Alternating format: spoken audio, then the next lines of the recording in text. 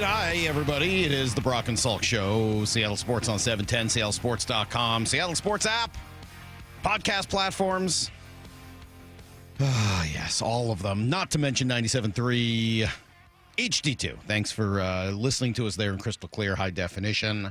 Happy Masters Thursday to you as the golf tournament kicks off this morning. I guess I should say tees off this morning. We've already got a couple guys out on the course. Not a lot of big names, so I won't go too crazy giving you a leaderboard or anything like that, but we'll keep it in need to know throughout the morning.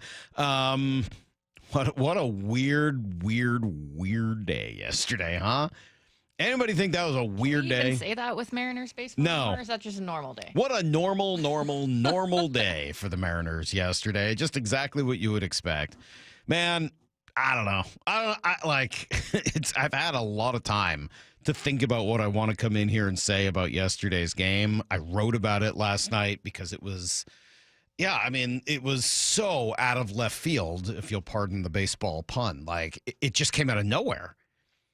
And some of that is baseball, right? Like, you can look inept for 6 innings, as the Mariners did. They looked inept.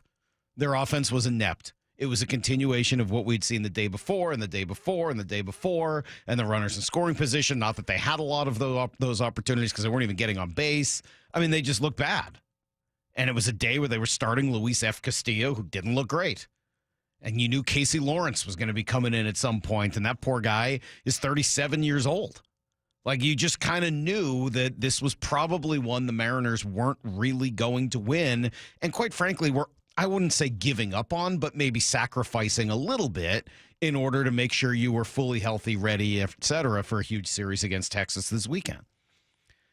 And then, what happened? Did the Astros give it up or did the Mariners take it?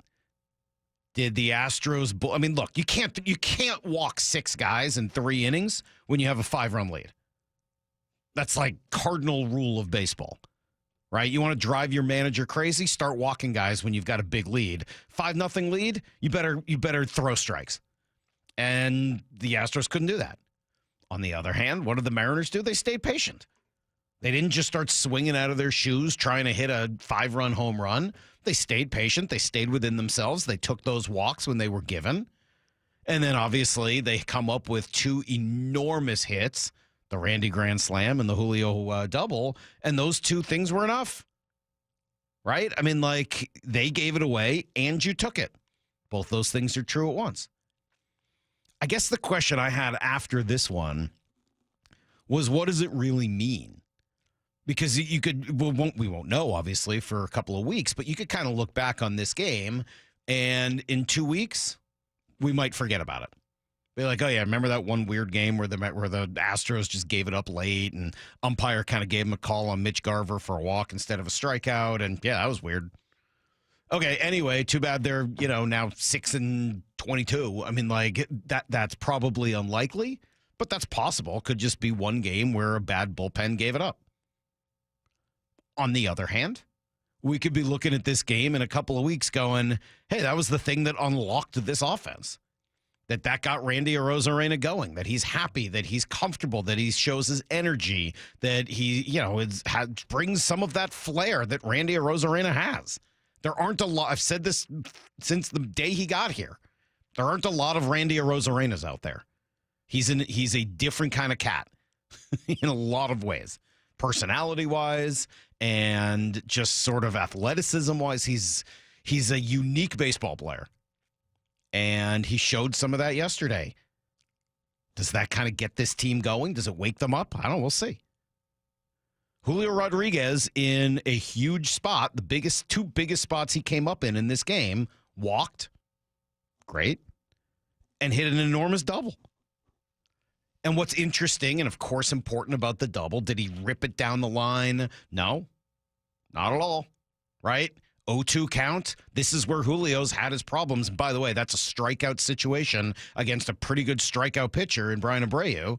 What does Julio do? Exactly what we've been asking him to do for 2 years. Shorten up, don't swing for the fences, make a good decision. And what does he do? He takes a high outside pitch and drives it to right field. Exactly what you're supposed to do with a pitch like that. Is that the thing that, like, makes it click for Julio? I don't know. I can't tell you that. I have no idea. Is that the thing that's like, oh, my God, this does work? If I just do this, maybe. On the other hand, maybe it was just, one moment among many that are going to end up going the wrong way. I don't know. Baseball's a really weird game. It might mean nothing. Regardless, it's fun, right? It's fun to see the team the way it's designed to be. It's fun to see them do the things they're supposed to do, and it gets you at least in the conversation again as you're starting a huge series against Texas. And if you can do some damage against the Rangers, you bring yourself right back into this race. And, look, this is a bad division. Passon said it with us on Tuesday. Watching that Astros team, I'm even more convinced of it. Was anybody – we just watched the Astros for 3 games. Was anybody impressed? I was not. I was not impressed by that Astros team at all. I mean, Altuve's still Altuve, but he's not still Altuve, if you know what I mean. Jordan really hasn't heated up yet, and so maybe that's why. Like, when he's hot, that team will look a little bit different. But, man, you take some of those guys off the team that have been there the last few years, and especially Bregman and Tucker. That's not the same team, right? That is not the same team at all. So, Jake Myers is not Justin Tucker. Sorry, he's a good defensive player, but he doesn't scare you the same way late in the game. Einer Diaz, not the same player he was. They're missing so many of the guys that were so important to what made them such a ferocious lineup, and then that bullpen just was not the same. And credit to the Mariners. Look, you win yesterday. You think you win that game if Josh Hader's available? I'm going to submit to you that you don't. I could be wrong. Maybe Josh Hader blows up. Baseball's weird. But odds are, Josh Hader's available in that game. You probably get Abreu in the 8th, and then you get Hader in the 9th, and it's a very different baseball game, right? But you made them use Hader for 2 innings the day before. And guess what? If they hadn't used Hader for a 2nd inning on Tuesday night, you might probably win that game. Right? Because you get some lefties going up against righties instead of up against Hader. Like, things look a little different if Josh Hader doesn't go 2 innings on Tuesday. And that's baseball. It's the only sport that's played like this. Baseball's different. It's the only sport where what you do in the first 2 games of a series matter in the 3rd, because it's the only sport that plays series. So you affected them just as they affected you, and everything that, that's why you look at these series sort of as a whole and give the Mariners credit. They end up winning a series. It was weird, that's for sure. And as Lyle has pointed out many times, and I'm not going to disagree for 1 second, they have not had one sustainable winning game yet this year. There's not one game where they've just gone out and won. And you've been like, yeah, all right, well, that's how it's supposed to be. Right? But epic comebacks, finding ways to knock the pitcher, to take the pitcher out of the game eventually and get to a bullpen, taking your walks. And I'm going to stick with, getting Josh Hader out of the, not in that game because he threw 2 innings the day before. Enormously important. Enormously important. So, it's fun to see the text machine after that. Jamie and Vashon, it means nothing. 425, LOL, that's cool. You're bitching and moaning after an epic comeback. I don't think either of those things are true.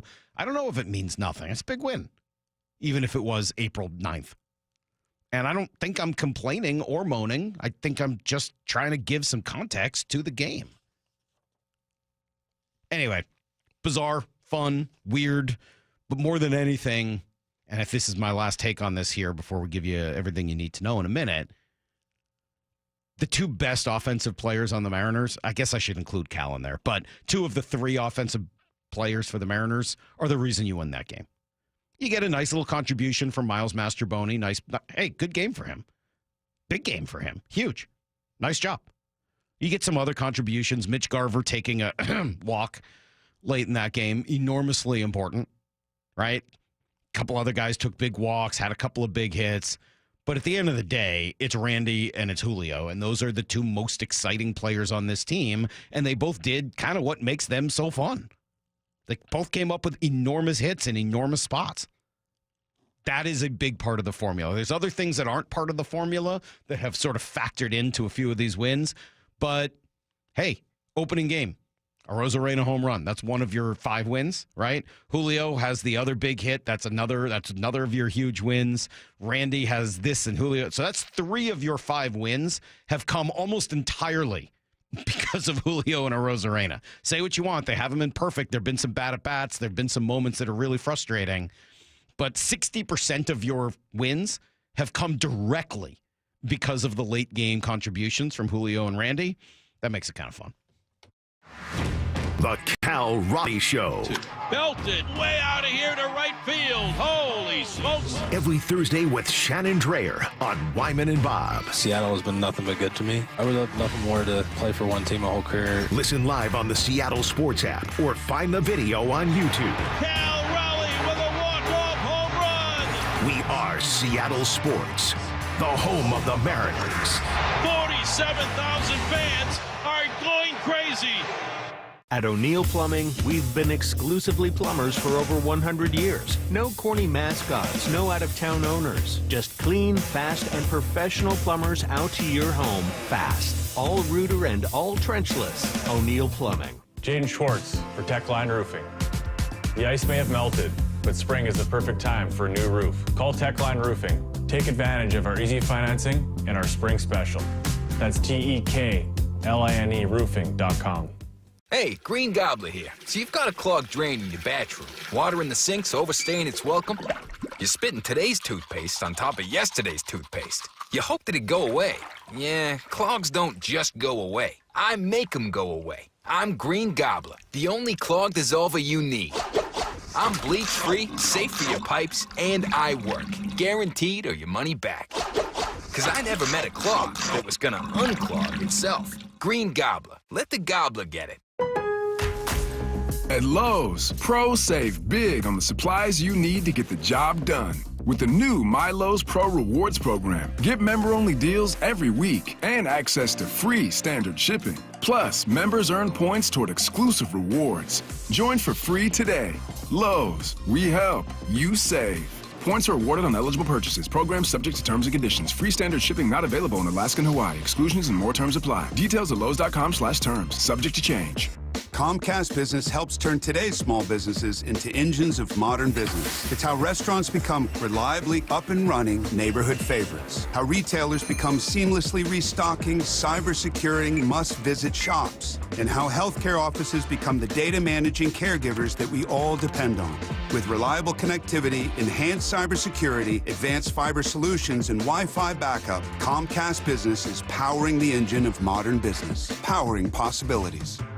Now through April 21st, new customers can get started with 150 megabit internet and security edge for $49.99 a month for 12 months with a 2-year agreement.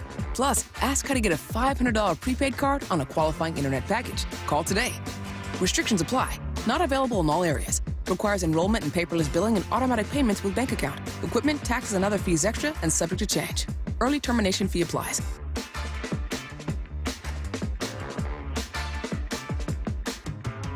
We all hear the radio ads about the IRS. They tell you to be afraid, to be scared, and they try to frighten you into calling. I'm not here to do that. Tax Relief Advocates is different. TRA is here to tell you that if you owe money to the IRS, whether it's $5,000, $50,000, or $500,000, we have a solution. It doesn't matter if you're sitting in your car, at work, or with your kids. No matter where you are, call now. 800-575-6759. Don't lose hope. TRA can eliminate or reduce what you owe to the IRS. Generous programs are now available that can give you a fresh start. Our passion is taxes and helping individuals fix their IRS problems. We have over 1,000 5-star reviews on Google and an A+ with the Better Business Bureau. You don't need to be afraid of the IRS any longer. End your tax nightmare today by visiting us online at TRA.com or call 800-575-6759. That's 800-575-6759. Tax Relief Advocates. Real solutions for real people.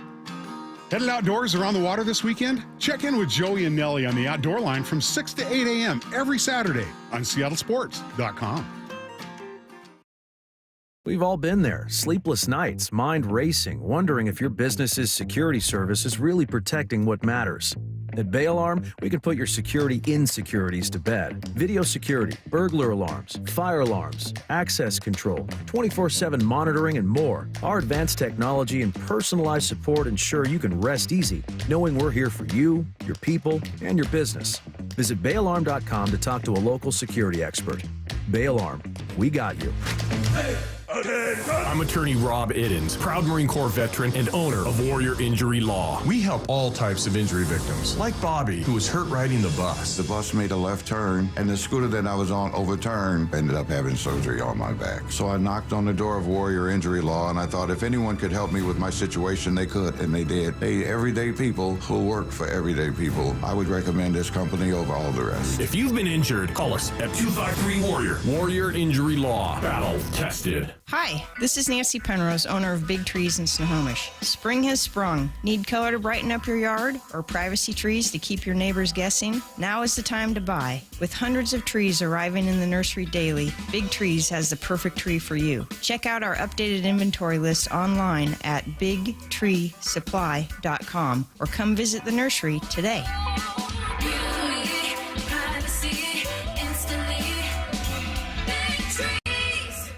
Announcing the Million Hour Volunteer Rally. G here, join me, Safeway and Albertsons, and donate your time and skills to support local food banks and host food drives or fundraisers. You can win free groceries for a year and a $5,000 donation to your favorite hunger relief agency. Visit albertsons.com/volunteer to learn more. Find volunteer opportunities and log your hours. A million hours will help create food secure communities. Visit albertsons.com/volunteer. Need to know. 15 minutes past every hour with Brock and Salk. Here's what you need to know. Up first. What in the world was that yesterday? After 6 innings of more listless offense, the Mariners came to life against the Houston Pen. The final 3 innings, they walked 6 times, 5 hits, and of course this monster blast. And now the 1-1 on the way. Randy with a swing and a high drive deep to left field. Devon going back to the 1-inch track. This one is grab on, get out the right, Brennan Mustard. It is grand salami time. Randy Arozarena with a grand slam, and it's a 1-run ball game. I'll tell you what, when he hit it, I thought it was going to go a little farther than that. That was a little closer to being a wall scraper than I thought when it left his bat. I was like, oh, that's way. Oh, maybe. Yeah, it's gone. Phew. That was. Whew. Anyway, Randy trotting around the bases, the smile, the swag, everything that he brings, certainly on display there. But again, that only made it 5-4 and at least woke them up. They give up a run in the top of the 9th, and you're like, all right. Right, and that wasn't just that they gave up a run. They gave up a sloppy run with a ball falling between the, shortstop, second baseman, center field. Like, that was a sloppy run, some bad throws. But come right back. You work your walks again. You load the bases. And the 0-2 on the way to Julio. Here she comes. Swinging a line drive down the right field line. A base hit. Solano scores. Rivas running third. Tie game. He'll score. Crawford around to third. He'll stop there. Julio at second. A 2-run double, and the Mariners have tied it. Yeah, that's pretty good. I think you know how this ended a couple of minutes later. The 3-2 on the way, and it's high and inside. A bases loaded walk-off walk for Randy Arozarena. Julio will score. Pounces on home plate with both feet, and the Mariners walk it off with a 7-6. Amazing comeback. It sure was amazing. Lots went into it. Lots of ugly at-bats early, more sloppy defense throughout. Huge credit to the bullpen. Huge credit to Casey Lawrence. He kept it within range, and actually I thought pitched pretty darn well yesterday, to be honest. And then it's all about these 2 guys in near the top of the order. And I'm talking about Randy Arozarena and Julio. Julio himself excited for Randy. I mean, Randy's always, looking for lighting to light things up, like every time he steps on the field. And he's so electric, and, he definitely came huge for us at that spot. And that is what he does. Whenever he's on the plate, he can cause so many things for the other team. And he definitely came huge for us in that spot. He can certainly crush a mistake like that, and he runs, and he's just an interesting player. I'm fascinated by Randy Arozarena.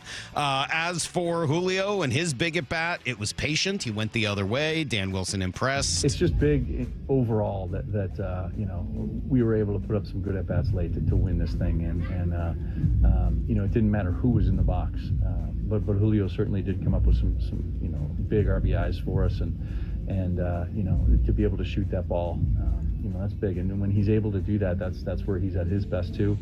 That was a huge at bat and really kind of turned the tide for us. All right, Mariners get to 5-8. They avoid losing their third straight series and instead get their first series win. Off day today, little regroup, and then Texas comes in for a weekend set. Awesome pitching matchups in this one. Feel like baseball. Bryce Miller and Jacob deGrom, Brian Wu and Kumar Rocker, then Logan Gilbert and Nathan Eovaldi on Sunday. Yeah, sign me up for that. That should be pretty fun. Here's the second thing you need to know. Roster moves yesterday. The big surprise, Ryan Bliss. Torn left biceps. What a bummer, man. What a bummer for that kid. Goes on the 10-day injured list, but it's going to be a lot longer than 10 days for something like that. Leo Rivas, who I wanted up yesterday anyway, called up in his place, though this time Dominic Canzone does stick around. And as expected, Jesse Hahn was designated for assignment. Poor guy, didn't do anything wrong, and he probably will be back with the organization. But you just needed the spot. You needed somebody else who was fresh, who could give you bulk innings. Casey Lawrence was that guy, and credit to Casey. Actually came in and pitched pretty darn well. I have to imagine now at this point, though, that for their next start, they're going to skip and try to keep things. I don't think they're going to use another fifth starter for a while. Just my guess. You've done it now a couple of times with Luis F. Castillo. You got 2 off days coming up. My guess is probably going to see a 4-man rotation for a short time until either Emerson Hancock or hopefully George Kirby is ready to return. Here's the third thing you need to know. Well, it might be a weak quarterback class, but there is one guy who does move the needle. I don't know if he's going to be a great player, but Jalen Milroe moves the needle at the very least, right? He was in town yesterday to visit with the team. Alabama quarterback is, let's call him raw. Right? He might not be able to throw with any anticipation or accuracy, but he's a leader. He's a worker. He's a dog. He can really, really run. So good on the Seahawks for bringing him in, and curious to know what they found. Also brought in Georgia center Jared Wilson, who we've seen mocked to this team in about 1,000 different second-round mocks. So we'll see if they're moving in that direction. Masters update. Chris Kirk, 2 under, and Zach Johnson. Former Masters winner, Zach Johnson, 2 under as well. A couple of guys at 1 under, and including Freddie Couples after 1 hole. And, that's about it. That's everything you need to know. 1/4 every hour here on the Brock and Salk Show. Like you with basketball, I don't know who any of those people are. You don't know who Freddie Couples is? I've heard of Freddie Couples. Okay, well, that's good. Zach Johnson's little guy, won the Masters a couple of years, or like a bunch. He's old now. I mean, he's not going to win. But, good on Zach. He's out there playing, and Chris Kirk, been around for a while. I think he's the guy who had an alcohol problem that he kicked, and now he's sober and finally doing well on tour. So he's older too, though. Like, none of those guys are going to win. But How's your guy Spieth going to do? Is he finally going to do anything? No, what do you mean finally? I mean, the guy's won the Masters. He's finished in second a couple of. Let's not say finally. Like, when I first started working with you and you started telling me how much you like this guy, he hasn't done anything in that time. He really hasn't, no. It's been a few years. It's been a decade since he's won a major, but don't worry about that, Maura. There's no reason to get into the details. Don't get into the weeds. Is Jordan going to win the Masters? Probably not. Will I be the happiest sports fan around if he does? Absolutely. Nothing would make me happier. All right. The Mariners are back. Hey, have you guys seen this, the Salute to the Armed Forces night deal with the corduroy hat? And what else is there? He was in here eyeing that hat yesterday. Yeah, he likes it. So there's I'll bring it in. I'll show it on the video here in a little while. I don't have it in here yet. But there's a corduroy hat and there's like a camo jersey that go together. Pretty cool. Pretty cool. I mean, I don't generally wear a ton of camo, but if you're somebody who does, cool shirt. And the hat, again, I don't wear a lot of corduroy, but for somebody stylish like G, apparently the corduroy hat is in. So those are some of the giveaways. He knows all the gear. Yeah. Well, so it's Friday is corduroy hat night, and then Saturday is camo jersey giveaway. Okay, thank you. All of those tickets available at mariners.com/tickets. Daniel Jeremiah joins us every Wednesday here leading up to the draft. There's no one better at getting ready for one of the biggest nights of the year in sports. You'll hear him next on Brock and Salk. Seattle Sports, your home for Wyman and Bob. Weekdays 2 to 7. Ryan Roland Smith with us. I said Emerson Hancock was going to be the dude this year, and then he gives up a 6 spot there in the first inning. Catching some heat on social media there. You should have just responded, just going, hey, how's the bracket looking? Dave, you impressed me. That's a pretty dialed-in American accent right there. It's not bad. Oh, yeah. Now, you sound like an American geek, but it's still good. Hear the rest of this interview on demand at seattlesports.com and on the Seattle Sports YouTube page. Keeping your engines healthy means protecting them in season and out. Experts trust Stable to do that, and third-party testing confirms it. Stable is the industry leader in preventing fuel-related issues, no matter if you use it in your car, boat, or outdoor power equipment. In season or out, at every fill-up or when you store, start with Stable. Thy ticket, Lady Jennifer of Coolidge. Well, many thanks, good sir. Here'th my Discover card. They accept Discover at Renaissance fairs? Yeah, they do here. Discover's accepted at the places I love to shop. Getteth with the times. With the times? You're playing the lute. Yeah, and it sounds pretty good, right? Discover is accepted at 99% of places that take credit cards nationwide. Based on the February 2024 Nielsen report. What if your business could see beyond what is and into what can be? What if you could create more impact in every decision? What if you had a partner as visionary as you are? With Bank of America, you get access to our trusted experts, real-time insights, and digital tools. So whether you run a local shop or a global enterprise, you're backed by business solutions to make every move matter. What would you like the power to do? Find out how at bankofamerica.com/banking for business. Bank of America is proud to be the official bank sponsor of FIFA World Cup 2026. Harbor Freight knows time is money. So for our Spring Black Friday sale, we're getting straight to the deals. This weekend, you get 35% off jack stands, 56-inch roll cabs under $800, and 2,300 PSI electric pressure washers under $190. See? Straight to the point. So you can get straight to the savings. Whatever you do, do it for less at Harbor Freight. Valid until April 13th, 2025 while supplies last. Limitations apply. SoFi Personal Loan is here to help you achieve something once thought impossible: overcoming high-interest credit card debt. Walk the tightrope of your finances with one low, fixed-rate monthly payment, no fees required, and as soon as the same-day funding. That's right. Pull off your own debt-defying stunt with a SoFi Personal Loan. Visit SoFi.com/trick to learn more. Loans originated by SoFi Bank, N.A., member FDIC. Terms and conditions apply. NMLS 696891. Quarterback Jordan Love isn't just on Green Bay's team. He's also on the American Family Insurance team. Because like us, he believes in dreaming fearlessly. Just chase your dreams and don't let nobody hold you back. And we help protect those dreams with the right coverage so you can dream fearlessly. American Family Insurance. Get a quote and find an agent at amfam.com. Products not available in every state. American Family Mutual Insurance Company, SI, and its operating company, 6000 American Parkway, Madison, Wisconsin. This year, tee it up at home with Synthetic Turf Northwest. Dial in your yard and your short game is sure to follow. Synthetic Turf Northwest is your synthetic grass expert. Install a custom backyard putting green or just a mud and mow-free lawn the neighbors will envy. They do it all. Residential, commercial, and turf supply. With locations in Woodinville and soon Fife. Mention Seattle Sports and save up to $1,000 off your project. Visit syntheticturfnorthwest.com.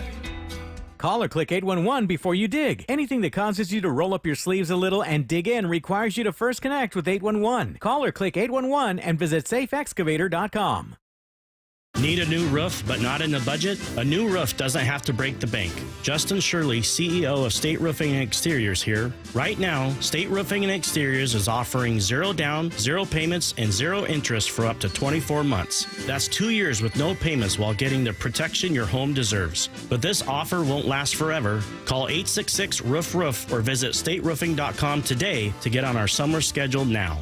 State Roofing and Exteriors, held to a higher standard since 1968. Get ready for an unforgettable adventure at LeMay, America's car museum in Tacoma. Marvel at over 300 world-class automobiles and 100 years of history. Don't miss the Shinka exhibit, featuring nearly 50 iconic Japanese sports cars. Feel the thrill of driving a Formula One car on the exhilarating race simulators. There's fun for everyone, so grab your friends or the whole family and plan your visit Thursday to Monday. Learn more at americascarmuseum.org. Jason Rance here with our local tax expert and advocate Greg Nunn from None Better Tax Resolution. So, Greg, not all tax resolution companies are the same. There are some that are definitely not local. There are others that don't quite know what they're doing even. Well, I tell you, these ads that all of us hear, Fresh Start program, they make you feel like, hey, man, I can just easy peasy get my taxes written off. No.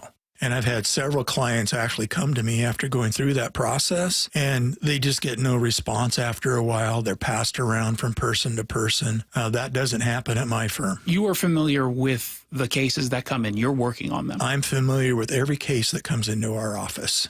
And I know what's going on and have the ability to really advise our taxpayers very well on what to do. If you're having trouble with the IRS, then call Greg Nunn. None Better Tax Resolution, from stress to success with IRS Solutions. 425-947-1967 or Google NUNN. None Better Tax Resolution. Brock and Salk's Rewind is presented by Toyota of Kirkland and Toyota of Renton. From the Quantum Fiber Studio, you're listening to Brock and Salk. Weekdays 6 to 10. On Seattle Sports and 97.3 FM HD2. Direct from San Diego, it is draft analyst and just all-around football expert, Daniel Jeremiah. I keep getting confused every time. The problem is the video. It gets me every time. I keep thinking it's going to be Justin Thomas, and then it's DJ, and he's right here. Good morning, DJ. How we doing? I don't know. You said expert. I thought, oh, crap, I got in the wrong time. Because I messed up my times this morning. Again? Yeah. Can I give you what I'm doing right now, by the way? What this looks like this time of year? Because nobody wants to hear this, and it'll bore everybody. But I have a captive audience, so I'm going to tell you guys. This is what is affectionately known as chasing ghost season for scouts and for what I do. So, like this morning, I am just scouring, type in pro day in Twitter, and I just see, okay, this reporter said, oh, this team had this player in for a visit, or this player ran fast as pro day. So then I have the APT sheets, which is a file, which is every pro day, all the results. It's the same thing all the teams get. So I'll cross-check the name. I'll go to that sheet, see if they actually did have a good workout, and then, okay, now he gets added to the Excel sheet. Then you look and see, does he have any numbers or any stats? And then you go through what is an unbelievable gong show speed dating exercise of tape, where it is 15 plays, thumbs up or thumbs down, and we move on to the next one. It is literally chasing ghosts. And you think that's going on not just in Daniel Jeremiah's office, but around 32 franchises? I've had multiple times during this time of the year since I've been in this job where I've talked to a GM, two of them off the top of my head who are still on these teams, and I've called and said, hey, this is a little bit of a wild goose chase, but this kid, he ran well at his pro day. He had some sack production. I found out he was hurt, but just put him on. And so the GM did not know who he was. And then twice off the top of my head, I was on the draft when those teams took those players in the 6th round. So they have, this is what happens. You get there towards the end of the draft and you're like, well, this guy's like a defensive tackle. He's 6'4", 298, and he ran 4.8 flat. Shoot, why not roll the dice on him versus somebody else we know can't play. You know what that feels like, Brock? Do you remember the name years and years ago? It was one of John's first years. Do you remember the name Jamison Konz? Konz. Yes. Right? I mean, he was some freak show athlete who could play 9 positions, jumped, I think, over a table. He just had crazy numbers. He turned out he couldn't really play, but they took a flyer on him in the 7th round. About the play part of it, the athleticism part of it, yes. The play part of it was a little bit of a fringe player, but yes. Well, that's what I mean. Yeah, it turns out he couldn't play. That's what that part of the draft is, though. A gamble on greatness, man. You want to get somebody that you know has played a lot, but can't play. I'd rather take a shot on somebody I don't know. How important is scheme for especially interior offensive linemen? Well, I think, I think every good team, and you'll hear this every time a coach gets hired nowadays, right? Like, when was the last time that somebody got hired and stood at the podium and said, we're going to have a singular scheme. We don't want to be multiple. We want to be very singular. We're going to be very narrow. We're going to do two things, and that's it. Been a little while. Yeah. I mean, so I think when you look around the league, I think sometimes we can get fall in the trap of saying this is just purely a zone team, or this is a gap scheme, or this is a mauling team, this is a moving team.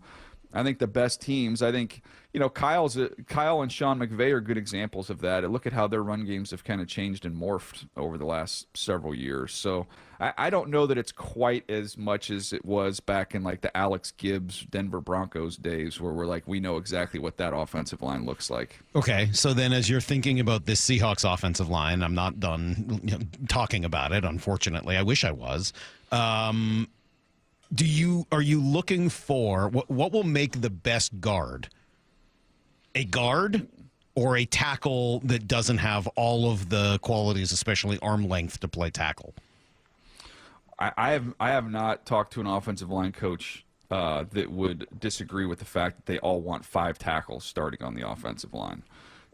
5 guys that have that type of movement, and then hopefully you get the guys that you kick inside can play with a little leverage and can move people, but they want to have that tackle athleticism because you're still going to get isolated in pass protection. We can get carried away with how these guys move people in the run game, but if you can't slide, mirror, and anchor in pass protection, it doesn't matter. So that to me is always kind of what you look for, but I also think that teams have become obsessed, and rightfully so, with the firmness of the pocket on the interior. So to me, it's you start there. If you can't anchor, you can't play on the interior. Last week, I really appreciated you as you started going into the detail of grades. Salk fell asleep. He was not real excited to hear about the minutiae. Yeah, I heard him snore, actually, for a minute there. Yeah, the difference between the grading scale up to an 8.0 versus the rounds. He's a 115. He's middle of the round. What do you end up doing? If I were to see your sheet there on the NFL Network set 2 weeks from tomorrow, what does Daniel Jeremiah have in front of him? Yeah, I use the the player and the starter backup role player. I use that. That was what I grew up on. That's what you grew up on. That's what I grew up on. So when I talk to guys that that I worked with over the years, Joe Ortiz being one of them, who's the Chargers general manager, Ian Cunningham, who's assistant general manager of the Bears, Andy Weidel, who's assistant GM of the Steelers, Joe Douglas, who had just had been with the Jets. All these guys, I could call them, and we've done this, and we've done it for close to 30 years, and be like, hey, what's going on? I just got back from lunch. How was it? That was a 6-7 soup. And just like, okay, I know exactly what that is. I know exactly what that is. That's just how we communicated. My buddy's single now, and he's dating someone. How is it? She's a 59. Okay, all right. I know exactly what that means. How different? So you're like the baseball scouts with the 80-20 scale. It's kind of the same thing, right? Everything they do is on the 80-20 scale. And I talk to those guys all the time. You guys know how much I love baseball, and I talk to guys in that world, and it was funny because all along those lines, I was talking to a baseball GM, and I said, what interesting thing about this quarterback class is it's not the best quarterback group. And I said, the only player that I think has 180 trait is, I would say, Jalen Milroe he's an 80 runner. Like, that would be the one guy who has an 80 trait. Mm-hmm. So I can speak multiple languages here. Sure. I don't have to just be pinned into just the football. Well, it's nice to know that you're talking to AJ Preller. I don't know what other baseball GMs you'd be out there chatting with. I've talked to some other guys, but I have not in a while. So that was AJ Preller. Yeah, I had a little gut feeling it might have been. Yeah. By the way, I asked you that question because I'm really curious about this class. The difference, because I've heard the difference between draft pick 15 and draft pick 50 and 55 and 60. And I mean, how significant a swing in draft from your grade is your 15th guy to your 50th guy? Not much. There's very little. It's interesting to me when you look at it. I tweeted this out again, and I'm just going to keep beating this drum. It's just, you've got to just think starters in this draft. Starters.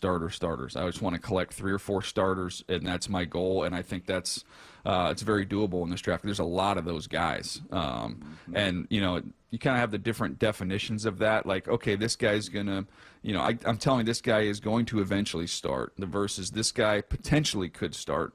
And then you start getting into the conversation of, okay, is this someone who can just like plug the hole in the boat for a couple years, or is this like we can check this position off and not worry about this for the next 6 or 7 years? We're going to be good. And I think there are guys like that. I think there are guys in this draft. You're going to be winning players, as you can call them, and we can plug them in and not worry about that position for a little while. So it's interesting. That it's a good lead in to this article I sent to Brock, but unfortunately the colors were too similar, and Brock's colorblind, and he Don't couldn't tell me read you're it. colorblind. So he struggled to My understand dad this. is. My dad wore some interesting combinations growing up. But, yeah. Do you know the name Kevin Cole?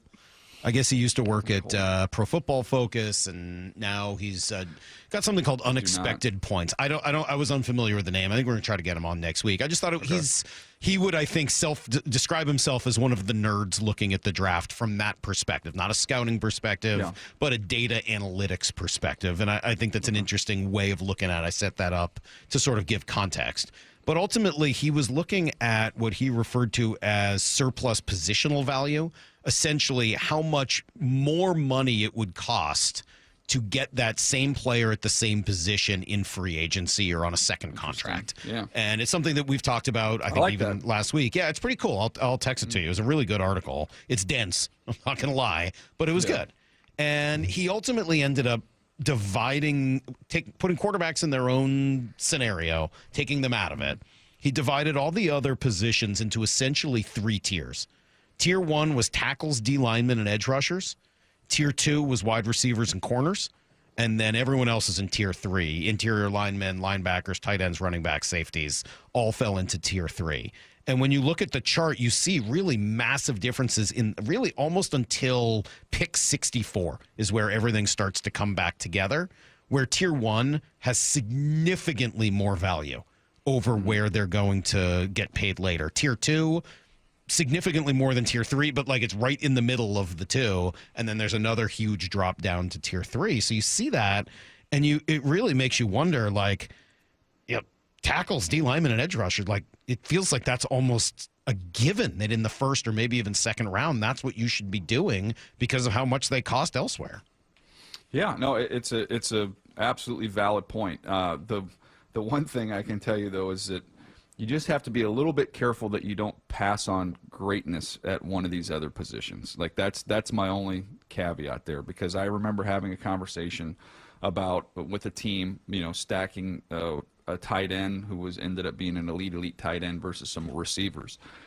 And he said, well, we have a higher grade on the tight end, but the receivers, in terms of what we'd have to pay in the open market and the value of the position and the savings that we're going to have by this selection, we ended up putting the receivers over him. And then in hindsight, looking back on that draft, you had receivers in the next 2 rounds who were very close to the guy that they ended up ranking up there with that tight end. Meanwhile, the gap between that tight end and what he became versus everyone else was pretty drastic. Yeah. And he's a great player. So that's the tightrope that you have to walk. By the way, I was looking at this morning. How many receivers in the first 3 rounds on average over the last 5 NFL drafts, how many receivers do you think go in the first 3 rounds? In the first 3? First 3 rounds. Jeez. 12 and a half. That sounds about right. 16.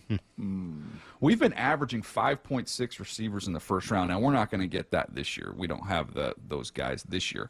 But it does, looking at this, I'm convinced second round, we're going to see a run on these wideouts. We're going to see a bunch of them.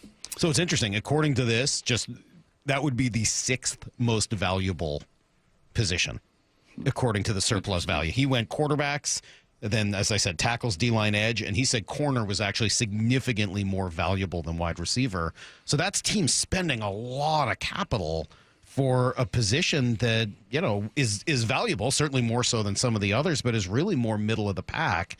And I guess this is why I keep coming back to the Seahawks, and I keep beating this drum about linemen versus, or D-linemen even, versus wide receivers. Like, if you say that you want to be a team that runs the ball and plays physically and all that, and you know that those positions tend to be overdrafted, it feels like there's no way you could justify drafting a wide receiver somewhere early in this draft. Yeah, I don't think that you need to in this draft, and I don't think that there's those guys, like for me, we talked about grading scale, like those 6-7 level receivers for me, which we had a bunch of in last year's draft. I mean, Travis Hunter's in his own category, but outside of that, like I have a bunch of 6'3", 6'2", 6'1s, which are in that lower tier, which to me, again, that's why I think if you want a wide receiver, I think day 2 is a sweet spot for you. Even just wait until the 3rd round. I think you get a good player that can help you in the 3rd round and go bigs. You can go bigs early and not only get impact, but you get value. Since I didn't ask you a question there, I just made a statement. You know what? I'm going to go get a cup of coffee. Well, I feel bad. I didn't ask a question. I'm just making statements. No, it's great. I'm sorry. Oh, jeez. No, I'm sorry. Great. No, go ahead. But I wanted names, Brock. I want names. I need names, okay? Since D-linemen and edge rushers are always in style, no matter what, give me a list of guys that could be available at 18 or in the 50s where the Seahawks are that would be good picks for the Seahawks this year at those 2 positions, which aren't really of need. Which ones? Yeah. D-linemen, interior D-lineman and edge rusher. Mm-hmm. Okay, interior D-lineman. You're looking at the combination of 3 guys from the interior D-line. You're looking at Derek Harmon from Oregon, Walter Nolan from Ole Miss, and then going big with Kenneth Grant, who obviously they'll have familiarity with coming out of Michigan. So those would be the 3 names that I think are in that mix in the 1st round. If you want to go into the next round, you go into the 2nd round.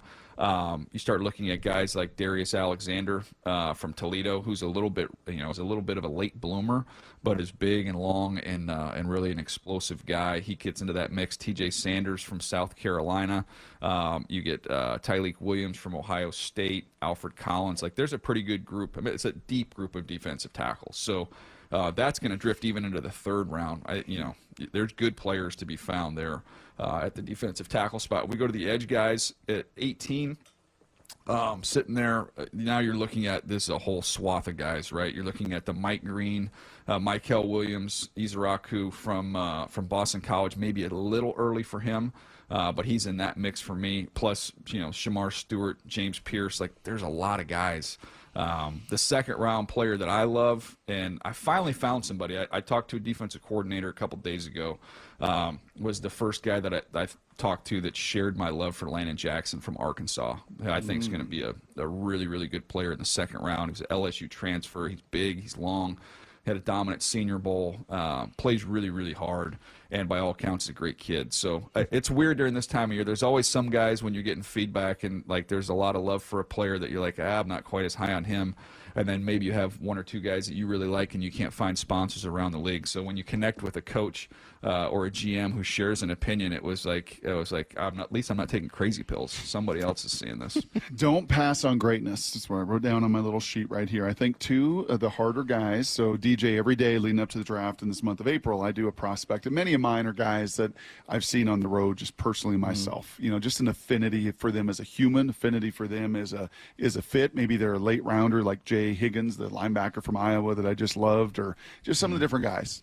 I'm getting now to the point where I know my top 5, and almost all of them are offensive linemen. But today was a tough one for me because I'm trying to pick between Mykel Williams and Jihad Campbell. 2 guys that were 5-star freak shows out of high school. Yeah. 2 guys whose bodies you would build with clay and be like, yep, this is exactly the way you build them. But in Campbell, just kind of a 1 year of huge production, and Williams, kind of up and down production and injury at Georgia. Between those 2, if either are sitting there at 18, would they fit in that quote-unquote don't pass on greatness? It's a great question. To me, Campbell would be in that.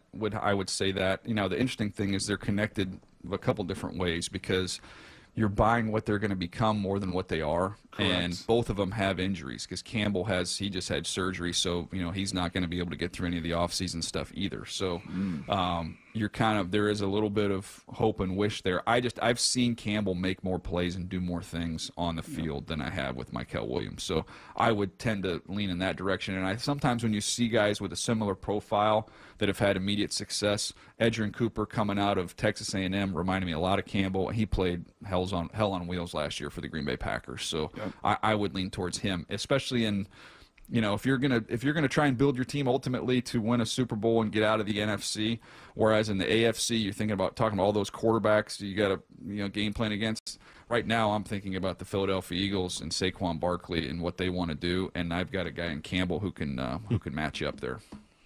Salk learned today, and I love this about this time of year too, because he'll get in that Google machine and he'll see a name or something. I had mentioned that you and I were tweeting about Jamari Caldwell's maybe a mid-round kind of nose tackle, and told you the story about DoorDash and all that fun stuff. And big dancing bears are always fun. And somebody texted in a name to Salk, and then Salk gets on the Google machine, and he's like, who is this 6'6", 465-pound D tackle from Florida? Number 18? Where do you take that guy? Can he play? Can you do me one? Just promise me you'll do this one thing. Yes. And you can film it if you want to. Don't film it. It's fine. I just need a number. But if I text you guys the 3-cone number, can we have Salk do the 3-cone? I've done a 3-cone. Oh, he did in 2017. I've done a 3-cone. You want my 3-cone number? I'll go back and find it while we're talking. I think you can get him. I will find it while we're talking. It was my worst of any of the combine numbers. I was really not great at the 3-cone. The Seahawks did a combine in 2017 for all media members. Yep. Salk surprisingly athletic with his vert and a couple things. Really? The shuttle, the over cones. 25 on the vert. All right, so I actually Close. hold on. That's not it. I'm looking. Give me just a moment. I'll pull them up. Yeah, and Just tell give me about a this D tackle. Is he going to get drafted from Florida? I don't think so. I mean, he is massive, obviously, but he can't really move. He can't move. So, no. All right. What about the tush push? All right. So was he? I'll give you my numbers. You can tell me if you think he was over or under. In the 40, was he over under 5.403? Oh, way over. I'm gonna say he's over. Okay, so I'm faster than the 460. He was 5.9. Or at least I was. So I got the numbers right here. Yeah. So he ran a 5.95. Yeah. All right. So that's good. So it was a little faster. That's nice to know. 3-cone drill. He was 6'6", 450 at the pro day. What did he do in the 3-cone? The 3-cone was a 9. Okay, I did it in 8.25. Nice, that boy. Good job. What was your vert? What'd you get on the vert? The vert. All right, let's get to my vertical. I got broad first. You have broad jump there? Oh yeah. My broad jump was 7 foot 10 inches. Dude, you got him by a foot. He was 6'10". Yeah. Go. You're killing him, Salk. Killing this guy. I think he got you in the vert. He's going to have you in the bench when we get I would there. imagine. Well, we did the bench differently. My vert. What was his vert? His vert was 25. He jumped higher than I did. Oh my gosh! Come on. He jumped higher than everybody other than one person. Only John Boyle in the whole media combine did better at 26. I did 22 and a half. That's tough. Okay, how about your short shuttle? Did we do a short shuttle? We didn't do that. No. And the bench press, I think it was just 65 pounds. No, it was just 65 He did pounds. 36 reps at 220. That's a lot. Wow. I mean, I would hope so. So can you draft him or not? Never mind. The weight was 464. Yeah, he's 464. 6'6", 464. Hey, DJ. But DJ, could you get that guy down? 450. Jokes aside, could you get that guy down to 400? Yeah, absolutely. Like, what would he be like at 380, 400? Yeah, I mean that's the. Could he be Ted Washington? That's what he's got to sell, and that's what teams are going to try and buy there. But yeah, I don't think you can play it at that size. So you got to lose 70, 80 pounds, and I don't know. Ted Washington was an unbelievable athlete as well as just a massive human being. That was like you go to the games and get the little ice cream and the baseball helmet. Like that's what his football helmet looked like on his head. Oh, yes, Space Eater. Hey, last minute here. We're sitting at 18 on draft day. Is Cam Ward the only QB taken by the time we get to 18? I think there's a possibility that's correct. Okay, so at 18 then is Jackson Dart, is Shedeur Sanders. People are going to be mumbling and bumbling around me at the Seahawks facility, and the media members and fans, I'm sure, are going to be like, is this the year to take a quarterback? If Shedeur Sanders is sitting there at 18, would he be a fit in this kind of system and that kind of value that a QB could add? I think you could say he could be a fit, yeah. But I think, in my opinion, I think Sam Darnold's more talented. And you've already brought him in the building, so I'm going to try and do something to help Sam. And Sam's he's not old, so you've still got runway in front of him. So yes and no. Yes, it's a fit. I don't know that I would do that there. What a day! What a day! Is those legitimate question? You're going to sound like I'm making a joke, but this is actually a real question. Is Ozempic legal in the NFL? I don't see why it wouldn't be. Daniel, you're DJ. You know what you're getting a How did taste we of get right here? now? Well, you're talking about this 460-pound dude. If he's got to get down to like DJ, how did we get here? That's how I've got here for 16 years. You plant a little seed in Salk, and all of a sudden it starts to germinate, and you water it just a little bit. I wasn't sure if it was considered a performance-enhancing drug for a guy who's 460 pounds to keep him under $4 bills. I think that's got to be legal. It's a health thing, right? Right. Sure. You'd be prescribed it by a I'm going doctor. to dig into that, and next Wednesday have an answer for that exclusively. Okay. Please, the next time you're talking to GMs, if you wouldn't mind asking them whether or not it's legal for these guys. All right. Thank you, DJ, as always. Today, value, scheme fit, Ozempic. I feel like we touched all the bases. All right. We sure did. There's Daniel Jeremiah. Yep, that's how you make the best use of Daniel Jeremiah's time. We did it yesterday, and we'll do it again Wednesday, and the following Wednesday, and the Wednesday after that, and the one after that as well. All right, coming up next, it was wild, it was crazy, it was unexpected. How much did it matter? Brock's in. It's Brock and Salk. Seattle Sports on 710 and seattlesports.com. Seattle Sports, your home for Bump and Stacy. Weekdays 10 to 2. Mike Greenberg, kind enough to join us. Do I believe in Sam Darnold? Yes. Do I believe that he will duplicate what he did a year ago? I'm not so sure. He definitely has the talent. He is turnover prone. It is not realistic to think that's going to get coached out of him. But I think he is more than good enough to win with. Hear the rest of this interview on demand at seattlesports.com and on the Seattle Sports YouTube page. At O'Neill Plumbing, we've been exclusively plumbers for over 100 years. No corny mascots, no out-of-town owners. Just clean, fast, and professional plumbers out to your home fast. All rooter and all trenchless. O'Neill Plumbing. At Cressy Door, we have the perfect garage door for you. Come visit our brand new garage door and fireplace showroom and let our experts help you find the perfect garage door.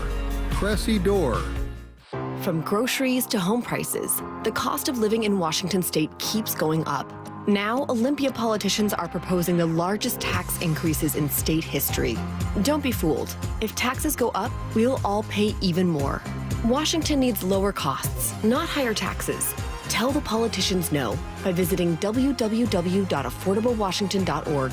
Paid for by the people for an affordable Washington. Top 5 contributors are Washington Alliance for a Competitive Economy, Microsoft, Madrona, T-Mobile, and Amazon. At Shane Company, we know getting engaged is a big decision. But once you know, you know. That's the way our customers feel when they choose a Shane Company engagement ring. They walk into a warm welcome and walk out with their dream ring, knowing they got it right. For almost 100 years, we've been offering personalized shopping experiences. And we're in it way past the honeymoon, with a free lifetime warranty that includes the center stone, cleanings, repairs, and resizing for life. Shop with us at shaneco.com or at your neighborhood store. Shane Company, your friend and jeweler. Confidence is knowing you're ready to handle whatever comes your way. That's what it feels like to take on your workday with Cintas. They make sure your AEDs are up to date, your fire extinguishers are tested and inspected, your floor mats are cleaned and delivered, and your workwear looks good, feels good, and is freshly laundered with the Cintas Apparel Plus program. So are you ready to take on today? Visit Cintas.com. Oh, I'm ready! And get ready for the workday. Keeping your engines healthy means protecting them in season and out. Experts trust Stable to do that. And third-party testing confirms it. Stable is the industry leader in preventing fuel-related issues, no matter if you use it in your car, boat, or outdoor power equipment. In season or out, at every fill-up or when you store, start with Stable. Here it comes, the second huge online equipment auction of the year, produced by the James G. Murphy Company. Bidding starts at 10 a.m. Thursday, April 10th, and closes at 10 a.m. Wednesday the 17th. Over 800 items are on the block, including heavy equipment, trucks, and logging gear, including a 2016 Link-Belt 210 XT TLN log loader, a 2014 CAT 320 DFM log loader, and a 2014 Komatsu 931.1 forwarder. If you're looking for construction equipment, we got 16 excavators, 5 wheel loaders, 4 backhoes, and 2 pavers, plus Plus, there's a great selection of 12 late model dump trucks, including 5 Peterbilt 367s from model year 2013 to 2020. Check out all this gear in person during inspection days, 8 a.m. to 4 p.m. Tuesday the 15th and Wednesday, April 16th at our Marysville location. Bidding starts 10 a.m. Thursday. For pictures and all details, check out murphyauction.com. That's murphyauction.com.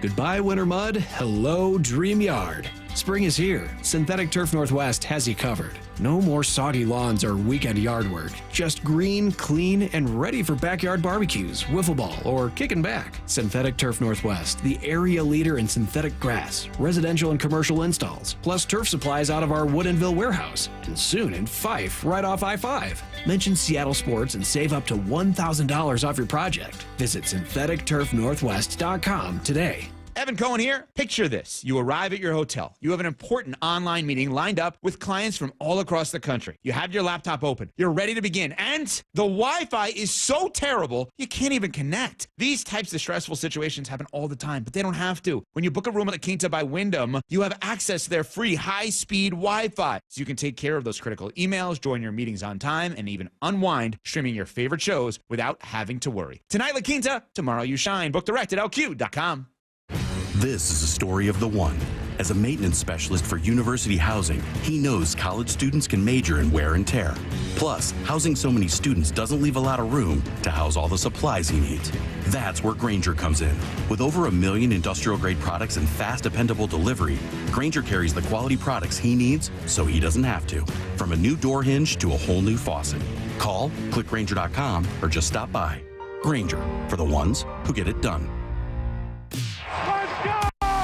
This is Seattle Sports. Streaming through the Seattle Sports app. KIRO AM Seattle. KIRO FM HD2 Tacoma. Home of the Seahawks, Mariners, and everything Seattle sports. Get his freaking auto! From the Quantum Fiber Studio, this is Brock and Salk on Seattle Sports. Brock Ewert is my hero. Jay Buhner just punched me in the kidney. We're going to excuse you a minute. Doesn't really work that way, Sherm. This is a show that has my name on it. It kind of does, though. Now here are your hosts, Brock Ewert and Mike Salk. Hello! Well, Brock, that was insane yesterday. Well. Wasn't that crazy? I think it was probably a little crazier for you when you're watching it on your phone at your son's baseball game. It's not quite as crazy as when I'm on my couch or you're in and out of comatosis. Right. Is that the right word? Out of your coma, your sleeping coma, your napping coma. I just was chuckling. I mean, I was just like chuckling. Like, this is just ridiculous. You got to be kidding me. I mean, it was. I don't know that it was that different sitting on my couch and watching it. You're just like, really? You coming back like this? I mean, the whole thing was just sort of bizarre, right? I mean, it just is. I know that people have fun with you in your whole it's just baseball. Like, it's the most unpredictable. So is that what they do? They're having fun with me with that? I wasn't sure what the term was, but if you want to go with fun, let's do that. I think every once in a while people like to push your buttons. Sure. Like some people. The majority like to have fun with Salk. Yeah, all right. Just wasn't sure what It's the a fun right. activity for all. It depends. Yeah. I think there's two different tones for that. Yeah, I think for some it's that, and for others it's something else. But Although that's fine. I'm looking at Here's the Thing, it looks like yours truly is more in the crosshairs for this Here's the Thing than you are. Probably deserve it this morning. Yeah. So was that? How did that happen, Salk? Honestly, how did that happen? A couple reasons, right? Some that you get a lot of credit for, and some that you don't, and that's totally fine. That's not rude, or it's just fact, right? I mean, like, why did it happen? Yep. Well, because bad relievers and even some good relievers threw 6 walks in 3 innings with a 5-0 lead. Yep. Can't do that. Nope. I mean, like, that's a cardinal rule in baseball, and I follow Lance Zierlein on Twitter because of his draft analysis. But he hosts a show in Houston, right? Yeah. And he's like, I mean, they're apoplectic. Like, what did he say? He said they puked it away. And that's exactly what you would think if you were a Houston Astros fan. They puked that game away by walking the bases around and around and allowing the Mariners back into it. And that was after, by the way, not capitalizing on opportunity after opportunity after opportunity on Luis F., the Pebble, and not taking advantage of him. And some of it is because the Astros aren't as good as they used to be. Mm-hmm. They're just not. Like, that lineup is not what it was. Pitching staff is not what it was. The relief corps is not what it was. Like, they're not as good. Mm-hmm. So some of it was on the Astros. Yep. One small piece of it was on the umpire who gave Mitch Garver about as good a break as you're ever going to get in a big spot as Mitch watched strike 3, and it was called ball 4. And kudos to him, I guess, because he took the pitch. It was at least close. Not really. Though. It wasn't all in the zone. Yes, it was. No, it split the bottom of the zone. I don't know, man. If you double tap, it's a strike, but it wasn't as egregious as some. Oh, yes. that was pretty egregious. That was strike 3. But whatever, you get a break. You've had a bunch of things that have gone not for you this year, that have gone against you. And then you took advantage. And the way you took advantage to me is maybe just as important as the fact that you did. You took advantage with Randy doing what Randy does, which is just show up in huge moments and make big things happen. And maybe even more importantly than that, it was Julio staying within himself, going the other way, 0-2 pitch, all the things that Brock, you and everybody else clamored for Julio to do. He did it in that huge moment. I don't know if that was the biggest hit of Julio's career. I think that would probably be an exaggeration, but it has to be on the list, especially given all of the times he's faltered in some big moments.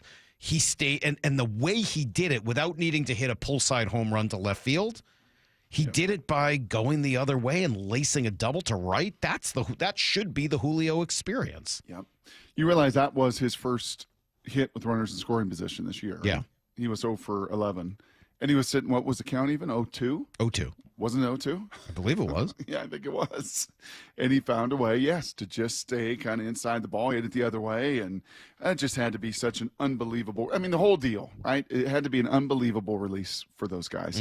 I know it's a long season. I know it's a marathon. I know they don't process it the way that you and me and Lyle and Mora and so many Mariners fans do. They can't react that way every single night and be, as unbelievably frustrated. But that was a as game many were. That was a game they were essentially sacrificing to get to this weekend, right? Correct. I mean, you're throwing Luis F. Castillo, Casey Lawrence, right? I mean, like sacrificing is obviously an exaggeration, but you're not giving it the full, the full-throated support of all of your resources, right? And what happens? You win that game. You end up winning your first series. You set yourself up, get back around to the top of your rotation, right? I mean, like those things are pretty darn important. Yeah. Did not see that coming in the late innings. No, I don't think anybody did. Especially the way the day had gone too, right? Like first you end up with just all of the frustration from the day before, and there was certainly a lot of it.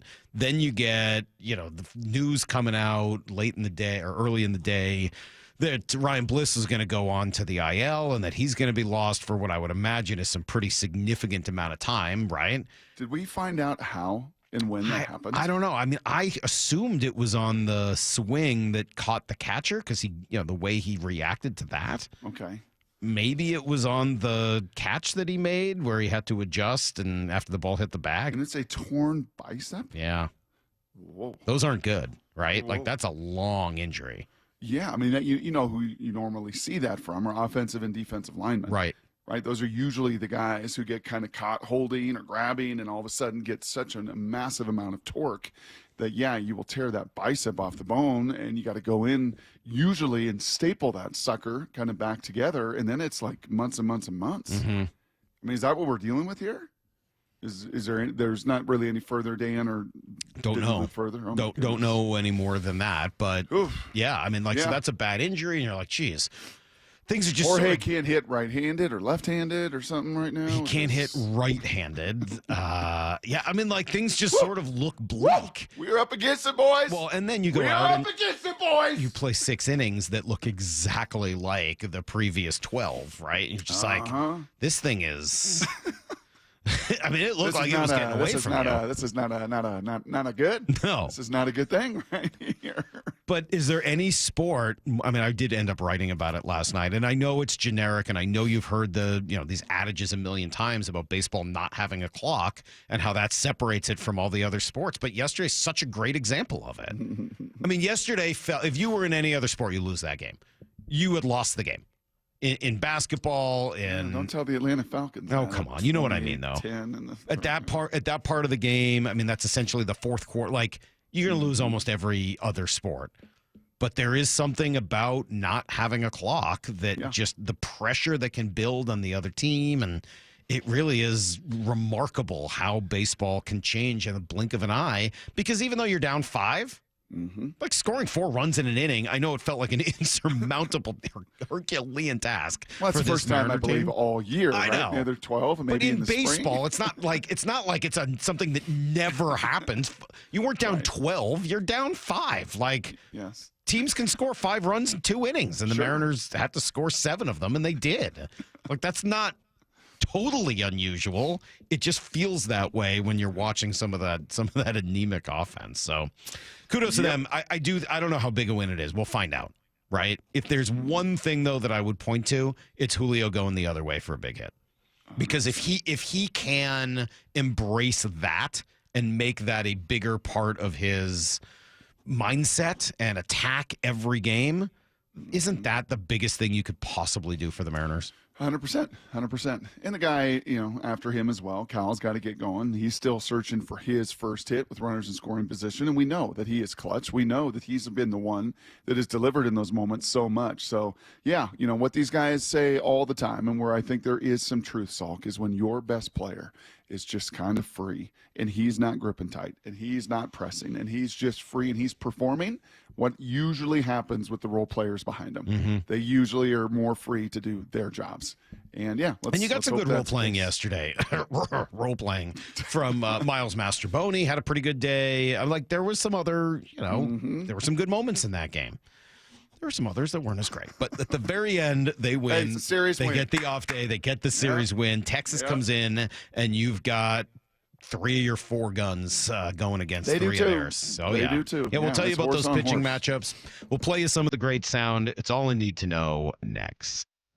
4th down territory. Going inside the game with former Cougs and Seahawks wide receiver Michael Bumpus. Which Seahawks offensive lineman will have the biggest jump in 2025? I think it's going to be Chris Haynes. The more I watch his film, the more I understand the offense, I think that this fits him. I think everyone's going to improve. I think Man's going to improve, Gerald's going to improve. But the way he plays the game now fits this type of offense. If Kubiak were here last year, Chris Haynes would have gotten more opportunity. 4th down territory. Every day at 11:15 and 1:15 on Bump and Stacy. Meanwhile, at Xfinity.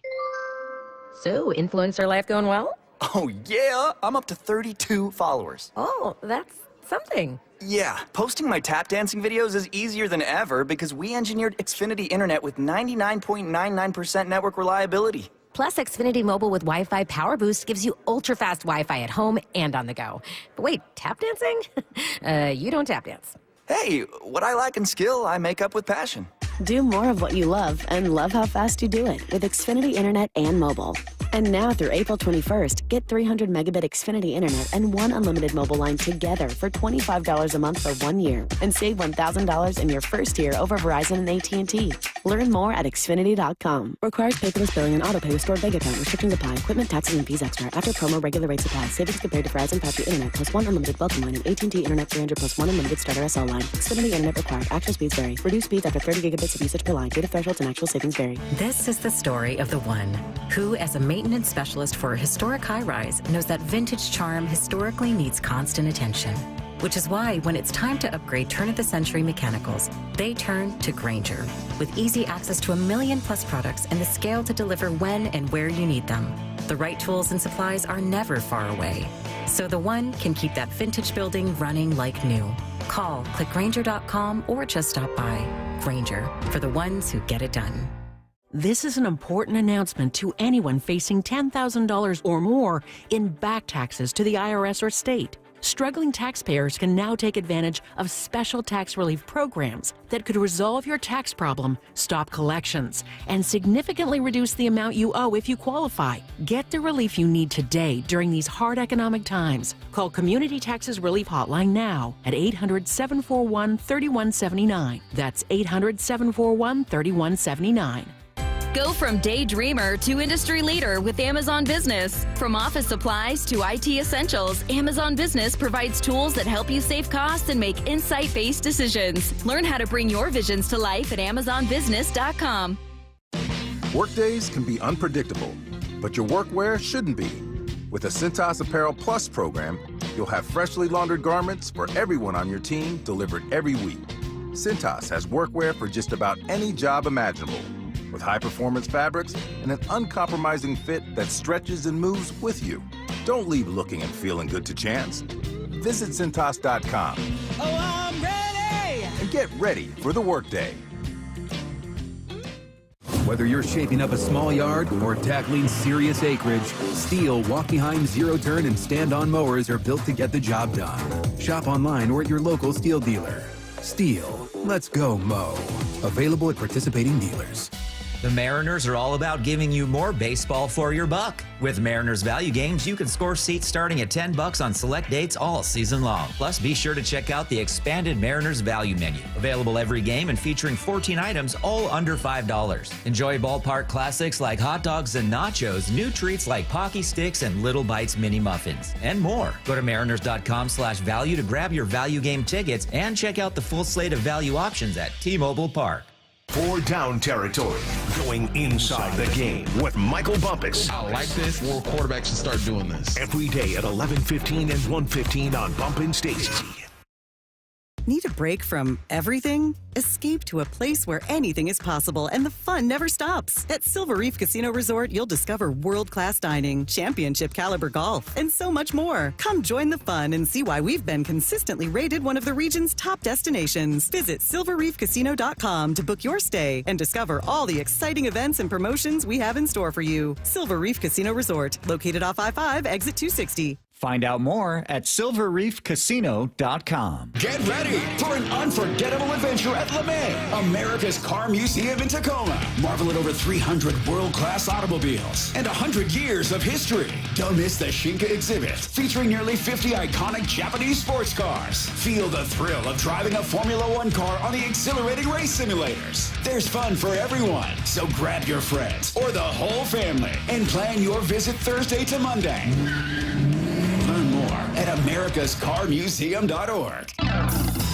Here it comes, the second huge online equipment auction of the year, produced by the James G. Murphy Company. Bidding starts at 10 a.m. Thursday, April 10th, and closes at 10 a.m. Wednesday the 17th. Over 800 items are on the block, including heavy equipment, trucks, and logging gear, including a 2016 Link-Belt 210 XT TLN log loader, a 2014 CAT 320 DFM log loader, and a 2014 Komatsu 931.1 forwarder. If you're looking for construction equipment, we got 16 excavators, 5 wheel loaders, 4 backhoes, and 2 pavers. Plus, there's a great selection of 12 late model dump trucks, including 5 Peterbilt 367s from model year 2013 to 2020. Check out all this gear in person during inspection days, 8 a.m. to 4 p.m. Tuesday the 15th and Wednesday, April 16th at our Marysville location.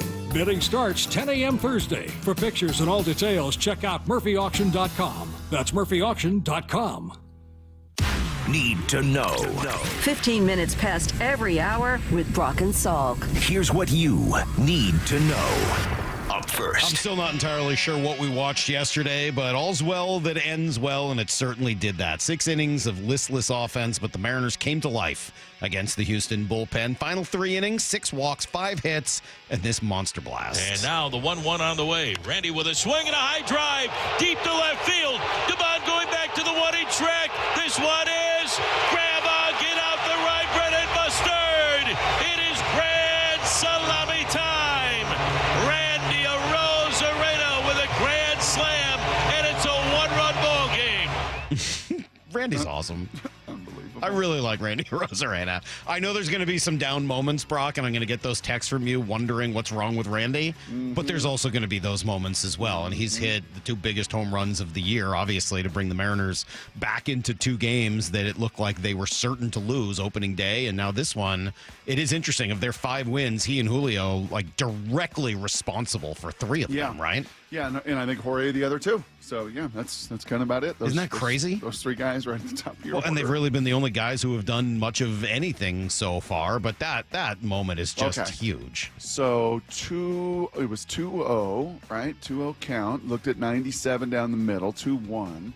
Next one, he swings about, a foot off the plate? He looked like he had no clue where that was going to be. Did you in any world after that? Was that at bat or was that the walk? No, that was the walk. That was the walk. I'm talking about okay, the walk. right, because the walk was where he swung at the pitch. Yes. Like 98 outside, and you're like, yes. Dude, that's a foot and a half outside. It's 2-1 count. It's like a 2-1 count. He swings at that. Is there any world where you thought, that he's probably going to work a walk here? No, I would say that wasn't really high on the list of things I thought would happen, but he did. Julio with some nice things to say about his buddy. I mean, Randy's always, looking for lighting to light things up, like every time he step on the field. And he's so electric, and he definitely came huge for us at that spot. And that is what he does. Whenever he's on the plate, he can cause like so many things for the other team, and he definitely came huge for us in that spot. He sure did, and so did Julio. I mean, you got to give Julio a lot of credit for what he did. You come up later in that game, you're still down 2. You need to come up with a big hit, and he did. And the 0-2 on the way to Julio. Here she comes, swinging a line drive down the right field line. A base hit. Solano scores. Rivas running third. Tie game. He'll score. Crawford around to third. He'll stop there. Julio at second. A 2-run double, and the Mariners have tied it. Listen to the peeps there, man. It's just like almost an explosion of the frustration of the previous, 12 games, all just kind of coming out right there. And what did we say yesterday, Salk? When we tried to play a little glass half full, we tried to say all these games have been tight. All these games have been close. If you just hit better than 100 with runners in scoring position, if you just get one more hit, literally just one more hit in those games. This time it was 2, but yes. Yes. Well, no, this time they went from 1 of 10 to 2 of 10. They got that one more hit. No, one more hit. Yes, just one more hit. Can I just get one more hit? Just one more hit. Can I hit 200 and not 100, and maybe I'll find a way to win these games, and they sure did yesterday. Yeah, that was a crazy one. But look, I think Julio actually has a lot of the right idea on this and kind of, what they're doing and why you don't give up. I mean, definitely light us up. I mean, we couldn't get anything going really with against Brown, but, we play 9 innings for a reason, and we're able to stay within ourselves and, we're able to compete till the end. I think that's about as well said as it could be. Yeah, light us up for the first 6. We were bad. Yeah. But we play 9 innings. We play the whole thing. And at the end of the day, they didn't overextend themselves. They did stay within themselves. They did all the things you got to do, and they get that win. 5-8, off day today. They regroup before Texas comes in for weekend set. The pitching matchups are sweet. Bryce Miller, Jacob deGrom, Brian Wu, Kamar Rocker, Logan Gilbert, Nathan Eovaldi. That's going to be a pretty fun weekend at T-Mobile Park. Here's the second thing you need to know. Roster moves before the game yesterday, some of which we talked about. I don't think we were expecting in any way that Ryan Bliss was going to be out with a strained or a torn biceps, but it's exactly what happened, and they've got some options now at second. Yeah, I mean, we've got some options, and Miles Mastrobuoni is going to get a chance to play there today. Demo's obviously a guy that's played a lot of second base as well. Leo Rivas, back up from Tacoma with us now also. So yeah, I think kind of what the options are. None of them Cole Young are gets perfect. going for the next month, next couple weeks, don't you want your former first-round pickup? I mean, that would be great. Or if Ben Williamson gets going and you can move Polanco back to the right side of the infield. I mean, those 2 things are on the mind, but I don't think either of those things, I would say, has happened yet. This is the right move for now. And by the way, Mastrobuoni's played, just kind of digging him up a little bit. He has no power. He's got 1 home run and 250 MLB at bat, so he's not going to hit for any power. But he's been a competent guy. Mm-hmm. I mean, he had 120 games there a couple years ago with the Cubs, and was competent. The OPS doesn't look great because there's no slug, but he gets on base and he knows how to play the game, and it's not as if he's some rookie that's never played. He played a pretty big role, I thought, in yesterday's game. To be honest with you, I mean, he gives you good at bat. Again, I don't know if I need him pinch hitting late in games for other left. There've been some weird parts. But, yeah, I totally agree with that. So Leo Rivas up, and as we talked about yesterday, as expected, Jesse Hahn, hard luck, designated for assignment, didn't do anything wrong, but they needed another arm, and that was Casey Lawrence as predicted, who also pitched well enough yesterday and actually ended up getting the win in that game. Here's the third thing you need to know. I brought 2 guys in for look-sees by the Seahawks yesterday. One, Jalen Milroe. I know he's got major flaws, but he's also the most intriguing third or fourth quarterback in this draft, right? Yeah. I saw Hawk Blogger talking about what DJ said to us yesterday. And DJ went into the grading mode, not of just football players, but of baseball players in that 2080, where, that 80 is the peak skill set, singular skill set. And of any of the quarterbacks in this draft this year, the only 80 skill set is Jalen Milroe's legs. I mean, he can really, really run. So he's not Lamar Jackson-ish as far as acceleration, but he's more than Jalen Hurts. Well, if he's not Lamar Jackson, it's probably not 80, but 75. Pretty close to Jaden Daniels, because I'd put Jaden right there as well. Pretty good. Maybe it is an 80. Yeah. Well, anyway, he's in for a look. So was Georgia center Jared Wilson, who we've seen mocked to the team a whole bunch of times in the second round. Masters underway. Jonathan Vegas, Zach Johnson, Chris Kirk, Aaron Rye, Brian Harmon, the little lefty, Steven Jager. Ben on, all 2 under, leading the pack. And then you got me doing something every tournament now, Salk. What's that? I kind of did it, and then after you told me about it, I'm like, I should do that. I don't only look at the top of the leaderboard. Oh, yeah. You look at the bottom. Who's having a really tough day. And our local boy, Mr. Highsmith, 4 over through 7. Patton Kazire doesn't look so good either. He's 4 over through 10. That guy, when he goes wrong, it goes wrong. That is everything you need to know. That's for sure. Some of the big guns still haven't teed off, but are about to. So we'll keep you posted. I did have somebody tell me a fun way to do like a Masters like pool with your friends is to everybody in your golfing group picks a player, and so then you go out as a foursome, you play. And then you add their score to your score, and then that is you get a total, and you compete against each other that way. Yeah, that came from our friend Justin down at the home course. I thought that was a pretty cool idea. What do you think? Yeah. That's a fun. I'd never thought of that. I mean, you could do it obviously with any tournament. It doesn't have to be the Masters, but it's kind of tough though, because if you're not a great golfer like you and me, and you play one of your great rounds and you beat your pals, right? And then you're just left at the demise or the success. Yeah, I mean, hopefully you didn't take Patton Kazire. No, you're already 4 over. Hopefully you took Zach Johnson, and you're 2 under. There you go. All right, you want to take calls? Brock wanted to take calls. Now, when you said you wanted to take calls... Yeah, that was on the other end of the space. It was before the crazy comeback yesterday. But we're holding you to your word, Brock. If you want to take calls when they're losing, you got to take calls after the big win as well. I'm fine with that, too. All right, so the simple question is this. 866-979-3776. What are your eyes seeing right now with the Mariners? What are your eyes seeing? What is happening out on the baseball field?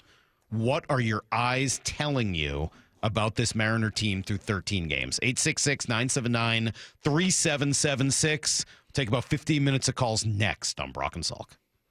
Seattle Sports, your home for Wyman and Bob. Weekdays 2 to 7. We are excited to announce the Cal Raleigh Show will air every Thursday during the Mariners season at 5 p.m. I think he could be one of the most beloved characters in Seattle sports history. He's a huge fan favorite, and on the heels of him signing this deal and showing his commitment to this city and to this organization, I think it's a big deal to have him on every single week. On Seattle Sports and 97.3 FM HD2. Luxury awaits. It awaits you. It's Snoqualmie Casino and Hotel. That's where comfort meets elegance. And this summer, oh man, obviously you got the world-class dining, the entertainment, and then the effortless style, relaxation, the whole deal. But how about some of the outdoor concert series, which is back? Amazing artists like Hanson, Austin Jenks, Melanie Fiona, POD, all at Snoqualmie Casino this summer, overlooking the beautiful Snoqualmie Valley. Get tickets at snocasino.com. Seattle's closest. It's now Snoqualmie Casino and Hotel.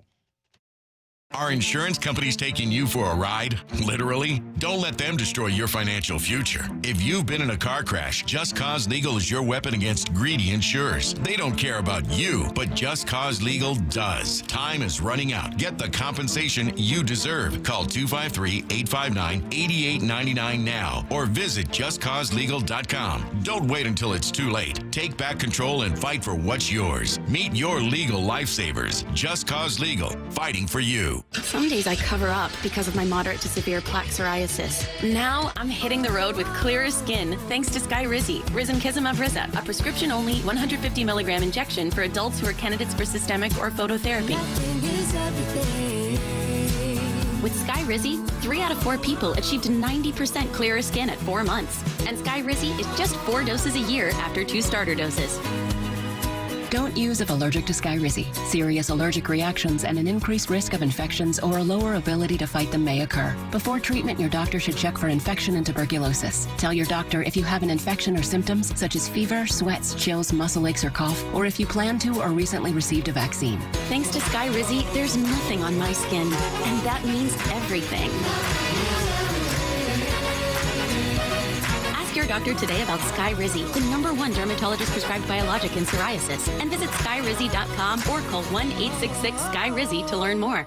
Bring spring to your door with Target Circle 360. Get all you need for Easter hosting, spring get-togethers, and more with unlimited same-day delivery through Target Circle 360. From Easter basket goodies to fresh florals, getting everything the same day is easy. Open the Target app and bring the magic of the season to your door with unlimited same-day delivery through Target Circle 360. Visit target.com/circle or the Target app for more details. Subscription required. Same-day delivery is subject to terms. Applies to orders over $35.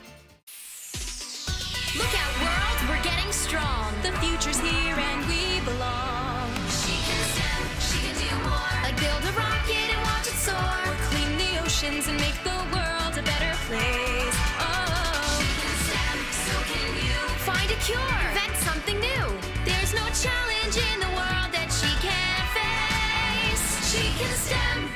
Learn more at She Can STEM. A message brought to you by the Ad Council. Hey, it's Jason Rance. Our local tax expert Greg Nunn wants taxpayers to know the IRS is now going after older cases very aggressively. If you received Form CP-504 from the IRS, do not ignore it. Be proactive and resolve your situation with Greg Nunn, N-U-N-N, None Better Tax Resolution. Need a new roof now? With State Roofing and Exteriors, you can get started with 0 down, 0 payments, and 0 interest for up to 24 months. That's right. Protect your home now and pay later. Call 866-ROOF-ROOF or visit stateroofing.com today. Heading outdoors or on the water this weekend? Check in with Joey and Nelly on the Outdoor Line from 6 to 8 a.m. every Saturday on Seattle Sports and the Seattle Sports app. If you've been injured, you need a lawyer that is tough, confident, and battle-tested. I'm attorney Rob Iddens, proud Marine Corps veteran and owner of Warrior Injury Law, where we help all types of injury victims like Cynthia, who was T-boned by a truck. The airbag shattered bones in my hand. I called Warrior Injury Law and was very happy with the outcome. Rob has integrity. He cares about people. He cares about his clients. I knew that I could trust Rob. If you've been injured, call us at 253-WARRIOR for your free case review. Eddie's! You think your home is pretty cool until that summer heat hits, and suddenly your home isn't that cool. In fact, it's hot. Air conditioning from Washington Energy Services can help. Stay cool this summer with our biggest spring savings event ever. This month only, take up to $3,500 off an energy-efficient Bryant cooling system with exclusive Washington Energy rebates. Ensure your home is always the cool house with air conditioning from Washington Energy Services. Contact us today for a free estimate. Swedish CyberKnife is expanding. Dave Wyman with exciting news about Swedish adding a second CyberKnife in Seattle. CyberKnife is a non-invasive, extremely precise prostate cancer radiotherapy treatment. Compared with other radiation therapies, which last 6 to 9 weeks, the CyberKnife treatment period is much shorter, typically 5 days with daily sessions under an hour. Treat prostate cancer with Swedish CyberKnife. Swedish.org/CyberKnife prostate. The madness is still on at Toyota of Renton and Toyota of Kirkland to get you the best deals on your new ride. At Toyota of Kirkland and Toyota of Renton, they have the widest selection of new and certified used inventory with the largest savings in the region. Now that's a slam dunk. The all-star staff will assist you with a test drive, and you can score that car the very same day. Come see for yourself or visit online at toyotaofrenton.com or toyotaofkirkland.com. O'Brien. This hour of the Brock and Salk Show is powered by Star Rentals, preferred supplier to the West's best contractors. From the Quantum Fiber Studio, you're listening to Brock and Salk. Weekdays 6 to 10. On Seattle Sports and 97.3 FM HD2. All right, 866-979-3776. Brock, your question was apparently too broad for the people. What are your eyes seeing? I don't know. I don't know what they're seeing. Can't possibly answer that question. So we'll ask a different one. Let me ask it a little simpler, okay? What you saw yesterday with the Mariners, Was that the sign of things to come? Is that a team that is gritty and determined and going to find a way and doesn't give up? Or was that an unsustainable win that unfortunately featured a couple of good innings, but not necessarily indicative of where this season is going? How's that? Who's our buddy in Edmonds? Mike? Mike. Come on, our Mike. friend Mike in Edmonds. Come on, yes. Mike in It's Edmonds. early, though. I mean, we don't usually take calls at 7:30, but we will a little bit today. 866-979-3776. If you've got an opinion on what you're seeing here with these Mariners. I will just tell you quickly as I see some of the phone lines filling up. I'll give them a moment here. We talked about this yesterday, so I'm going to surprise the kid. I didn't tell the kids, but I told Heather that on Saturday we're going to go up to Everett, watch the Aqua Sox game. Never been to the Aqua Sox game before. Funko Stadium. Looking forward to seeing that. I hear it's awesome and great park and cool place to see a game. And I'm so incredibly honored, Brock, to have been asked to throw out the first pitch. Well, one of two first pitches. Right. But it's amazing. Like, there's going to be two first pitches, one righty, one lefty, because of Durangelo Saintja, who's going to be pitching in the game. I'm like totally, completely like over the moon about this. I'm so honored. Here's my question. What is the biggest honor a regular person can be given in sports? So not like a Hall of Fame or Ring of Honor. I mean, like those you've got to earn. But what is the best? Like a non-player? Right. Like there aren't that many. No. But, you know, you can drop a ceremonial first puck. I guess, I don't know what they do in basketball. I mean, Jack Nicklaus, Gary Player, True. Tom Watson this morning, ceremonial, But those guys are players. I mean, like they Being asked earned to sing that. the anthem. Right. Yeah. Now that's a skill you've got to have, unless you're Carl But there's Lewis, still, like, regular Roseanne people Barr. that do So's it. the first pitch. Salk. That's true. I don't know, man. I've seen some pretty bad first pitches Exactly. over the years. We all know 50 Cent. We can close our eyes and see that debacle. All right. So you better be ready Well, if you to have perform. thought, you can think about that a little bit while I start to take some calls. 866-979-3776. We'll start with JR in Bellevue. Good morning, JR. What are your eyes telling you? JR. Hello, JR. Hello. Hey, there you are. Sorry about that. JR. Go ahead. Good morning. I'm not seeing any opposing pitchers have to change your attack based on anywhere in the lineup. They have no fear. They're attacking exactly how they want to. And good teams, like World Series bound teams, tend to have that middle of the lineup where, you know, the opposing pitcher's going to bow his neck and know he's got to battle. I don't see that fear anywhere in our lineup right now when they come see us. Hey, JR, are you plugged into the text stream with Mike and Lyle and Maura? Because I think I sent basically the same thing yesterday, JR. Thank you for the call. Oh. You know, I said to the group, I said, you know, if a good pitcher can make his pitches, this lineup is problematic. Right. You know, and I know that's a lot of lineups in baseball, and you could say, well, duh, if any pitcher makes his pitches. No, you know, there's still, you know, some lineups that have different variants. You know, that's one thing, and I don't think I'm speaking out of turn, but Eddie and the Tigers came in here, obviously, and had a bunch of success, and kind of was downloading afterwards with Jason, you know, because he's pretty connected with his team and manager and people. And I was like, you know, what were your takeaways on the Mariners? And he's like, yeah, that lineup just does not have much variance, to JR's point. Mm-hmm. You know, just the way, and we've talked about that construction part of it right now. Yeah, that part makes sense. The thing you said yesterday, though, of like, hey, if you make your pitches, then the lineup can't do much about it. Isn't that true of like 27 lineups in baseball? Like, if you make your pitches, pitching wins. I don't know if it stretches. In the American League, it stretches pretty far. I don't know, man. I think in the National League with the Phillies and the Giants, which we saw, and, you know, if you make your pitches, though, and pitching is so good now. If you make your pitches, you can, I mean, other than, all right, maybe the Dodgers, I'm not saying it's zero, but I don't know whether that's entirely unique. I'm not excusing the Mariner offense, which I still think has been horrendous, but I don't know whether it's quite as simple as, hey, if you just make your pitches, then this lineup is toast. I think some of that is just modern baseball in 2025 with what pitchers can do these days. Yep. All right, let's keep it going. 866-979-3776. Let's see. Let's go to, does that say Chewy?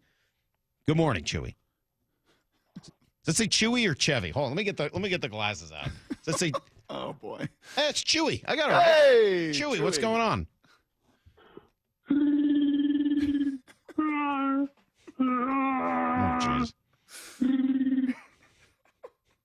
That's it? That's what he's saying. That's witty. Okay, thanks, buddy. That was fun. Thanks for doing that. He didn't do any of that when I talked to him. He said a lot of bad luck is what he's seen so All right. far. Well, some bad luck. Okay, Yeah. I deciphered that. What language does Chewy speak again? Which team has had the bad luck? The Mariners or their opponents? I don't know whether I've seen a lot of luck that's gone against the Mariners this year. I don't know. Let's try Rob in University Place. Good morning, Rob. Let's see if we can get some English. We'll find out. What are you saying, Robbie? Good morning. First, I got to give Mike a chance to apologize to me. I called back in December, and I said I was really worried about this infield. And he said, no. I was panicking way too early. They're going to go pick up some bats. Yeah, they didn't. Well, I didn't see that happen. Yeah, they didn't do that. No. And you know what, Rob? I'm so sorry. Thank you. Apologize. I am so sorry. And to you specifically, Rob. You know what the worst crime is? Being wrong in sports radio. And I am sorry. I am truly, from the bottom of my heart, sorry to you. I've been thinking about your call for months. All I've been thinking about is you and your call, and I hope this lands. The sincerity. I am so sorry. I wanted to be wrong. Yeah. It didn't happen. But back to the problem, they need to give Locklear a chance at first base, move Rayleigh to right field. Canzone should be somewhere else, like in Double-A somewhere. He's not the answer. You don't bring that guy up. Polanco shouldn't have been moved to third base. He should stay at second where he's comfortable. And they needed to go get a third baseman. I mean, it doesn't make any sense to me. It's a bunch of parts. Yeah, I mean, I think all that is true. I don't disagree with any of that at all. I don't know whether April 10th is the time you pick up a third baseman. I mean, right now it is what it is, right? I mean, you got some. You're right. I'm 100% there on Polanco. I don't think he's a third baseman. I've said a bunch of times I think he's a first baseman. We don't have any evidence that Tyler Locklear is ready to be that guy right now. He's the leading hitter down in Tacoma, by the way. You know Early, who else was? Just a couple weeks. Dominic Canzone. I mean, no, he had one game where he had 2 home runs. Now, Locklear's off to a good start down there, and I do think he's a viable option a month from now. Right? I think you've got to give, you spend $1.5 million on Rowdy. You got to at least see he's 1 for 20 right now. He's 1 for 20. So you got to at least, I think, give this month for the $1.5 million. But Locklear is down there and got a cup of coffee last year and was a little overwhelmed, striking out 30-something% of the time. And I'm sure he'll be up at some point this year. Yeah. What I object to is not, hey, let's bring up Tyler Locklear. That's a good idea at some point. It's what you need to do is have Tyler Locklear at first base. Hey, maybe that works out, and I'll have to apologize in such a sincere way again for being wrong. He could work. He could be great. I don't know if I'm stating it with obviously the thing Lyle, to do is to have Tyler Locklear out there. Lyle, you need to apologize too. Lyle, why don't you apologize? For what? You know what? You said going into this series, you just watch. Christian Walker's going to light us up like the 4th of July. And you know what he did? He was a dud. He was a bottle rocket. It's kind of true. He was a nothing. Let me try to get through some more calls, Brock. Let's get to Scott in Walla Walla. Good morning, Scott. Hey, guys. How you doing? Oh, great to hear from Walla Walla. What you saying? Yeah. I don't see it. I mean, I think that's a pure luck yesterday. I mean, they looked like a little league team. I mean, balls thrown in the dirt, balls dropping in between 3 guys. It's just, and then to come back like that, I think Rob's right. They didn't do anything in the offseason. They did nothing to get this roster any better. We are wasting one of the best pitching rotations in the game. And if we've got, just like you guys talked about yesterday, we've got the best minor league team down in Everett, bring one up. Well, that doesn't make any sense, but appreciate the phone call. They're not going to just bring up everybody from Everett. That's just really not how baseball works, nor should it. But appreciate the frustration and the sentiment behind it. We'll try Brian in Maple Valley instead. Hi, Brian. Good morning. Yeah, the most frustrating thing for me is the lack of just situational awareness at the plate. And I'll give you one specific example, and then I'll take any comments offline. It was a game in San Francisco. There was at least one runner in scoring position. Julio was at the plate. Robbie Ray was pitching. He had control problems. He'd walked 2 batters in a row. Julio swings at the first pitch 6 inches off the plate and flies out. there you go. Just know the situation, be more aware of I know, but if you're going to point at one situation that way, don't you similarly hold on, Brian. Okay. If you're going to point at that situation, just one, don't you also have to point at the situational awareness yesterday from Julio that was 180 degrees the opposite, where in a huge spot, a bigger spot than one against Robbie Ray, he did stay within himself and did try to go to right field, and it worked out. Fair point. I'm just saying in general. I just wanted to give one. Look, I'm not disagreeing with you in general. I think that there's a lot of validity. Runner at third, nobody out, and strike out. But I think it is fair to say, look, in that spot, maybe that is a spot where Julio's supposed to be trying to swing for the fences. The guy's had some command problems. You're expecting him to just, try to throw a get-me-over strike, and maybe Julio should be looking to go yard in that spot and try to open up a game if the starter's still in. I don't know. That one feels a little unfair. We don't always know. Overall, I think the point is very valid. There's been a lot for a team that said situations was going to be its strength. Through 13 games, it has not been. Yeah, and the biggest situation is runners in scoring position, because to score runs for this team, you score, as Manny Acta said to us at home, 4 runs, you're going to win.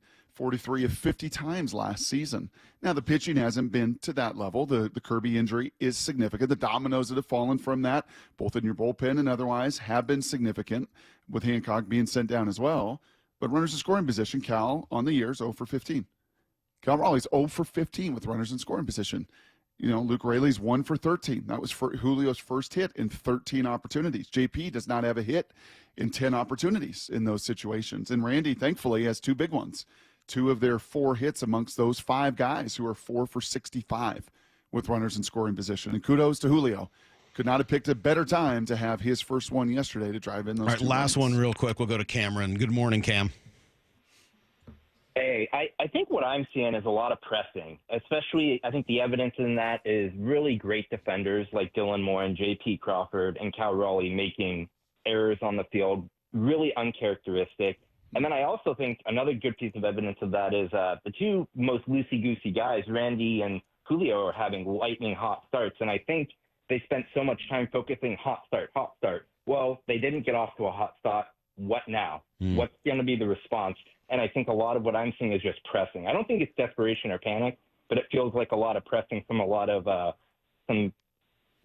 I wanted them to get off to a hot start because I know it's kind of been their bugaboo, but they haven't, and now they've kind of got to respond. It is the challenge, right? When you say you want to get off to a hot start, what if you don't? Then what? Yep. So do we give up because we didn't get off to the hot start? Like, that is certainly the downside of putting a lot of emphasis on what happens at the beginning of the season. All right. I know we'll take some more phone calls tomorrow late in the show at 9:30, as we always do.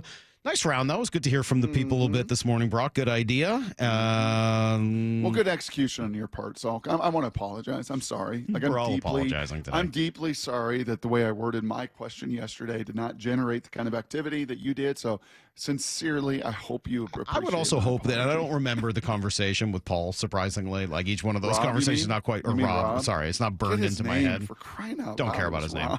I don't remember the conversation specifically.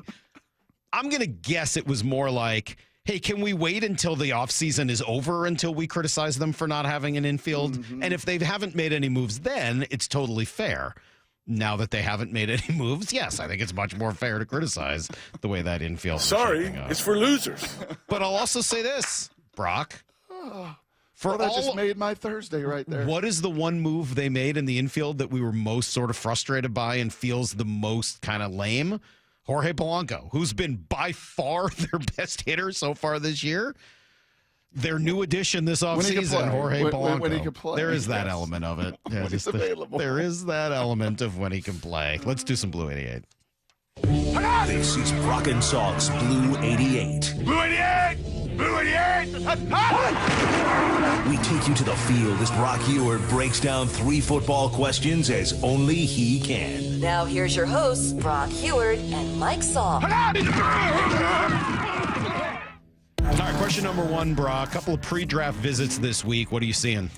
Yeah, you mentioned that in our Need to Know, the center Wilson out of Georgia and Jalen Milroe from Alabama. What I'm seeing and what I'm thinking is if I'm Sam Howell, and I remember this, Salk, I think year 2 maybe for me in the NFL, certainly is, year 3, year 4. Kind of watch that draft a little differently. Like, I wonder if the Seahawks are going to take a QB at some point in this draft. I wonder if the Colts are going to take a quarterback at some point in this draft. If I'm Sam Howell, I see that headline yesterday in that news that Jalen Milroe is in town for a visit. I'm kind of looking over my shoulder like, yeah, this is going to be go time, because we've talked about this with the middle round kind of guys. And in question 2, I'll get to one of those names that's been thrown around, but be it Will Howard, be it Quinn Ewers, be it the kid Kyle McCord from Syracuse, Jalen Milroe. There is a middle class this year. And most of those guys are grown-ups that have been around college football a long time, which is why this is a meat and potatoes draft. This is a deep draft. Not a lot of filet, but there's some really good sirloin. And in the middle rounds, there could be some sirloin at quarterback.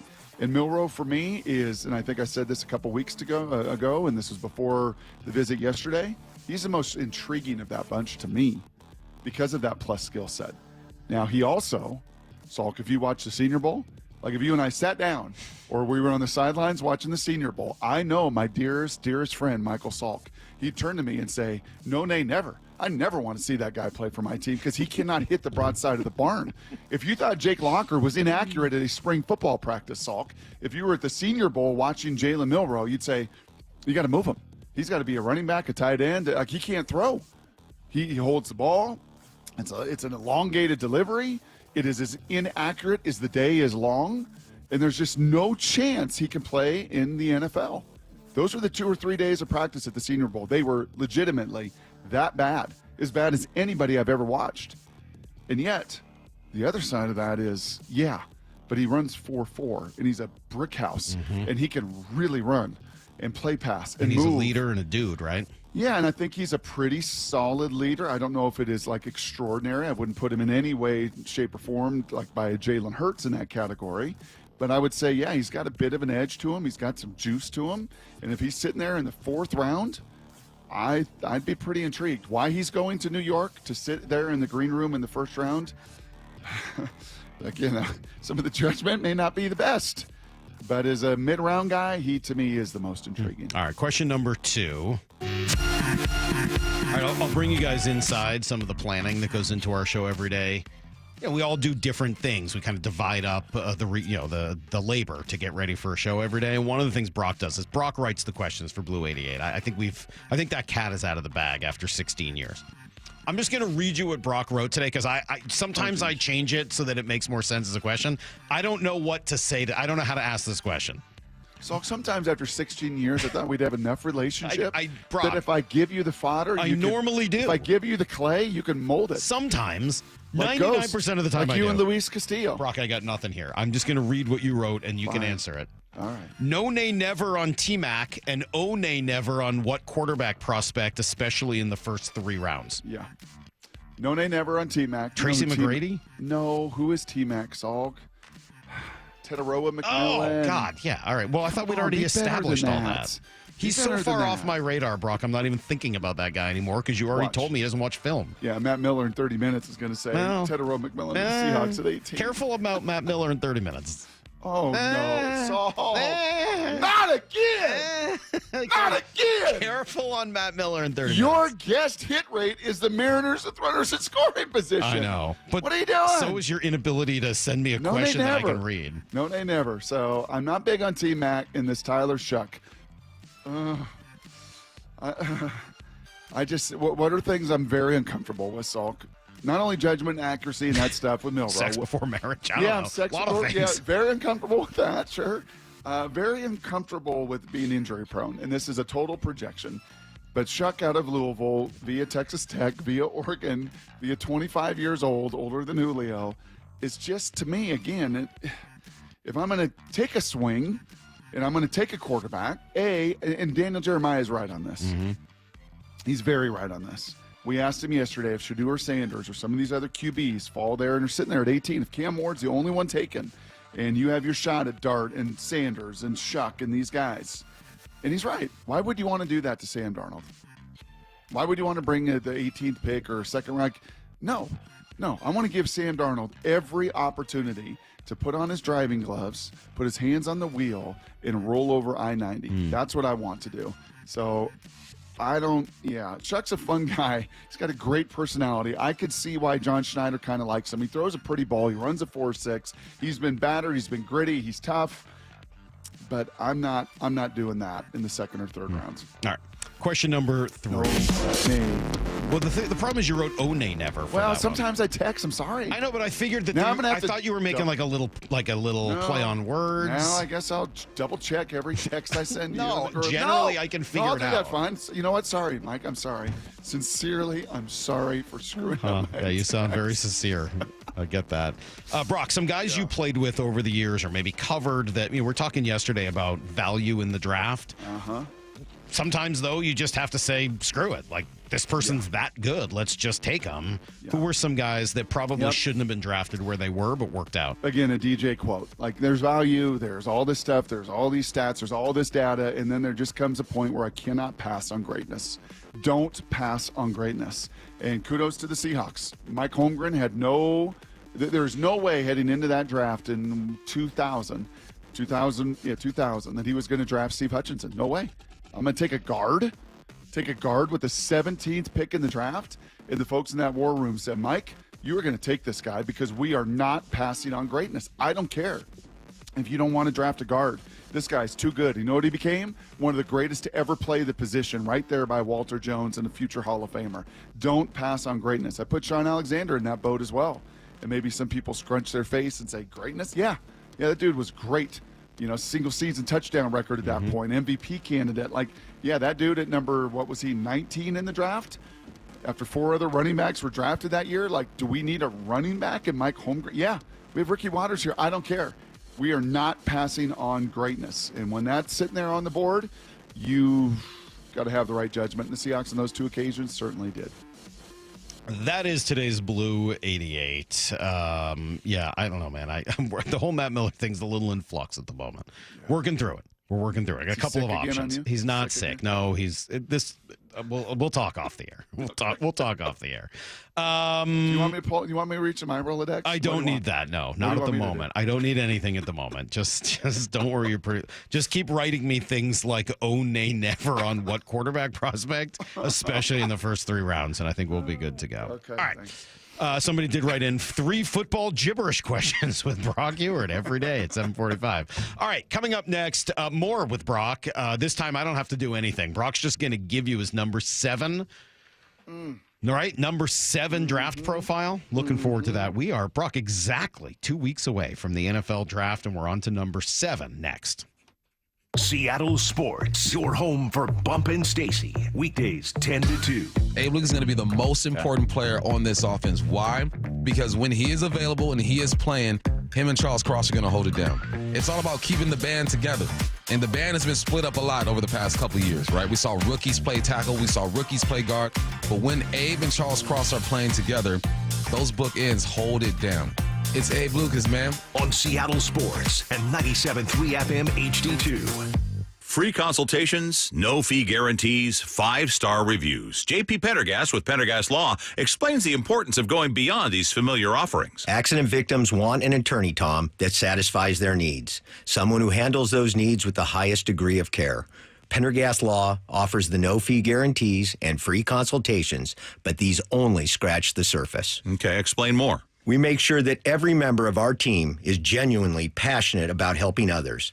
Customer service and communication are our top priority. It's how we take care of our clients so they always feel one step ahead of the insurance companies. Our strong reputation for high standards provides comfort and confidence when it's needed most. Pendergast Law offers the free consultations, the no-fee guarantees, and, of course, they are 5-star rated. But what really makes them different is their genuine passion for helping others. I can't recommend them enough. If you or a loved one has been injured in a car accident, call Pendergast Law. We can help. That's PendergastLaw.com. Getting a new battery should be easy. At Pacific Power Batteries, you won't go in with a battery problem and come out with a new transmission. Instead, we can test your battery to see if it's actually the problem. Maybe it's the alternator. We don't sell alternators, so we have no motivation to sell you one or even a new transmission. We have load testers and conductance testers, hydrometers and voltmeters whenever needed. I'm Steve Almond, and I invite you to our family-owned Pacific Power Batteries. You can trust us with any battery problem, and we'll top off the blinker fluid for free.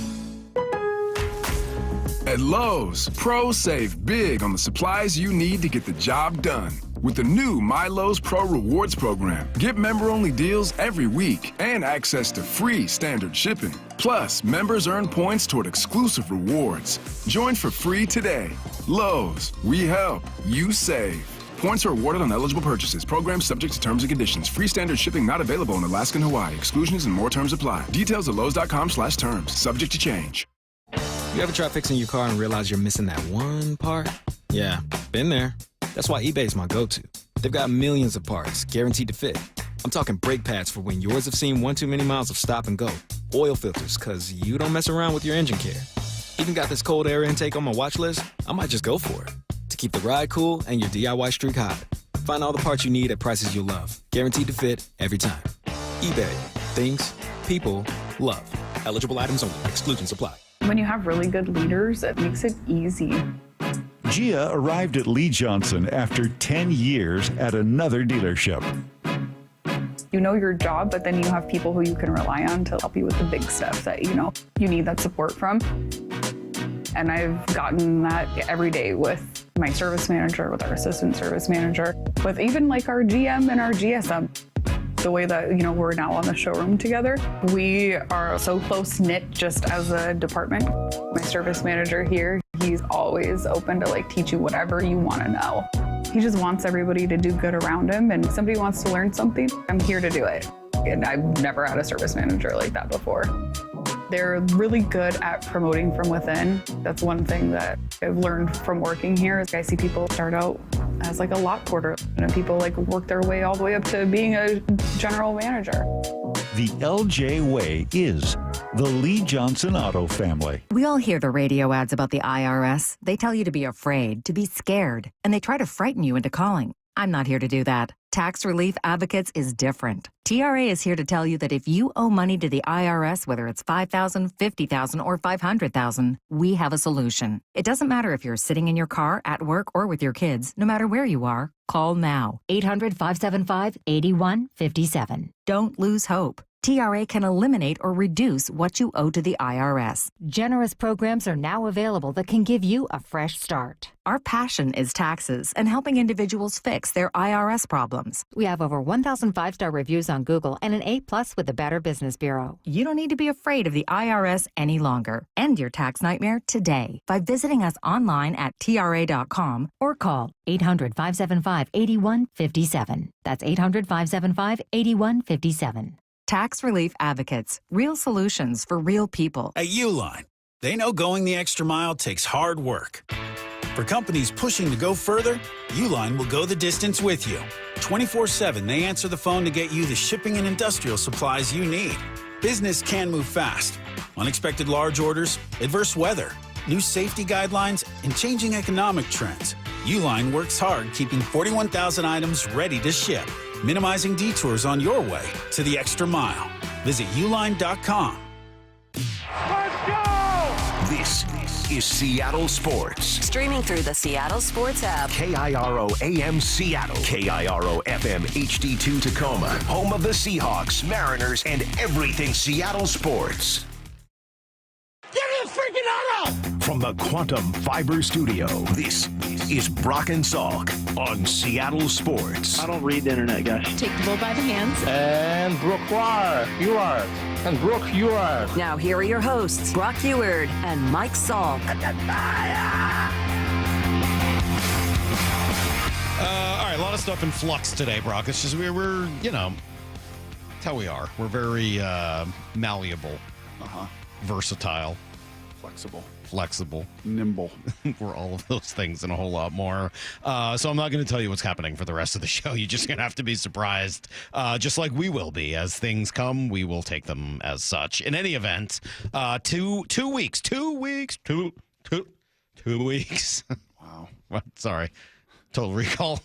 Is that too old a reference now? Are you not allowed to make a reference from the woman in Total Recall with Probably 2 not. weeks? Really? Yeah, probably not. Well, we're 2 weeks away from the draft, Brock. 2 weeks from today. And get ready for a surprise. We're up to number 7.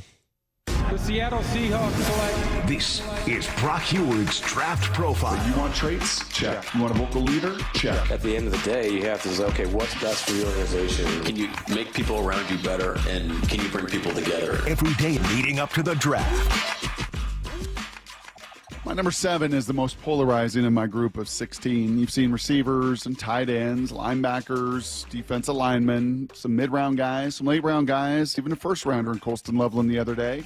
This, of all of my guys, is the most polarizing of my profiles. Wide receiver, Savion Williams, Texas Christian University. 6'4", Salky. 222 pounds of pain. Big guy. 32.5-inch arms, 10.25-inch hands, gigantic hands for a wide receiver.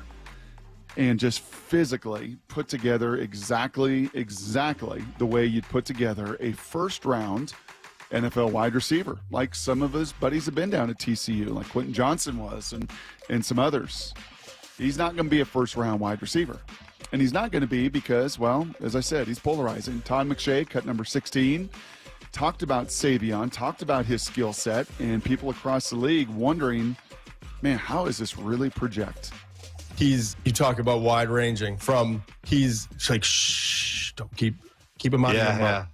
Keep him out of your mouth, McShay. Like, there's so much to work with there. Versatile weapon. We could really use. He would fit great in what we're doing. We have a great, offensive mind. 2, you can have him. Fool's gold. Yeah. Because if you put him at split end and you want him to run routes and you need him to be on details, that's fool's gold.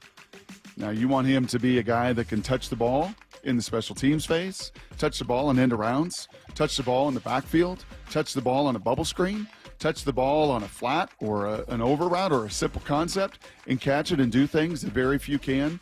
I don't think there was a player, I could say this, and I don't think this is hyperbolic for me this year. Again, I wasn't in the SEC, didn't get to see everybody quite as much, but for me, 17 games of tape this year, there were 2 guys whose tape, when you watch it, were like, what was that? I had to go back, rewind it, what was that? How did he do that? Ashton Genty at Boise State, Savion Williams from TCU. I had a Kansas State game the next week. I love Kansas State. I don't have a profile of any of them this year. The defensive coordinator, a guy named Joe Klonderman, who kindly texted me yesterday when I guess Football Scoop put it out there that I'm coaching high school football. Really neat guy, Candyman, Klonderman, texted me and congratulated me. And I had him this season playing Houston the week before they played TCU. And he's like, that dude at TCU, never want to see that guy again. That guy's just different than everybody else. I mean, he just has a gear that's different. He's 6'4", he's 222, and he ran 4.48 at the combine. I have told you about this guy, and the comp I made was Cordero Patterson.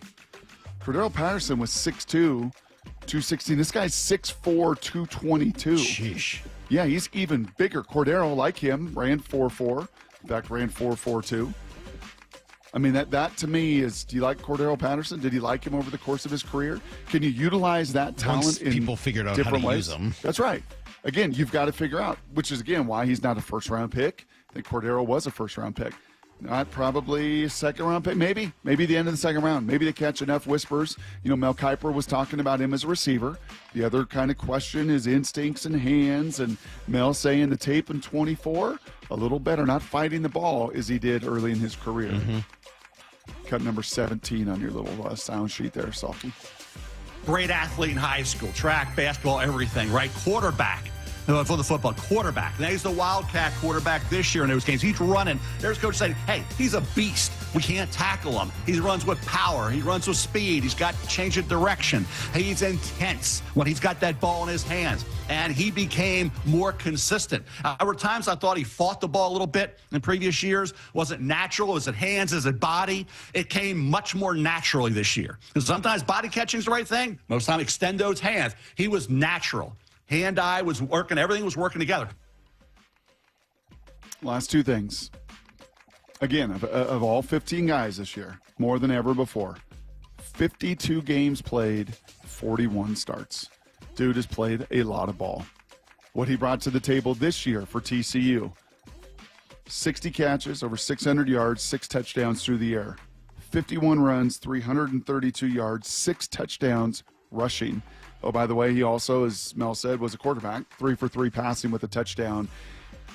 And you put him in kick return, put him in punt return, maybe a little more questionable because of some of the hands and tracking it. But is this guy a 5 to 8 touch a game? Is this guy got a little Debo to him? Like, you just can't tackle him. The first guy just cannot tackle this guy. And you want him on end arounds, and you want him on bubbles, and you want him on screens, and you want him running a vertical, and you want to simplify the plan for him and give him 5 to 8 snaps and 3 to 5 returns a game. There's just not many 6'4", 222 that run 4.4 as violently as he does. Very intrigued by Savion Williams. And you would draft him where? Depending on what I get at 18, depending on what I get at 50, can I get a couple big people there? I think maybe the 52s or 58's a little early. Ideally, he's on the board there in the 3rd round. Okay. That would be a home run for me. Home run. I'm into that. I got no issues with that. That sounds kind of fun. Sounds Big, like a fun player. Physical, violent, game changer. Especially if you're only going to have 2 wide receivers on the field most of the time. Right? Yep. Yeah. Color me intrigued. That's number 8. Sorry, number 7. Brock's draft profile. We got 6 of those left to go. And we have 2 weeks. Am I the only one to remember? Like, that's I think my favorite scene in Total Recall, when he's dressed like he's got the woman suit over him, right? He's like the big woman at the airport or whatever it is. And he starts bringing 2 weeks. 2 weeks. Lyle, you see Total Recall? No. There's no way. Don't even ask that question if Lyle's seen Total Recall. He throws the head at the guy and get ready for a surprise. I don't know, man. I loved Total Recall when I saw it. I don't know if it holds up as well as some other movies, but when I saw that movie, in the theaters, I thought it was like the world's greatest thing. Like, eyes wide open for 100 minutes or however long it was. I thought it was so cool. And not just when he went into that bar, met some of those very interesting ladies. All right.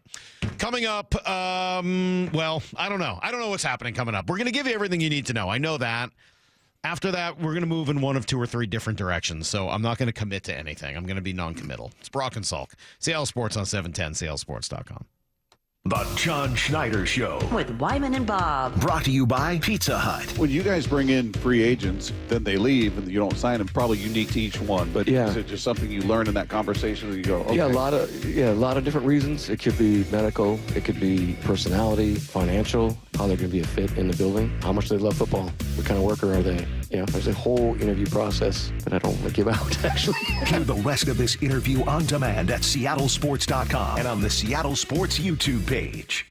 Hey, Brock Ewart here, and I've had a share of a few sports injuries over the years as football teams get ready for this big draft in 2 weeks. It is a big part of the process here in the final 2 weeks is what kind of injuries have guys had? How do I project that? Can they play through their pain? Are they hurt? Are they injured? And you don't have to play pro sports to know what I'm talking about when it comes to pain. I know many of you woke up on this Thursday morning with painful joints from arthritis and tendonitis and bursitis and all the other crappy itises out there. Well, that is where my buddy, Dr. Daniel Nelson from Eastside Pain and Regenerative Medicine in Kirkland, this is where he becomes your teammate, helping you. If you're suffering from chronic pain, please call my buddy, Dr. Daniel Nelson, 425-823-4000. He is the only doctor, and I can say this confidently, he is the only doctor with over 30 years of experience in pain medicine techniques. Many have jumped aboard lately in the regenerative medicine world, not Dr. Nelson. This has been everything he's known for well over 30 years. Got a lot of tools, including stem cell therapy in his bag. So give him a call this morning if you're living in pain and it's affecting your quality of life, 425-823-4000, or visit DanielNelsonMD.com. That's DanielNelsonMD.com. Discover LeMay, America's Car Museum in Tacoma. Explore 300 world-class cars, 100 years of history, and the Shinka exhibit with 50 iconic Japanese sports cars. Thrilling race simulators and fun for the whole family. Visit americascarmuseum.org. Hey, it's Jason Rance. Our local tax expert Greg Nunn wants taxpayers to know the IRS is now going after older cases very aggressively. If you received Form CP-504 from the IRS, do not ignore it. Be proactive and resolve your situation with Greg Nunn, N-U-N-N, None Better Tax Resolution. We meet by accident, fixing every last bit, Accurate Auto Body. If you've been in an auto accident, you have the right to take your vehicle to any repair facility. Accurate Auto Body has been family owned and operated since 1994, and they work for you, not your insurance company. Your insurance company may not love them, but you will, because we meet by accident, fixing The madness is still on at Toyota of Renton and Toyota of Kirkland to get you the best deals on your new ride. At Toyota of Kirkland and Toyota of Renton, they have the widest selection of new and certified used inventory with the largest savings in the region. Now that's a slam dunk. The all-star staff will assist you with a test drive, and you can score that car the very same day. Come see for yourself or visit online at toyotaofrenton.com or toyotaofkirkland.com. O'Brien. Protein, protein, protein. Everyone is trying to get protein in their diet, but we need fats too. Healthy fat, that is, like the rich, natural peanut and almond butters found at G2G protein bars. Most bars don't have it because, well, most bars aren't real food or refrigerated. Fortunately for you, we aren't most bars. At G2G, you'll find a balanced helping of protein and healthy fat. The fact that they're delicious is just the bonus. They're fast, easy, and perfect for on-the-go families. G2G protein bars. Find them in the refrigerated section at Costco. Just Cause Legal knows the value of standing up for what's right. If you've been involved in a car crash, Just Cause Legal is here to fight for you with an aggressive team dedicated to securing the compensation you deserve. Just Cause Legal makes the process as painless as possible. Don't wait. Time is critical. Get the help needed today. Visit justcauselegal.com or call 253-859-8899 and meet your legal lifesavers. Just Cause Legal. Fighting for you. Call or click 811 before you dig. Anything that causes you to roll up your sleeves a little and dig in requires you to first connect with 811. Call or click 811 and visit safeexcavator.com. Here it comes, the second huge online equipment auction of the year, produced by the James G. Murphy Company. Bidding starts at 10 a.m. Thursday, April 10th, and closes at 10 a.m. Wednesday the 17th. Over 800 items are on the block, including heavy equipment, trucks, and logging gear, including a 2016 Link Belt 210 XT TLN log loader, a 2014 CAT 320 DFM log loader, and a 2014 Komatsu 931.1 forwarder. If you're looking for construction equipment, we got 16 excavators, 5 wheel loaders, 4 backhoes, and 2 pavers. Plus, there's a great selection of 12 late model dump trucks, including 5 Peterbilt 367s from model year 2013 to 2020. Check out all this gear in person during inspection days, 8 a.m. to 4 p.m. Tuesday the 15th and Wednesday, April 16th at our Marysville location. Bidding starts 10 a.m. Thursday. For pictures and all details, check out murphyauction.com. That's murphyauction.com. Bob Stelton here for Asset Roofing, and they have got the perfect slogan. You're either hiring a liability or you're hiring an asset, and I witnessed this firsthand when I met Anthony, the owner, and again when I had him do work on my roof. Now this spring, replace your aging roof with Asset Roofing because you're either hiring a liability or you're hiring an asset. Check them out at AssetRoofingCo.com. That's AssetRoofingCo.com. Certified work that's never in doubt. Asset Roofing, excellence is on the house. Bull riding, the perfect fusion of strength, skill, and pure willpower. Professional bull riders aren't just athletes. They're daredevils with cowboy souls. Come experience the true modern West, where 8 seconds of glory will create a lifetime of memories. It's the PBR Tacoma at Tacoma Dome, Saturday, April 26th and Sunday, April 27th. Tickets available at Ticketmaster and PBR.com. Hold on tight. The ride of your life is about to begin. Need to know. 15 minutes past every hour with Brock and Salk. Here's what you need to know. Up first. Crazy game yesterday for the Mariners, especially the end. I guess the first 6 innings weren't crazy at all. They looked a lot like what we've seen, not just this year, but for quite some time. And I don't think I would blame any Mariner fan who was feeling hopeless and helpless by about the middle of the 6th. But the one thing I will say about baseball, in addition to it being very unpredictable, in addition to, the surprise, it will take you right to the very edge of your patience. Yes, it will. It really will. There is no other sport that I can think of that will take you right to the point where you're just like, all right, I give up. I'm done. By the way, I can't do it. I'm out. I hate it. I can't do it. I'm out. What are they going to do? No. Take 6 walks, 5 hits, huge grand slam, enormous hit, and end up winning the game on a walk-off walk. The 3-2 on the way, and it's high and inside. A bases-loaded walk-off walk for Randy Arozarena. Julio will score. Pounces on home plate with both feet, and the Mariners walk it off with a 7-6. Amazing comeback. You know what else it will do in that way? It will make you sit in it. It will. Because basketball goes at least back and forth, and your eyes go back and forth. And football has just got so much noise and passion and everything, and back and forth. Baseball will just make you sit in that misery, sit in that impatience, sit in that frustration, sit in all of it, and then be like quiet as well. Like, but it doesn't. So maddening. It doesn't matter how many times it happens. No one will ever learn because it just when it feels rotten in baseball, it feels like like you're in a hole that you can't get out of, and then all of a sudden. They bring in a different pitcher, and that guy doesn't have it, and he throws a couple of walks, and you come up with one hit. And you're like Andy Dufresne crawling through that crap. It is amazing, for 12 isn't it? games, and then you get to the other side, and you get a grand salami, a double, and a walk-off walk, and you have freedom in Mexico. Yeah. Where do you start on a game like that? We talk about it a lot. These guys put up some incredible at-bats late in the game to come back, to get close, and then in the ninth to win it.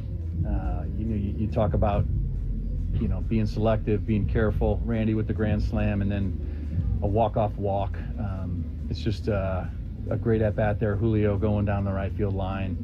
Great at-bat there. Yeah, there's more, but I mean, let's focus on that last one, specifically Julio and his ability in that spot. To me, that was the biggest thing that happened yesterday. Love the grand slam from Randy. That was super exciting. But sort of like, what can you build off of? Hopefully, if there's anything to build off of from that win, it's Julio in a big moment, staying within himself and going to right field for a double. It's just big overall that we were able to put up some good at-bats late to win this thing. And it didn't matter who was in the box. But Julio certainly did come up with some big RBIs for us. And to be able to shoot that ball, that's big. And when he's able to do that, that's where he's at his best too. That was a huge at-bat and really kind of turned the tide for us. You know what his first tenet was, by the way? Remember way back spring training and Logan Gilbert talking about meeting with Dan and kind of laying his foundation? His first tenet was grace. And I was like, grace? That's not a word you hear a lot. And certainly at 4-8, I don't think there was a lot of grace in the way they lost that game, 1 for 19 with 19 Ks. There was not a lot of grace. There was not a lot of grace into the 7th inning yesterday. But there was a whole bunch of that and a whole bunch of production as well. That's for sure. 5-8 now. They win their first series of the year. Off day and then a little regrouping. I'm guessing there'll be a roster move or two. Texas comes in for a really cool 3-game series this weekend. The pitching matchups are awesome. Bryce Miller, Jacob deGrom, Brian Wu, Kumar Rocker, Logan Gilbert, Nathan Eovaldi. Which one you like? What's your favorite of the three, Lyle? Let's go. What's your favorite matchup? It's got to be deGrom. Seeing deGrom pitch, yeah. So you're going Bryce Miller, deGrom? Yeah, because it's Jacob deGrom. All Jacob right. deGrom at his peak is the greatest pitcher I've ever seen. Whoa, all right. Wow. I answered the question. All You should be right. happy I answered I the question. appreciate it. I don't know why you're yelling at me, but I appreciate the passion. You guys can't get mad when he's indecisive and then not Well, like it when he he's doesn't have to talk like Dave Cameron. Slow it down a little bit. A little bit of a bummer. I was hoping we might get deGrom versus Logan. Just the two guys from Stetson, right? That would have been kind of awesome to see them battle each other this weekend. Here's the second thing you need to know. I would think we'll get some kind of a roster move today, but we'll see. Casey Lawrence called up yesterday in place of Jesse Hahn. That had to happen just because they needed the bulk innings, and it worked out. Lawrence was great yesterday. That guy hadn't pitched in a Mariner uniform since 2019. Is that what it was? I think it was 18. Sheesh, it might have even been 17. It'd been a really long time since he pitched for the Mariners. He looks like a guy that likes grunge music. Huh. I just was looking at him like I could see this guy rocking out to some Pearl Jam. Didn't see that. Like Lyle. Didn't get that at all. Like Lyle. It's not something I thought of. He did, as the Shannon little pointed out, scraggly beard. he did win the 3-point shooting contest last year. Leo Rivas called up as well as, unfortunately, Ryan Bliss. Going to miss some extended time with a left biceps tear. Here's the third thing you need to know. Jalen Milroe in for a visit, Brock. So is Georgia center Jared Wilson. Tell me a little bit more about Wilson. I've seen that name mocked to the Seahawks a lot. Yeah, he's a very good center. Now, he's a little bit in the vein of Tyler Booker, the guard at Bama, that they're a little bit more maulers, a little bit more gap scheme, a little more power scheme, a little more, I'm going to get my hands on you and you're going to do nothing about it, than he is a kind of nimble light on his feet, get to the second level. You've seen a little bit of Drew Kendall, Pete Kendall's son there from BC. It's kind of a later round center mock to the Seahawks. Is maybe a little more comfortable in the zone scheme of things. But that's where those evaluators, that's where the Rick Dennisons and the rest of the crew, that's all like, I'm going to feel pretty confident. Whatever center, whatever guard they end up going with is going to be one they believe whose skill set fits best. And the fact that he's in for a visit, it's probably not surprising. Let's look at this guy in person. Let's get a little bit more feel for him. Let's see that body type. Let's see if we can project him to do some of the movement we're going to require, because if so, he is a powerful guy that can move people at the point of attack. All right, Masters update. Who do you think is leading the Masters? Who but Aaron Rye, 4 under through 8. Steven Yeager right behind him at 3 under, and then a host of people at 2 under, Brock, including Joaquin Niemann, Scotty Scheffler, and Freddie? Jordan Spieth. Jordan Spieth. That is everything you need to know. Jordan, 2 under through 3. The likelihood that Jordan Spieth could put 4 rounds together. He could put 2. Yeah. He can do 3. Yeah. The last time he put 4 Last time he put 4 rounds together in a row? Ooh. I don't think my memory goes back that far, unfortunately. But yeah, it looks like he's playing today with Tyrrell Hatton and Tom Kim. Okay, kind of a fun group, to be honest with you. It's like 3 kind of volatile guys, each in their own way. So, did you know that Lyle was such a DeGrom lover? Did you have that? I don't think I realized that. No, I didn't have that in my back pocket either. Isn't everybody a Jacob DeGrom lover? No, I gotta be honest. You know what? I've not watched Jacob DeGrom pitch nearly as much as I've watched other like best pitchers of his generation. It's not a knock on him. I'm not faulting him in any way. This is on me. But like, I just haven't seen him pitch that much. This is Lyle's. Have you seen Ken Walker? I know. Yeah, he's a really good pitcher. When I've seen him, he's amazing. He's been hurt so much over the last few years that like, I just don't feel like I know him as well as a lot of the other great pitchers that I've watched in my life. I mean, when he's not hurt and at his best, I think there's legitimately an argument that there has not been a higher peak of any pitcher in baseball ever. Yeah. Says the guy who didn't watch Pedro in 99 or 2000. That's all I'm going to say.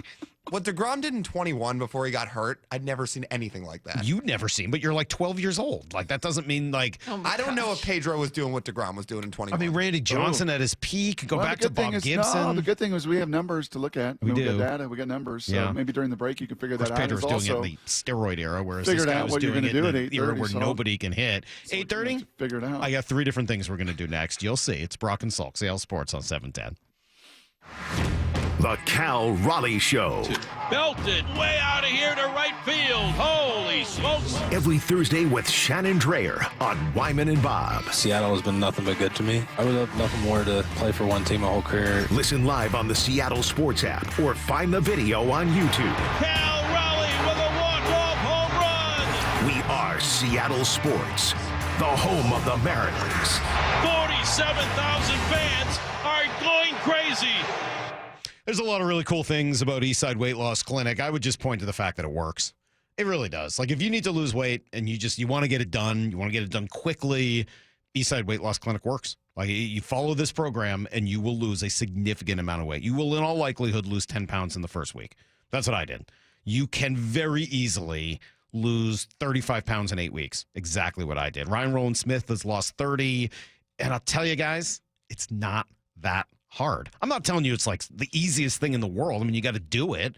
But compared to it is not that hard. The food tastes really good. There's great recipes. It's all real food that you buy at the grocery store. None of it is pre-boxed or anything like that. There's no drugs, no injections, no needles, no pills.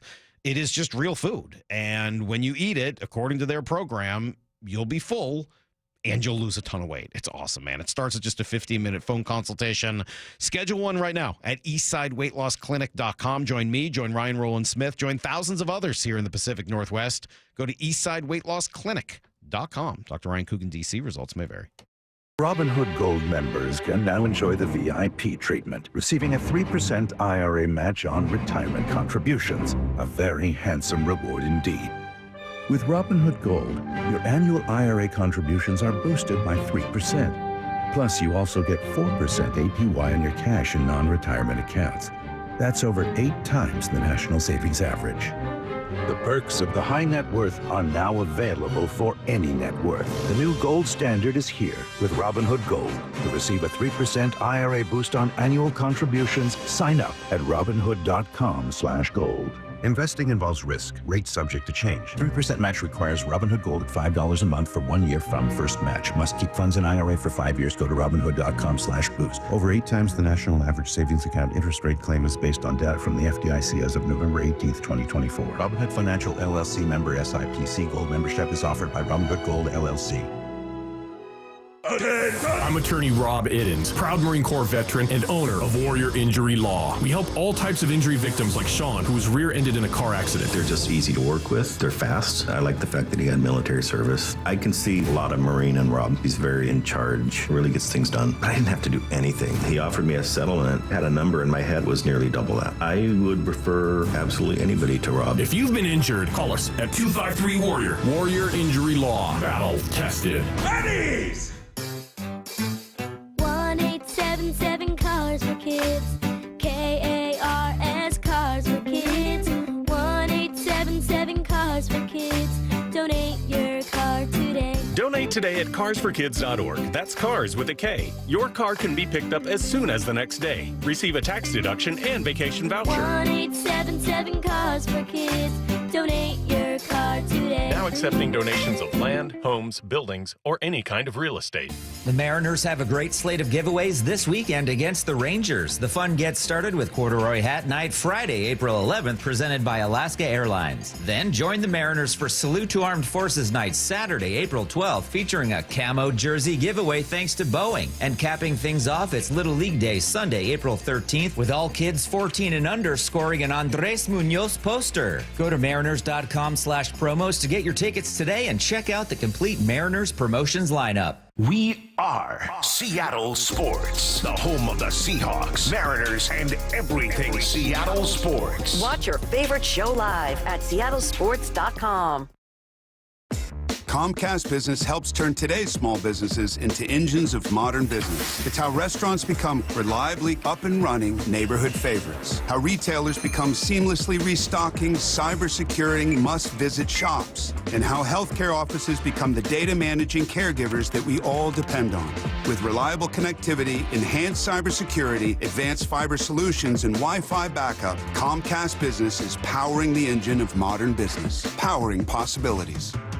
Now through April 21st, new customers can get started with 150 megabit internet and Security Edge for $49.99 a month for 12 months with a 2-year agreement. Plus, ask how to get a $500 prepaid card on a qualifying internet package. Call today.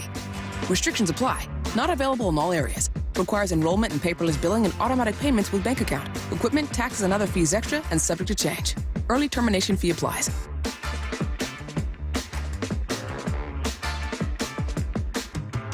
LeeJohnson.com is a dynamic research tool. We want to give the customer enough information to where they don't have to go anywhere else to research any of the questions they have. And if they want more information, we'd love to be there to help. We don't want them to feel like they're dependent on emailing us or texting us or calling us just to get the information they need. So we put it all out there. We call them digital retailing tools, big fancy calculators where you can get in there and change the terms and change the payments and change the cash down. And it'll give you a disclosure of, hey, when you do this, this means here. And a consumer can get on there and do a lot of this themselves. And then if they choose to get us involved, we can actually get involved on the backside of it and help them along the way. We want to give the consumer the same tools that we have and let them understand what we understand.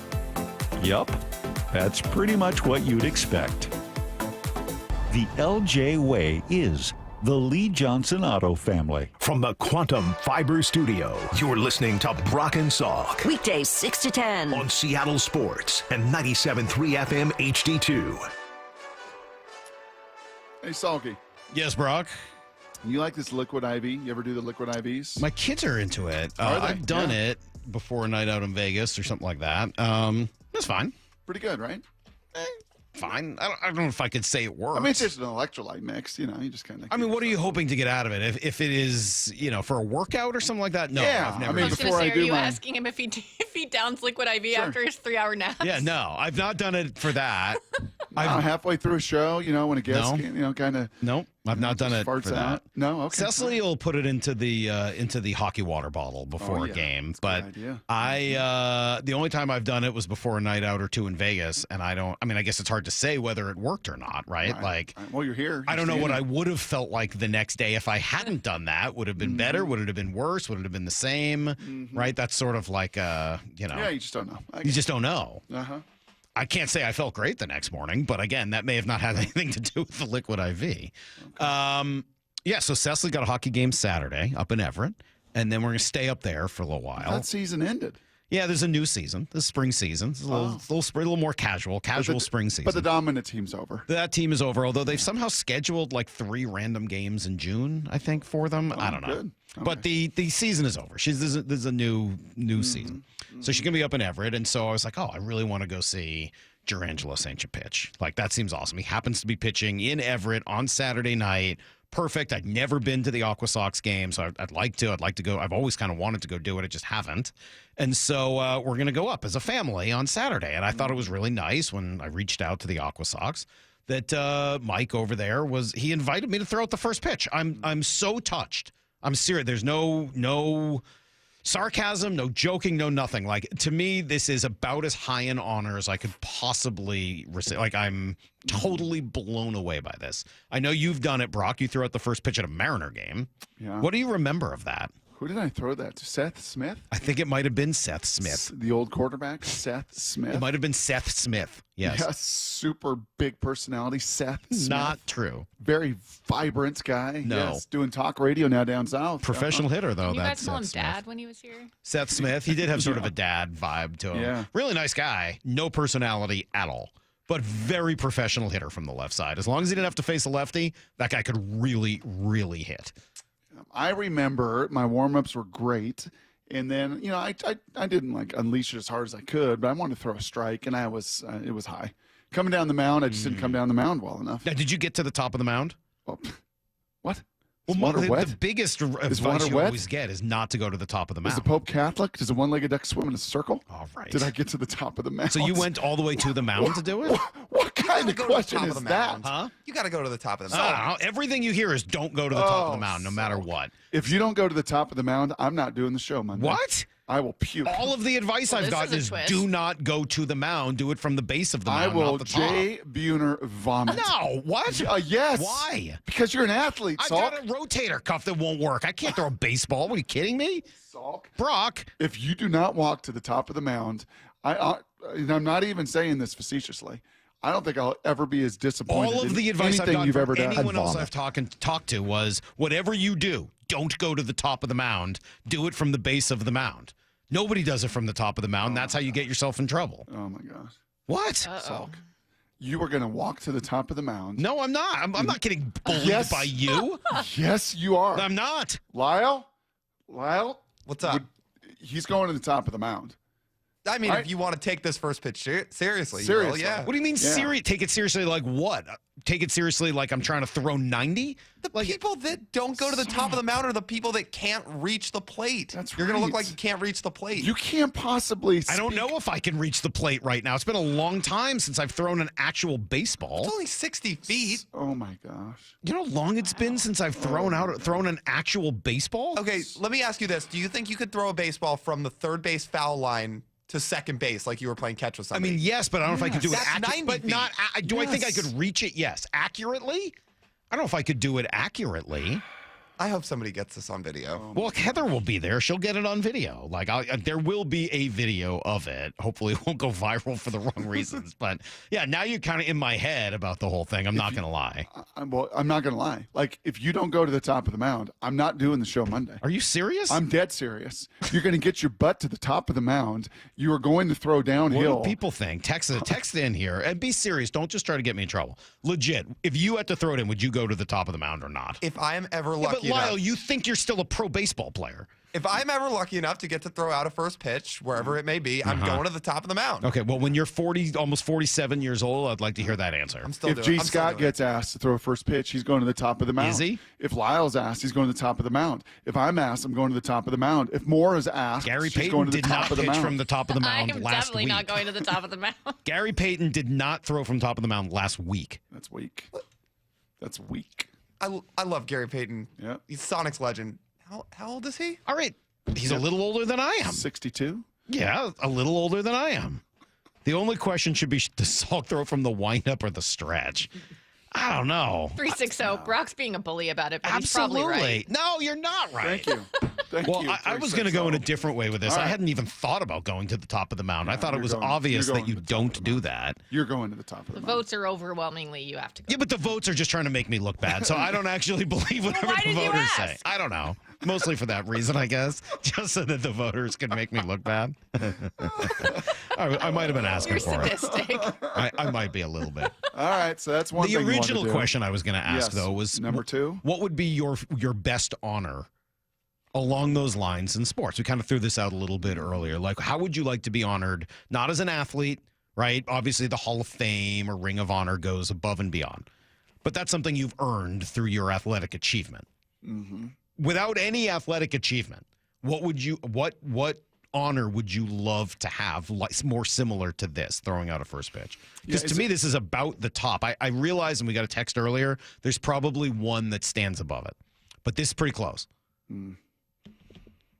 Is there something at the old Indy 500 where you? Oh, the honor. Yeah, you do the honorary starter. That'd be pretty cool. That would be cool. Or I think you can even drive the pace car at NASCAR or the Indy 500. So I was yeah, about that's to a pace say- car's a good one. I would want to drive the Zamboni. That'd be the most fun. Yeah. For sure. I don't know if it's the highest honor, Yeah, probably not. but it definitely would be about as fun. We got as a lot of Super Bowl coin flip text earlier. Ooh, you're certainly you'd be on TV.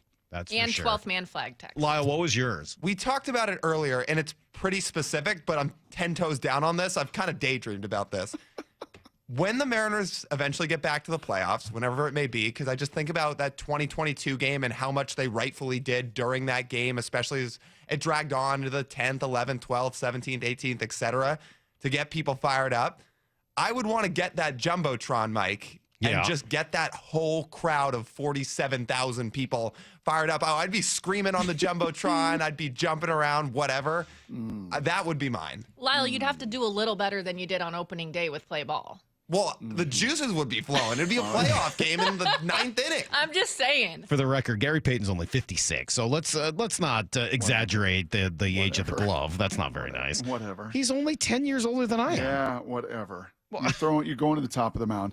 The raising of the 12th man flag. Yeah, that is the one. That's pretty cool. That's the one, because you get to do a little of all of it, right? You Yes. get the honor, Yes. and you get to get everybody fired up before a Yes. football game. Yes. The 12th man flag, or those like there's the Viking skull horn rather. Salk, when I got to light the cauldron for the Seattle Sea Dragons for the XFL, that was I mean, the something, Olympic torch is obviously right, but you got to earn that, right? You got to earn the Olympic torch. Yeah, those are some pretty good honors, though. Yeah, You start pretty thinking cool. through, like there are some really cool things you could get to do. Throw out first pitch at the Everett Aqua Sox from the top of the mound. I don't know Pretty whether, cool. high A baseball is like the pinnacle of that. But fun. I am, for me anyway, as a baseball fan, I think this is about as much as I You can can bring your possibly glove, afford. right? I will definitely bring my glove. good. This might be a non-starter because 360 says they went to the Aqua Sox game last night and they didn't let the first pitch people touch the mound. Thank God. Dirt. Thank God. That's exactly the kind of news I wanted to hear. Please, And if you you're know what? listening and you work for the Aqua Sox, please rope it off so nobody can go up there. And just a little note, there are going to be 2 first pitches thrown. One righty, one lefty, in honor of the first home start for Jurangelo Sanchez. So that should be And pretty you know what? cool. You know what you do? If they say, hey, kid, don't go on the mound, you go on the mound. And you ask for forgiveness. Yeah? Yeah, I that's agree. what you do. Not I'm permission. sorry. 425 says, That's I right. work in the press box at the Aqua Sox. I can't believe I'm going to be there for the day Salk has to get Tommy John surgery. All right.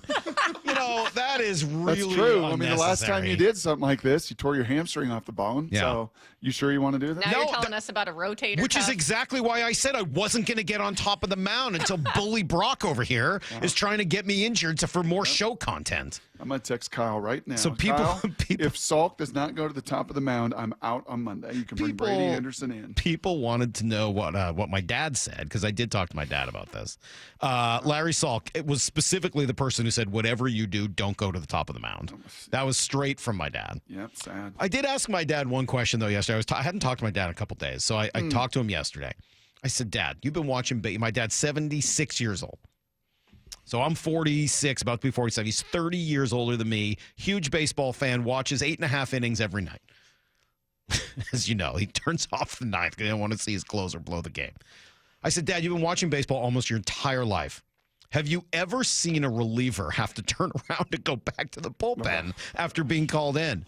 He needed it explained to him because he was like, wait, I just don't understand. What do you mean? And so I had to explain it a couple of times.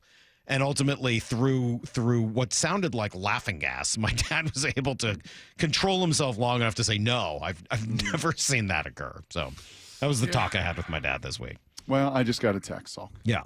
This is just, bottom line. Period, end of story. Yeah. All right, there's no debate about this anymore. Because this is a newsman. This is a revered newsman in our market for decades. Steve Rabel. He was a one-time sportscaster.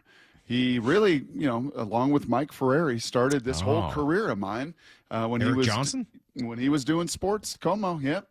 Eric Johnson, Mike Ferrari said, why don't we do this little after the game Monday night show to rave reviews, won Emmys. I broke Mike Ferrari's finger when I threw the football off of the top of the Como building, and he was down at the bottom of the base of the Space Needle and destroyed his whole hand.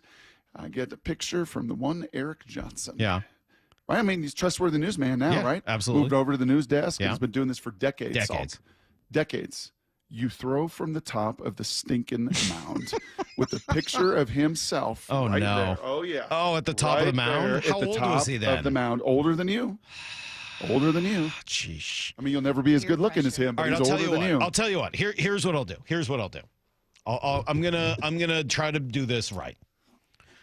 As I know exactly what you're going to do. What? By the way. You are going to make sure that the grounds crew tells you that you can't go to the top of the mound. Why do you not have any faith in me? I'm not going to do that. No, I'm going to be honest. Here's what I'm going to do. Because this is a unique situation, okay? There are 2 first pitches being thrown out, one righty, one lefty. Oh, look at you. And obviously... you're going to let the lefty go first, and if the lefty doesn't go to the top of the mound, then I'm going to be a good teammate, and I don't want to show him up. What do you mean? I know you're manipulative. You love good teammates. I know what you're doing. I'm not manipulating anything. Yes, you are. I'm going to let the lefty figure it out. Sure. Whatever the lefty does, I'll do that. I'll be ready to throw from the top of the mound, but I'm not going to embarrass the lefty. What if the lefty throws from like 5 feet away? Now I go to the top of the mound and show him up or her? That's Fair not enough. right. Salk, you've been following a lefty for 16 years. That's so, right. Yep. You go ahead. You just That's open not the door. right, and you know it. That would not be right. If the other person can only throw from one spot and then you go all the way back, hey, why don't I just, take a crow hop and throw it from center field? That's kind of an alpha move if you do that. I'm not going to lie. I don't want that kind of alpha move. I think you're being a jerk. Don't you think that's sort of obnoxious? No. Just preference, personal preference. No. No. That's right. Yep. Have you ever, well, I don't know how many times you've seen multiple first pitches thrown out in a game, but I don't feel like that's the right thing. That feels honestly pretty obnoxious. I'm not going to do that. Okay. I will wait and see what the lefty does. I'll work it out with them ahead of time. Right. And I will do what they do. But if they want to throw from the mound, I'll throw from the mound. Great. All right. I'm not going to embarrass myself by not doing what the lefty does. You putting in any requests from a certain ever guy to catch it or no? Well, I mean, I did. I'll be honest. I did think about that last night as I was falling asleep. I was like, now, do you get the ability to request who you want to catch it? Obviously, not in the big leagues, right? Mariners you get decided, whoever will take it. I mean, for me, the Mariners decided personality-wise, Seth Smith was about as basic as me. Maybe So they yeah. wanted 2 lefties out there. I don't know, but yeah, I mean, like in the pros, you don't get to decide. Do you get a request at the single A level? I mean, those guys don't have that much say in what's happening. But on the other hand, like, Colt Emerson's a big-time prospect. Like, does he have enough ability to be like, yeah, I'm not doing that. I get ready for the game over here. I'm not going to take that first pitch. But if Colt Emerson, if you could throw out the first pitch to Colt Emerson, he ends up becoming the kind of star that people say he could. Yeah. Forever and ever, you could say, I threw out a first pitch, and Colt Emerson. Oh, my God, the Hall of Famer, Colt Emerson? This is very simple. No, Mike, that's not it at all. Mike, that's it's not going to be Saint. I can tell you that. It's going to be Laz Montez. You pick the biggest target there is. And you say, especially you say that, but if you throw it low, don't you want a shortstop with reflexes like Colt Emerson to be able to pick it? So his thighs are so big. We're concerned about his knees. So you have him in that big smile of his. He's going to give you a big hug. He's going to light up the I want the catcher to catch it. What's his name? Josh Caron? I think I want him to catch it. Like, he's a catcher. He can block anything in the dirt. He'll know what he's doing. So anyway, if you guys aren't doing anything on Saturday and you want to come out to the game, I don't know if there's tickets available still, but you can come watch me embarrass myself Saturday night. And then what should be pretty cool, just seeing this, I was just looking through the lineup again. It really is ridiculous. Yep. I don't know how good the pitching staff is after Sancho this year, but you look at that lineup with Colt Emerson and Laz Montez and Ty Pete and Michael Arroyo and eventually Johnny Farmello. That is stacked. That is a stacked lineup and pretty cool to get. And I would go see them soon because I don't know whether they're going to all last at Single A this year. I think a bunch of those guys are going to be in Arkansas within a couple of months. So, all right, that's my Saturday, and hopefully I can get some folks to come with me. Brock. Yes. 2 weeks. 2 weeks from today. 2 weeks from right now, we're going to be getting ready for night one of the NFL draft. Gun to your head today. What do the Seahawks do at number 18? Now, what do you want them to do right now today? Yeah. They take a guard. I think, honestly, they take an interior lineman, and it might be actually Kelvin Banks. I shouldn't say a guard. They're going to take I feel confident in saying there's going to be three guys. We'll sharpen the pencil before them, but call it three guys that they feel confident is worthy of that 18th pick as an offensive lineman. And I think they're going to be there. Your hope 2 weeks from today, your hope is that Shedeur Sanders elevates way up and the Raiders take him or the Saints take him. Your hope is that the Steelers come up and for some reason, maybe, I don't know, maybe with you or somebody I got to get Jackson Dart, that we see the same run on quarterbacks that we have seen seemingly every year in this draft. And then you see a couple of the tackles go, and then you see the edge rushers go, and then you see, Michael Williams and Jahad Campbell, and you see those guys go. You see the two tight ends go. And so at 18, one of those three linemen, who I will profile over the next 7 Booker, days. Zabel, or Banks? Yeah. You think it's one of those three guys at number 18? I would think so. Maura? Yep. What do you think? Right now, today. I mean, still got 2 weeks. You can change your mind. You asked me this earlier. I'm going to stick with, I said Gray Zabel, but then that's what I think they're going to do, and they never do what I think they're going to do. Yeah. But Maura's going with Gray Zabel. I feel like it's always outside the box. But Lyle, at number 18, what is it today that you think the Seahawks will do? I think my answer earlier when you asked was Booker or Zabel. So I know that feels like the obvious pick, but I feel like this year of all years they're going to go with the obvious pick, especially after they missed on every offensive lineman this offseason. Is this going to be our 16th draft together, Brock? Yeah, pretty much. In 16 years, have the Seahawks ever, with their first selection, done what we thought they would do? Oh, I'm trying to think of one example. Aaron Curry wasn't supposed to be there for them, and then he was, and they Wasn't took Russell him. Okung? Didn't we talk? We talked about him, but I don't know whether it was like a definitive in Russell that time, Okung. do you feel like they've had this glaring of a need? Fair point. I mean, they've had the same well, need no, I'm almost actually every trying year. to remember. But even a few years ago, when we figured there was a good chance they'd go with a tackle, it wasn't the tackle necessarily that we thought they would get when they ended up with Cross. But he was the last of the three available because Aquanu and Neal went off the board, right? Yeah, so when they did it, it wasn't necessarily that shocking. Bruce Irvin was a huge shock. Rashad Penny was a shock. I mean, like kind of going through all of the years, I'm trying to think of one first-round pick that the Seahawks have made that we've been like, yep, that's exactly what we thought they were going to do. Yeah, some of them were more surprising than others, that's for sure. I think at number 6 that year, there was some talk they might take Eric Berry, who they ended up not taking. I think he went in between 6 and 14, where they ended Byron up Murphy taking him. last year. Was Byron Murphy a guy We talked about it. I don't know if I thought he was going to go to them there. Agreed.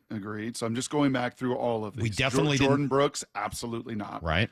Absolutely not. LJ Collier, no. Absolutely not. Rashad Penny, No. absolutely not. Well, that was in the second round after trading past Ramczyk and Jabril Peppers and all sorts of guys. So no. Jermaine Ifedi, absolutely not. Although he was kind of I guess he was a tackle there, tackle guard. Continuing to go back, nothing in 2015. Frank Clark, the first pick there, even that was a bit of a surprise. Paul Richardson, the second round pick. They didn't even have a first rounder in a bunch of these years. Salk 13, 14, 15, no first rounders. Bruce Irvin in 2012. Salk turned to me and I think he vomited. We didn't know who it was. Yeah, I think he picked up the garbage can. No, that's not true. That's not what happened. You looked at me. You're like, "What? Who is?" I didn't know who he was, but I wasn't mad about it. I remember writing we never talked about him. Yeah. We never talked about him. Well, we had the one caller that predicted it. Other than that, we never mentioned the guy. I was mad at you for not ever talking about it. You're always That's your mad job. at me, Mike. You're always mad at me. I was mad at you when you didn't know who James Carpenter was. That was in 2011. That was the year before, and then it was Russell Okung and. So in the entire time we've been doing the show together, they have never one time, not one time, John, selected the guy we thought they would. Are you guys in the camp of thinking that Pete had heavy influence on that? I don't. Could it be different with McDonald? I don't know. I don't know. I don't necessarily think that. Okay. No. So for those reasons, and those reasons alone, I'm going to go the other way and say that it is not one of those three offensive linemen. Mm-hmm. I think it's going to be one of. Could be an end. Could be a tackle. Honestly, a defensive end. One of these rushers. I think it is either one of the defensive linemen, like the kid from Michigan, Kenneth Grant. Mm-hmm. I think it's either someone like him, or it's a tight end. That's my gut. Not one. If those two tight ends are gone, it's not. They're not. Well, then it won't be one of those tight ends. Okay. But you think one of those could be available? I think one of those two guys could be available at 18. Okay. And I think that a bunch of the D tackles will be available at 18. Mm-hmm. And I'm not saying that's what I want them to. This is just what do you think is going to happen? Mm-hmm. There is a huge part of me that thinks that's exactly. What if Ashton Genty is sitting there at 18? No. Gosh. I'd vomit. Ashton Genty is sitting there at 18. That would be quite They're the going to moment. trade Ken Walker.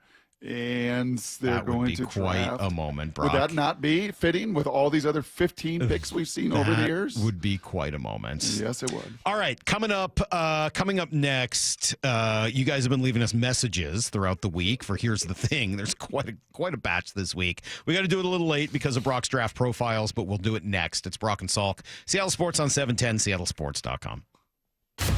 Blue 88 on Brock and Salk. The idea that there is no middle class of quarterbacks anymore. Is there one this year? Every day at 7:45. No second rounders. That's not a thing anymore because of the advantage of that rookie contract and having him for 5 years. Many have reached into that first round and take those guys. I do think it's going to be a little different this year. I would not mind seeing them take a middle round quarterback to push Sam Howell. Blue 88, answering 3 football questions as only Brock Heward can.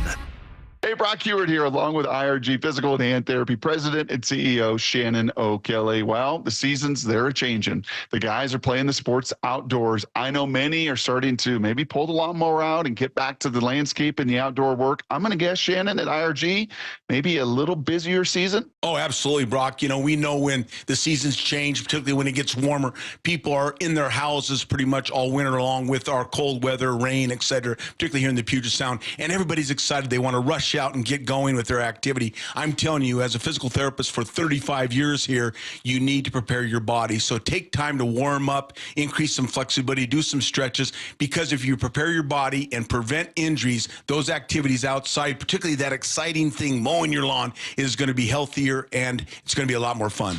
And you feel better. For more info or to book your appointment today, simply go to irgpt.com. It's all waiting for you right there at irgpt.com. So I formed Davis Law Group about 30 years ago, and I would get, the same questions from people about what to do in the case of an accident. Do you need a lawyer? To the point where I decided that I would at least write a book which would answer the common questions that I would receive as a lawyer. Once I wrote my first book, it proved to be hugely popular. I decided to write then a series of books in different accident cases so that we could really teach people about their rights, how to protect them, and how to decide on whether they need a lawyer and what lawyer to hire. I've found in my career that having a client that is educated and knowledgeable about their particular type of case really helps the client and also usually ends up making the case or the claim more successful. To get your free copy of any of my Washington accident books, visit WashingtonAccidentBooks.com. Asset Roofing was founded with the aim of shielding the community from liabilities that may arise from hiring a contractor. Bob Stelton here, and I love their slogan. You're either hiring an asset or you're hiring a liability. Now, I've been there, and you probably have too. Hiring a contractor that showed up late, delivered shoddy work, or went over budget. Asset Roofing is the opposite of a bad contractor. Their business model is to deliver honest and transparent solutions, becoming a valuable asset for both clients and their communities. Now, I experienced it firsthand when I met Anthony, the owner, and then again when I had him do work on my roof. Now, these guys are the best in the business, and I highly recommend Asset Roofing to local homeowners. Now this spring, replace your aging roof with Asset Roofing. Ask them about their specialty, metal roofs. You're either hiring a liability or you're hiring an asset. Check them out at assetroofingco.com. That's assetroofingco.com. Certified work that's never in doubt. Asset Roofing, excellence is on the house. Here it comes, the second huge online equipment auction of the year, produced by the James G. Murphy Company. Bidding starts at 10 a.m. Thursday, April 10th, and closes at 10 a.m. Wednesday the 17th. Over 800 items are on the block, including heavy equipment, trucks, and logging gear, including a 2016 Link Belt 210 XT TLN log loader, a 2014 CAT 320 DFM log loader, and a 2014 Komatsu 931.1 forwarder. If you're looking for construction equipment, we got 16 excavators, 5 wheel loaders, 4 backhoes, and 2 pavers. Plus, there's a great selection of 12 late model dump trucks, including 5 Peterbilt 367s from model year 2013 to 2020. Check out all this gear in person during inspection days, 8 a.m. to 4 p.m. Tuesday the 15th and Wednesday, April 16th at our Marysville location. Bidding starts 10 a.m. Thursday. For pictures and all details, check out murphyauction.com. That's murphyauction.com. If you're 55 and up, T-Mobile has plans built just for you. 2 lines of unlimited for just $30 a line. That's a 45% savings compared to Verizon and AT&T. But don't just take our word for it. It's not just the savings that are great with our T-Mobile plan. There's all this value from all these other things that T-Mobile offers. T-Mobile has been such a savings for us. We love it. Switch today and get 2 free 5G phones like the Motorola Edge with Turbo Power charging that gives you power for the day in just 15 minutes. And customers 55 and up can get 2 lines of talk, text, and data for only $30 a line. Go to T-Mobile.com/choice55 to learn more.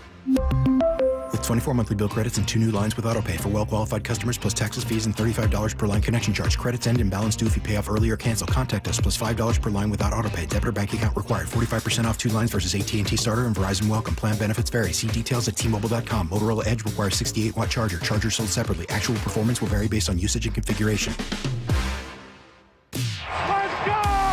This is Seattle Sports. Streaming through the Seattle Sports app. KIRO AM Seattle. KIRO FM HD2 Tacoma. Home of the Seahawks, Mariners, and everything Seattle sports.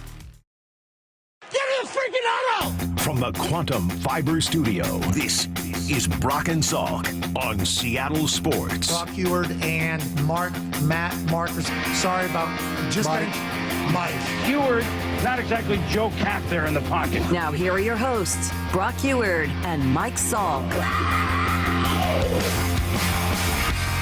All right, final hour of today's Brock and Salk show, and we've got some unique, different stuff over the course of this hour, Brock. Before we get to some of that, though, we were doing your draft profile at 8 o'clock, which is perfect as we're 2 weeks before the draft, but it meant that we had to move one of our favorite weekly segments. Here's the thing, where you guys leave us voice messages on our app, the Seattle Sports app. So, without further ado, we've moved it to 9 o'clock. Here's the thing. Brock Heward doesn't just hate one kid. I am so disappointed in Michael Salk. You don't know what you're talking about. You're mindless. Love you, bye. It's time for Brock and Salks. Here's the thing. Okay, here's the thing. All right, let's come in hot with Jared right off the bat. Here's the thing. The Julio hatred has to stop. Brock, you are a moron. M-O-R-O-N. Because you like to spell things out. Here's another thing I'm going to spell out for you. Julio's walk rate has been 17%.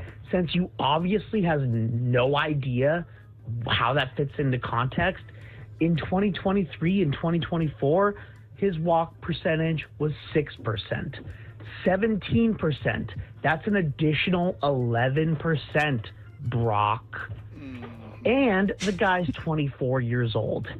And he has the second best OPS on the team. And need I go on? That might be the most direct shot ever taken at Brock on these airwaves. Wow. He looks really bothered. I'm sorry, I didn't hear any of that. What do you have to say? Oh, big baby. No, a lion doesn't listen to the sheep. Oh, big baby. I had to tell Titus that yesterday. Oh. No, like a lion doesn't really care what the sheep have to Poor say. Brock got insulted for the first time ever, and now he doesn't know what to do. Julio got his first hit yesterday with runners in scoring position. God bless him. He's 1 for 13. Don't put yourself on the anti-Julio side. There's no win there. No, I love Julio. Don't do it. Don't But be I tempted will- because Jared baited you into it. I will have a strong watch on his ability to continue to process. That's fair. And be consistent. Those things are fair. But Jared may have made his point in a fairly hostile Very way. antagonistic. Very antagonistic. Uh-huh. But tripling your walk rate would be a pretty good thing for Julio. And cutting down your strikeout rate, which has also happened this month. And he's hit compared to his other Aprils. more is a good home thing. runs than he ever has at this point of the there are some positives. Let's see if he can, get on one of those Julio streaks at If some you point. want to be a star in any sport, who are we was a DJ yesterday talking with somebody this week about it was passing about consistency. It's not a one-time thing. It's not a 1 month thing. It's not a 1 year thing. Yeah. If you're going to be a star, you've got to do it and carry your team. And he's carried them for a month at a time. He's carried them for stretches at a time in ways that very few in the game. Yeah, I think what it is just in those non-streak times, can you just be okay rather than like a liability? Yep. Here's Carl. My man Bump, Stacy, I love you guys, but you just change your jingle.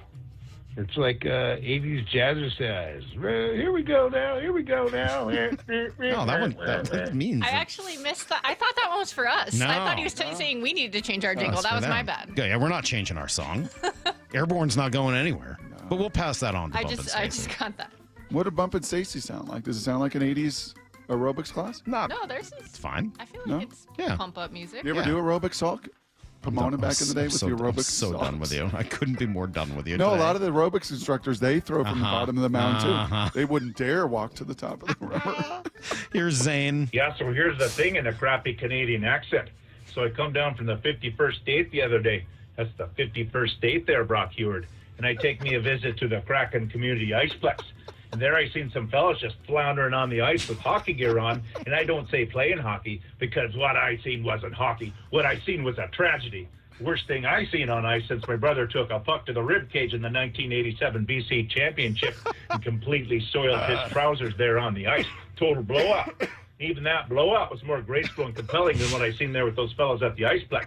One guy in particular, hairy little false dichotomy of a fella, if you know what I mean. And this... It just ends? Wow. There was more. Yeah.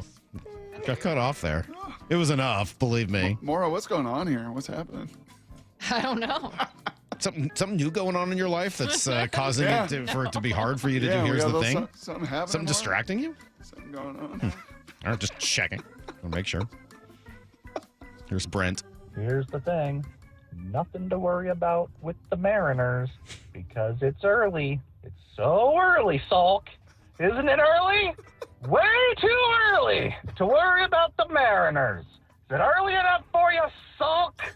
I don't know what you're talking to me about. Have I been the it's early guy this year? I promised you I wouldn't, and I haven't been. No, you haven't been. I'm not giving you it's early. Have I said that once? Not one time. I said I wouldn't do it this year. I made a promise. I live up to my promises. Yes, you do.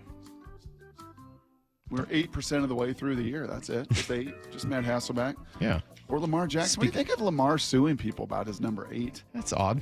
I don't like that. Yeah. Don't sue Troy Aikman and Dale Earnhardt Jr. Speaking of Matthews. I recently watched my daughter being born, and she had a very large head. And all I could think about was how bad I feel for Brock's mom. Big. I feel like Brock needs to send her some flowers immediately. Yeah. Yes. Would you do that? Would you send your mom flowers? Just, Yes. hey, thanks, Mom, for birthing me. Well, it'll be my birthday next Tuesday. Yeah. So I can say, hey, 49 years later after Yep. I wrecked you, because I was 10 plus pounds, almost all head. Yeah. Yeah.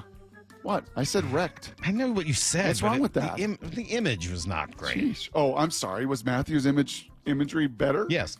Okay. Yeah, it definitively was, yes. Oh, all right. Here's Adam. Here's the thing. Every time I leave a good here's the thing, it says upload failed. So why doesn't Lyle watch some 90s Frasier or something and figure this stuff out to get it right? Yeah, Lyle, what are you doing wrong? Whatever that is. You don't know what Frasier is? Nope. What? What? That's a Seattle thing. You literally have never heard of the show Frasier? Come on. You're Joe exaggerating. Frasier? The show Frasier. Oh, I think you said Joe Frasier. No. Never heard of it No. or never seen both. Never even heard of it? That's impossible. Wow. I think you two live more in your own bubble than I live in No, my I don't own think bubble. so. No. No. No, Lyle. No, this was Lyle. Lyle. No, Lyle. this was a thing, Have especially here. Have you heard of Cheers? Yeah. Okay. Just checking. You ever hear the movie Sleepless in Seattle? It's terrible, but yeah. Okay. Here's Justin. Here's the thing. So you guys made fun of or poked fun at Mike Zunino for his fill-in phrase, but I noticed you guys never made fun of Brock for his. Oh, Russell Wilson, he can throw the deep ball, he can run fast and everything else. And Jake Browning, oh yeah, he can run around and he can pass and everything else. Oh. Like all Brock says is everything else at the end of every single sentence. Stop it. Or at least tell us what is everything else. Stop using it as a filler word. Yeah, Brock. Wow. Yeah. I didn't know about that.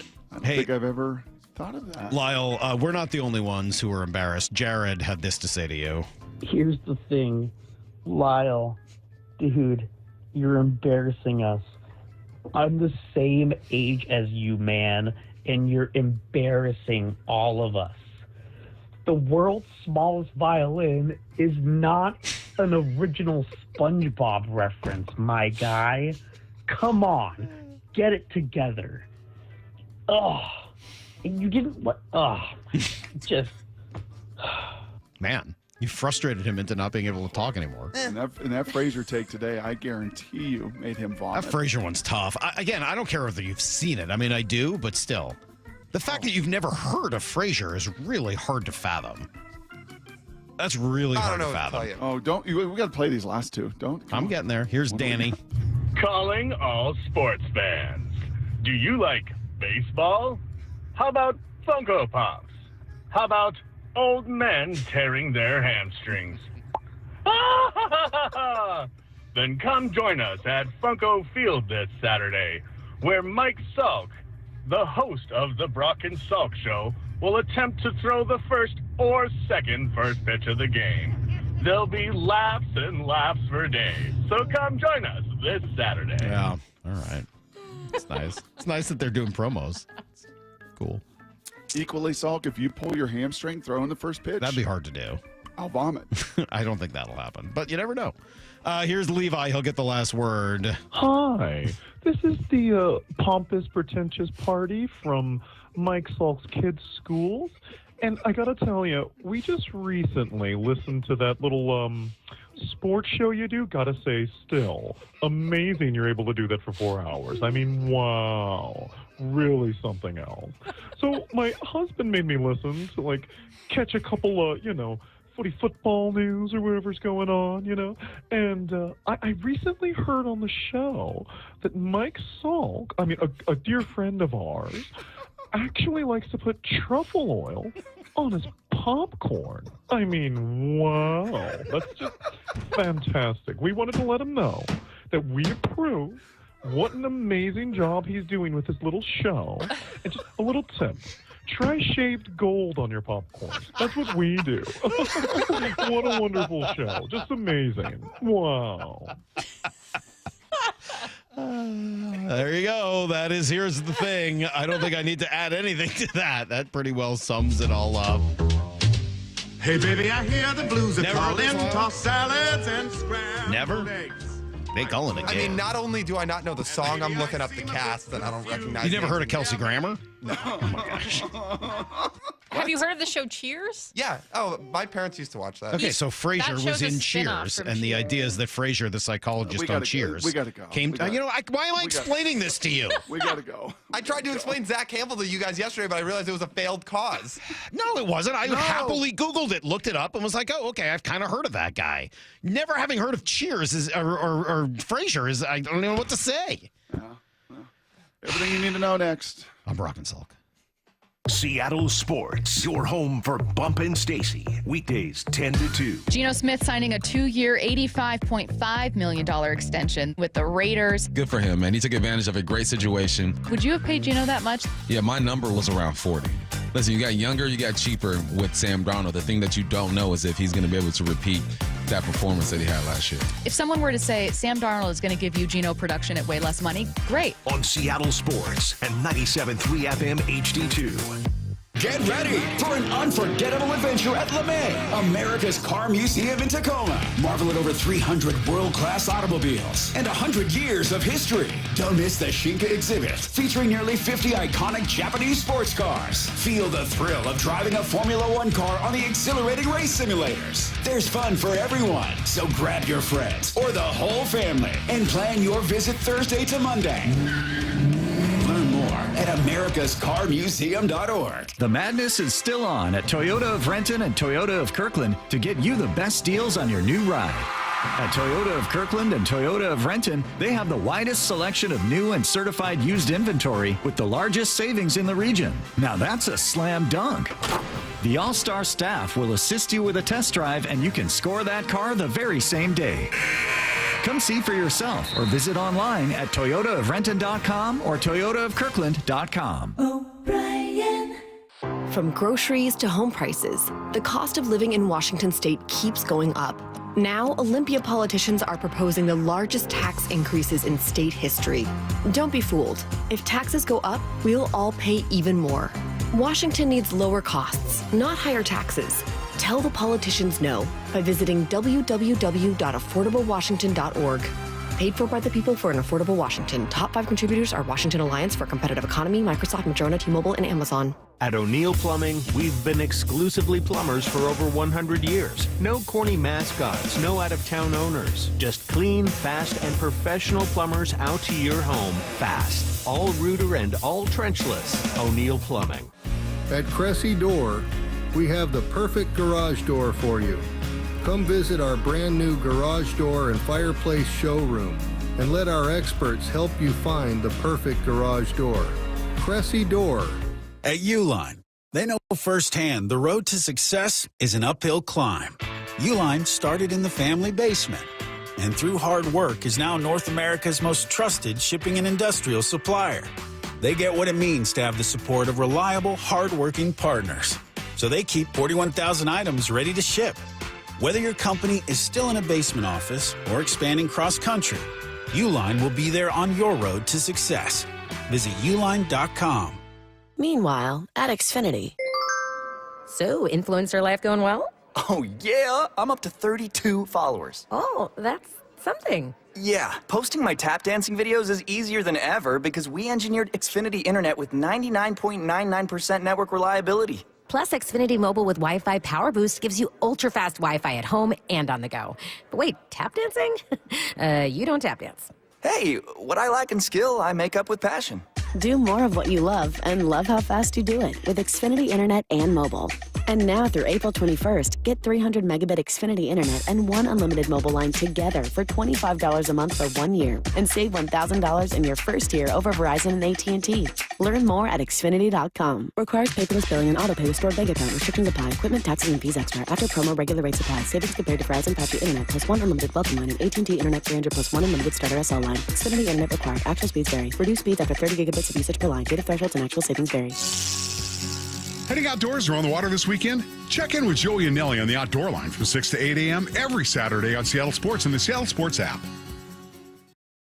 The future is here, so why is your internet stuck in the past? With Quantum Fiber Internet, you can get next-level multi-gig speed on a reliable fiber network. Fair and honest pricing with no annual contracts or bundling required. And whole home 360 Wi-Fi to make sure your devices are ready to take you where you want to go. So you can stream, post, game, surf, like, and love to your heart's content. You do you. Let Quantum Fiber Internet take care of the rest. Learn more at quantumfiber.com. Limited availability, service, and speed in select locations only. Hey, it's Jason Rance. I'm here with our local tax expert and advocate, Greg Nunn of None Better Tax Resolution. When you're dealing with business owners and the idea that they owe money to the IRS and they feel like they might be letting their staff down and it just spirals out of control. One thing I see with businesses, it's really tough because they have employees and maybe they're having a difficult time with the cash flow of the business.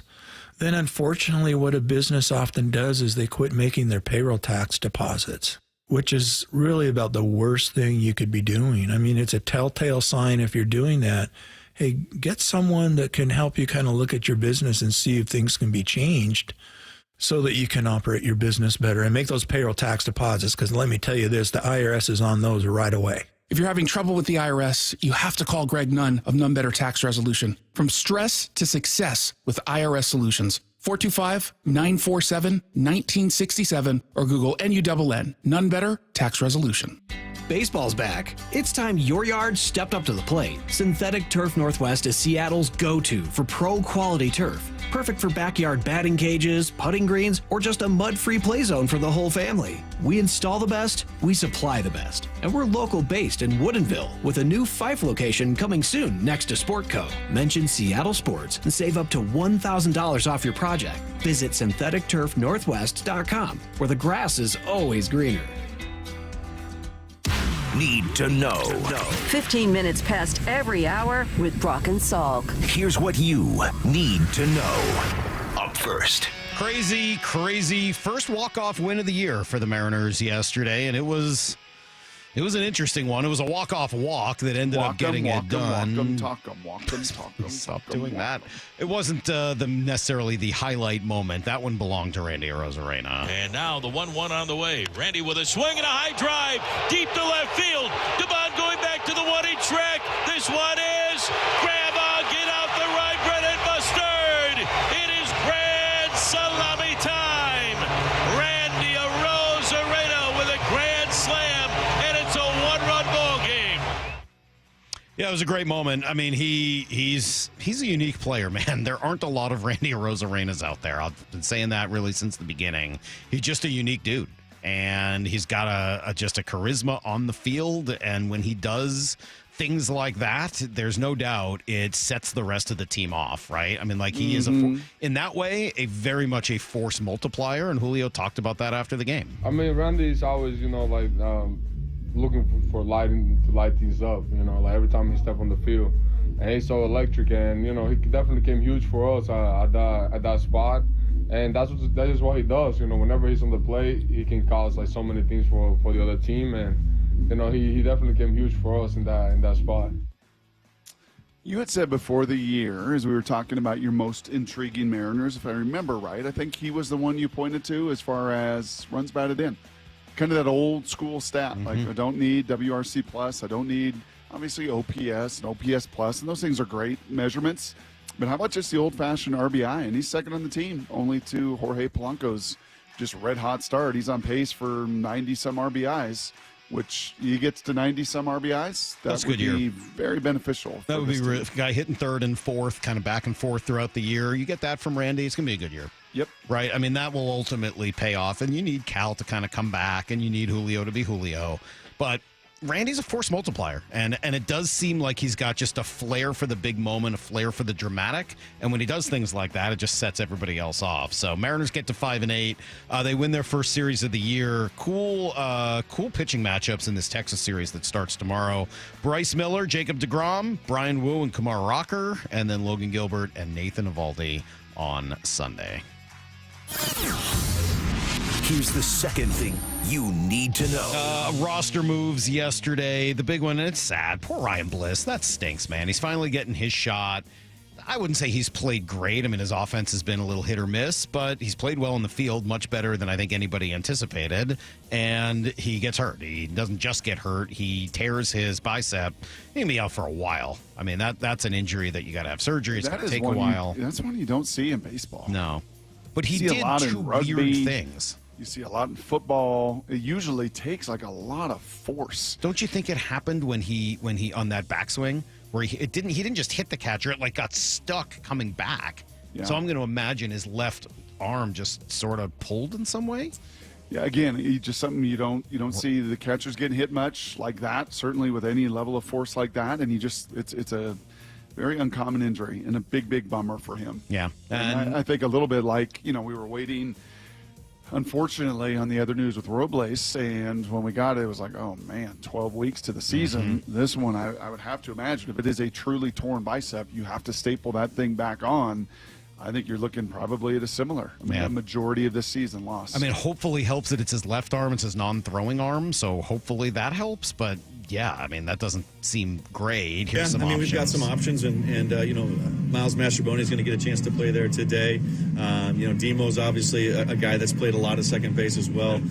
Leo Rivas, back up from Tacoma with us now also. So we have plenty of options, and we'll continue to look at those things and see how things play out over the course of the next few games. But I think baseball, as we've talked about, it's a game of adjustments, and we're going to continue to make adjustments as well as guys. They're playing hard. They're playing with everything they got, and sometimes injuries occur, and we'll have to make our adjustments. Yeah, maybe it did happen on the play he made at second base, on the ball that hit the bag. I don't know. It's really sort of hard to figure, but kind of a bummer. Poor guy. Stinks.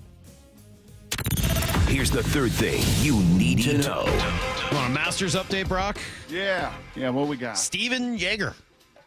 That guy's been at the top of the standing. He's been competitive here. He's been competitive. Last, month plus. Aaron Rye has fallen back with 2 straight bogeys. He's now 2 under. Nobody blistering the course so far. Not yet. Right? No, I mean 4 under through 10 is pretty good. That's true for Yeager. Everyone else 2 under or worse. Terrell Hatton, Scotty Scheffler, both 2 under. Jordan's back to 1 under. Brock, Will Zalatoris is 1 under. A little porcelain doll. Huh? He looks like a porcelain doll. Who? Zalatoris. It does a little bit. He does. Minwoo Lee is 1 under. He's kind of fun. You have a rooting interest outside of Spieth? Is this the time that Rory gets it done? Find a way to finish it? Doesn't he need this for the Grand Slam? Isn't this the only He's one? needed this for the Grand Slam for like forever. Yeah, come on, Rory. You know who I like? I mean, I like a little. You want a dark horse? I like me some Maverick McNeely. He's not exactly like the world's biggest underdog since his dad helped found Sun Microsystems. And he grew up on Pebble Beach. But he seems, considering all of that, he seems like super grounded. Normal guy. And he like a super smart dude. He Stanford guy, right? Not just Stanford guy. Like a couple of months ago on a plane, he decided to work out like a better formula for the world golf rankings. He's like a real smart dude. So I don't know. Let me hear my buddy Andy North. Okay. Cut number 4. Andy speaks very, very well. Yes, he does. I truly do. He's had 2 really good wins so far this year at Pebble and then at the Players. I was lucky enough to walk around and call one of the rounds at the Players, and he's putting the ball better than I think I've seen him over the last 4 or 5 years. He looks really good on the greens. He looks comfortable, and the numbers point that out. His numbers are better than they've been over the last few years, but I think he's passing the eye test. He looks more relaxed. He's talked about how he's in such a good place in his life. He's probably mentally better than he's ever been. So that's a scary combination. The way he drives the golf ball on this golf course, it's a huge advantage for him. You said you like to look at the other side of the leaderboard, Brock. Yeah. Nick Dunlap is 7 over. Is he the guy who won as an amateur last year or 2 years ago? Is that Nick Dunlap? And then Patton Kazire finished 7 over. Not great. No. Yeah. A couple other guys in the 4 or 5 over range. That is everything you need to know. 1/4 every hour on the Brock and Salk Show. Chris Kirk started off. Remember we were talking about him earlier. He was 2 under through 9. Yeah. He's now 3 over. Okay. He went bogey, par, quad. Not something you see every day.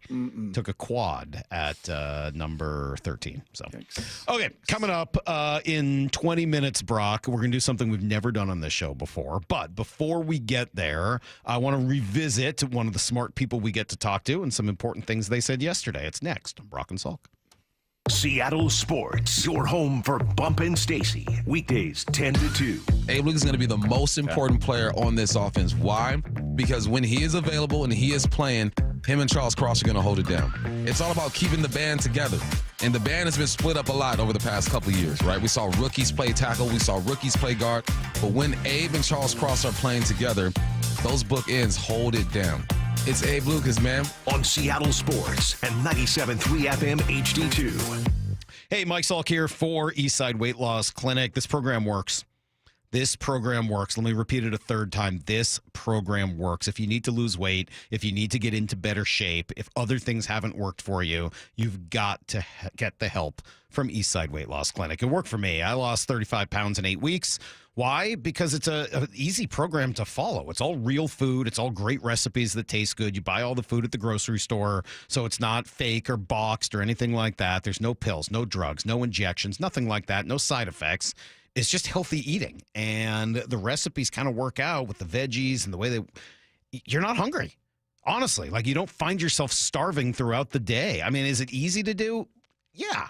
I wouldn't say it's the easiest thing in the world. You got to commit. I mean, like you've got to do it. You got to have some ability to follow the plan, but it's not that hard comparative to other ways to lose weight. So please join me, join former big leaguer Ryan Roland Smith, who's lost 30 pounds as well, by going to eastsideweightlossclinic.com and scheduling that 15-minute phone consultation. It's free, 15-minute phone consult. Just go to eastsideweightlossclinic.com. Dr. Ryan Coogan, DC. Results may vary.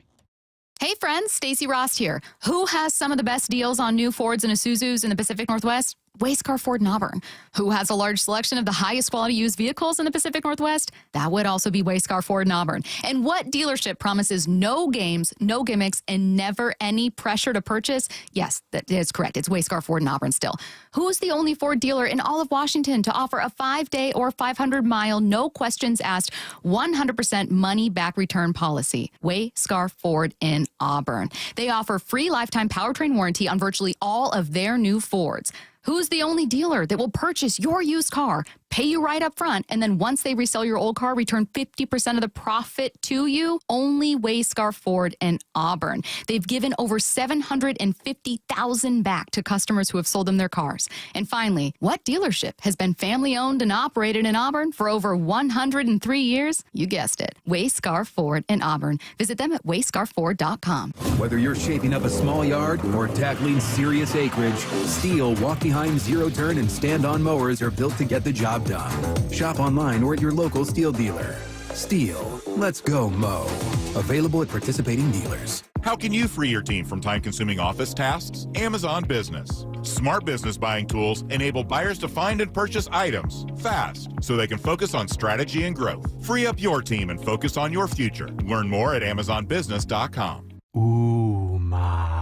What was that? That is business phone bliss with the Ooma Cloud phone system. It handles all our voice, video, and messaging needs. You sound very calm. I am. Ooma has everything I need to run my business more efficiently, like virtual receptionist, call routing, and video conferencing. And it starts at just $19.95 per month per user, plus taxes and fees. Ooma. Nice. Find your business comm at ooma.com/radio. Bonneville International radio station contests are open to participants 18 years of age or older that are residents of Washington State unless otherwise specified. Employees or agents of the station, Bonneville International Corporation, other area radio stations, or any entity associated with the contests are not eligible to win unless the station otherwise specifies at its own discretion. Persons who have won in the last 60 days from a station contest or event may not be eligible. Full general contest rules are available on seattlesports.com or in person at the station during regular business hours. Call or click 811 before you dig. Anything that causes you to roll up your sleeves a little and dig in requires you to first connect with 811. Call or click 811 and visit safeexcavator.com.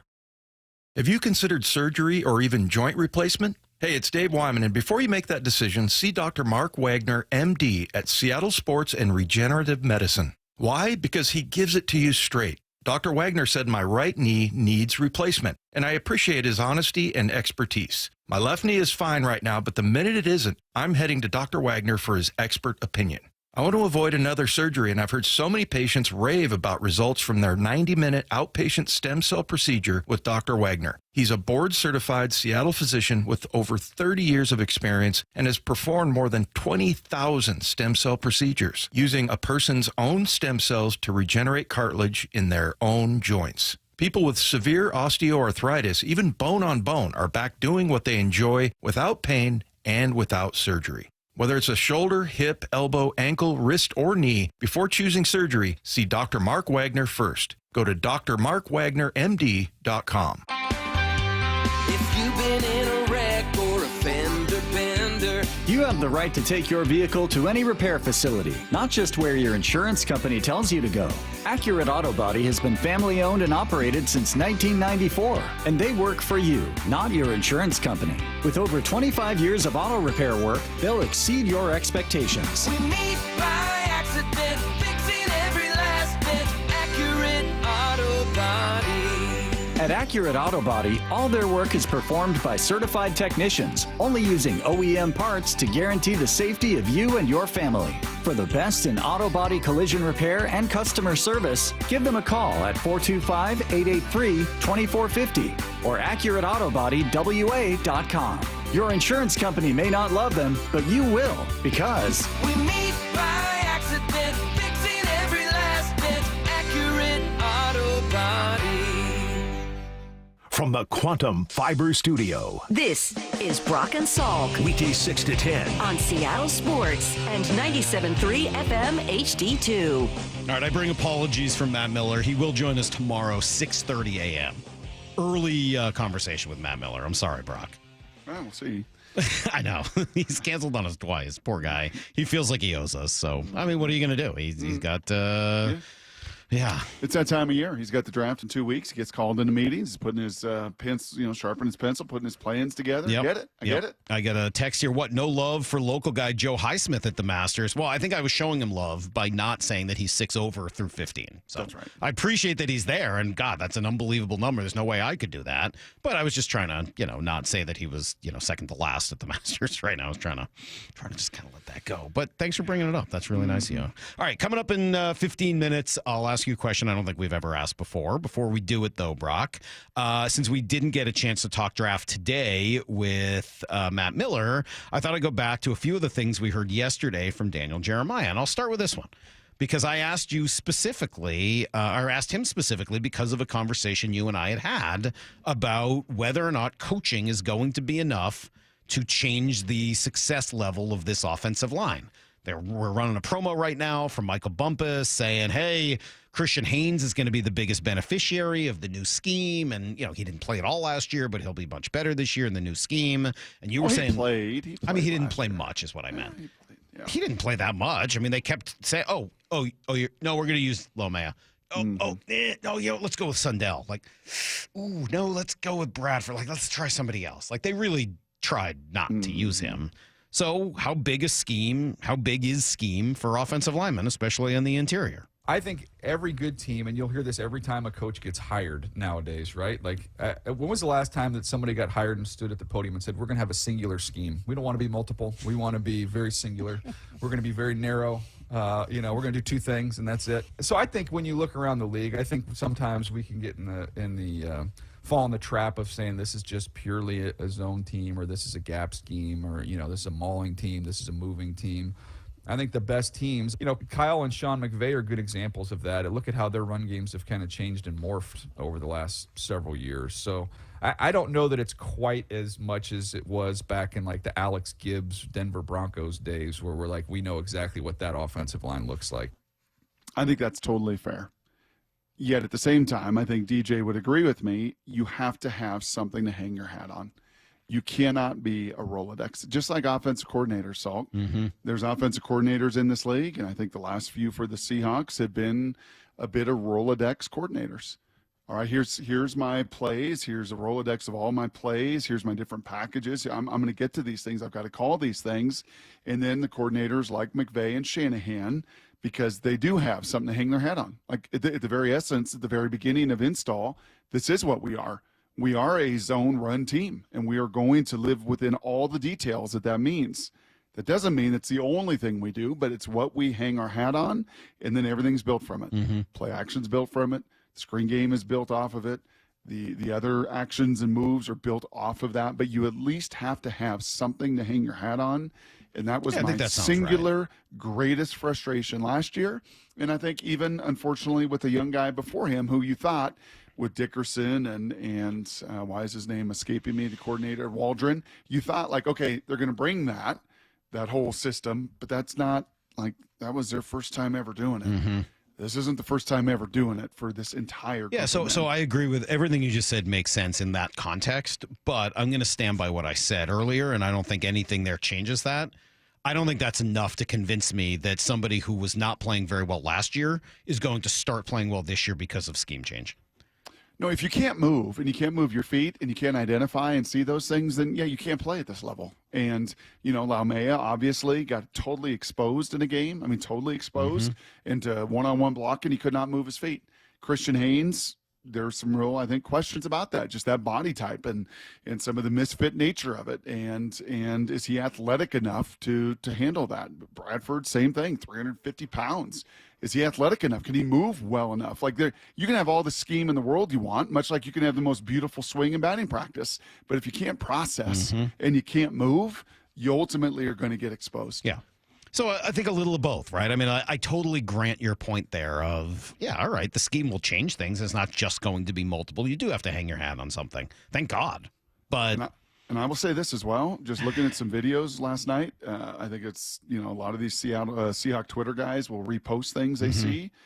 Abe Lucas right now if you thought Abe Lucas looked good coming out of college at that first OTA, and he did. Yeah. If you saw his workout stuff right now, he's never been better. Wow. Never been better. He's getting back to numbers he never put up even pre-injury. Awesome. So if that guy is right, this is not a question like Bradford and Haynes, because that dude did it. Yeah. And did it at a really high level when healthy. Just stay healthy. Really the only question there. All right. On the other side, we've spent so much time talking about the offensive line, and obviously we kind of know the candidates, and I'll ask Matt Miller this tomorrow about, 2 or 3 of the offensive line guys and how to choose between them. But what about on the other side? At the end of the day, this is a team that is built on defense. And if you go back and look at that draft chart we were talking about yesterday, it does tell you that where do you get great value? Tackles, D tackles, and edge rushers. So, DJ, if you want to go D tackle, who's available? Interior D lineman.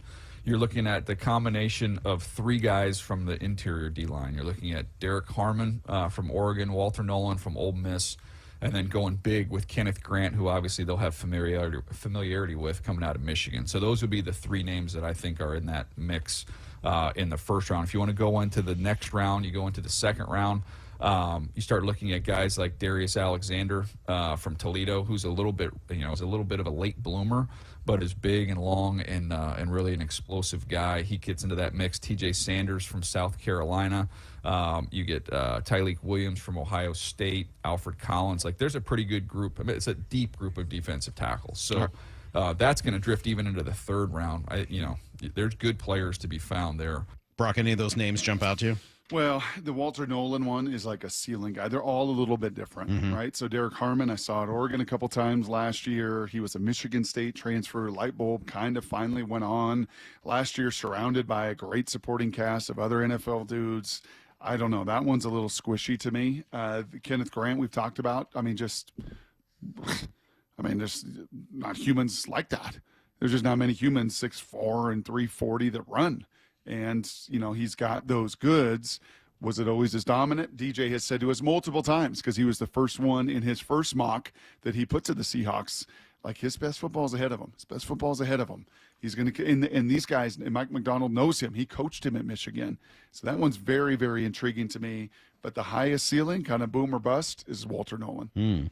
Like 6'4", 300, former #1 player in the country out of high school. Like, just kind of some goods there that others, once again, don't really have. But did it always show up? Did you always see that? Did you feel him? A transfer from A&M after a couple years where it was really up and down. and goes to Ole Miss, and even there, Ole Miss, was not a playoff contender. And if you have Jackson Dart and you have Walter Nolan, you have all these most important guys in most important positions, don't lose. Find a way to win. Take over a game. Find a way to overcome those things. So he would be very, very intriguing. Might even be a profile here down the stretch of my final 6. All right.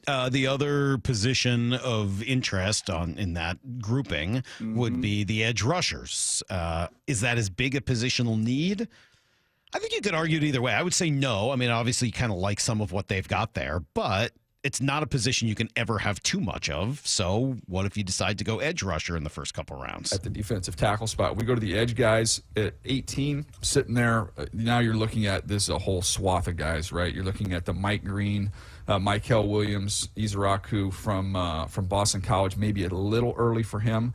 But he's in that mix for me. Plus, Shamar Stewart, James Pierce. There's a lot of guys. The second-round player that I love, and I finally found somebody. I talked to a defensive coordinator a couple days ago, was the first guy that I talked to that shared my love for Landon Jackson from Arkansas. I think is going to be a really, really good player in the second round. He's an LSU transfer. He's big. He's long.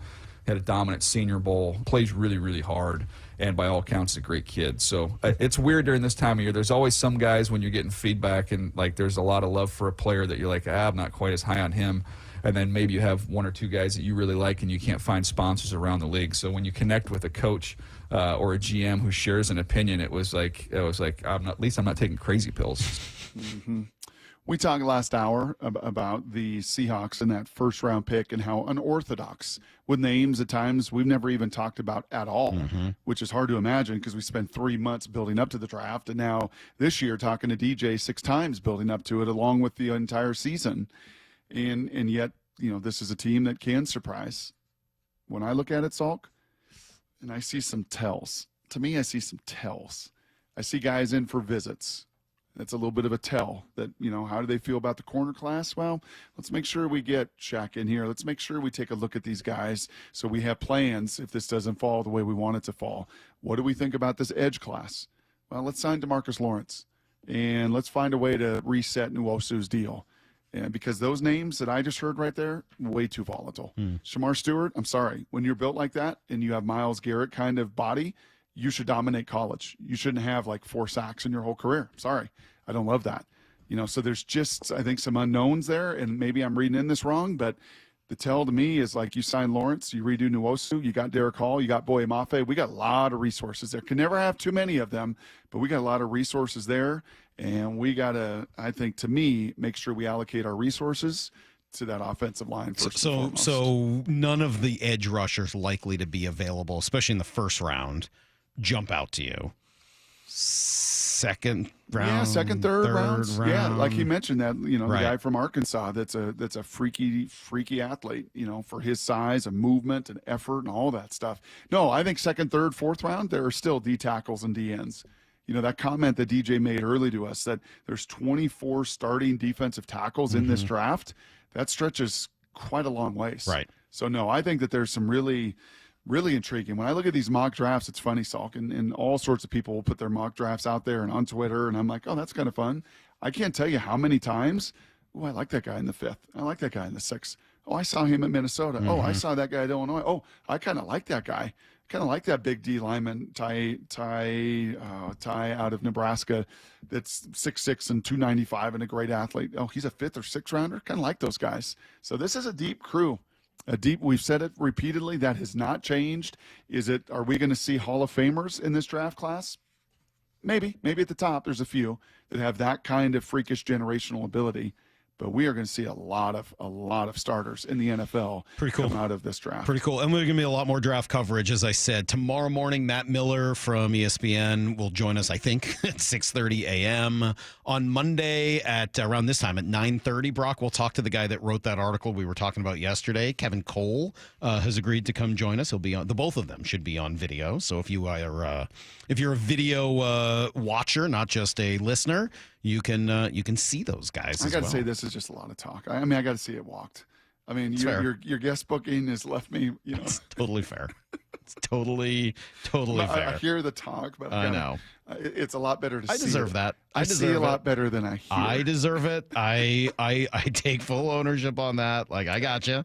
I think you're totally within your rights to give me that kind of grief. I will own it. That's for sure. All right. You want to try something a little different for a few minutes? We got a few minutes at the end of the show. We don't have anything planned generally for Thursdays at 9:45. So I saw this week. Big news story, Brock. Big news story. People who have apparently never been to the movies have brought back the dire wolf from extinction. Okay? So the dire wolf was like, I guess, an old version of the wolf, right? And so people, genealogists, et cetera, scientists, have found a way to bring back essentially a clone, I think, if I understand this right, of the dire wolf. And so for the first time in thousands of years, the dire wolf walks the earth back from extinction. Now, hopefully this doesn't mean we're going to get dinosaurs like in Jurassic Park. I was kind of hoping for the saber-tooth. Yeah, I bet you were. I don't want that.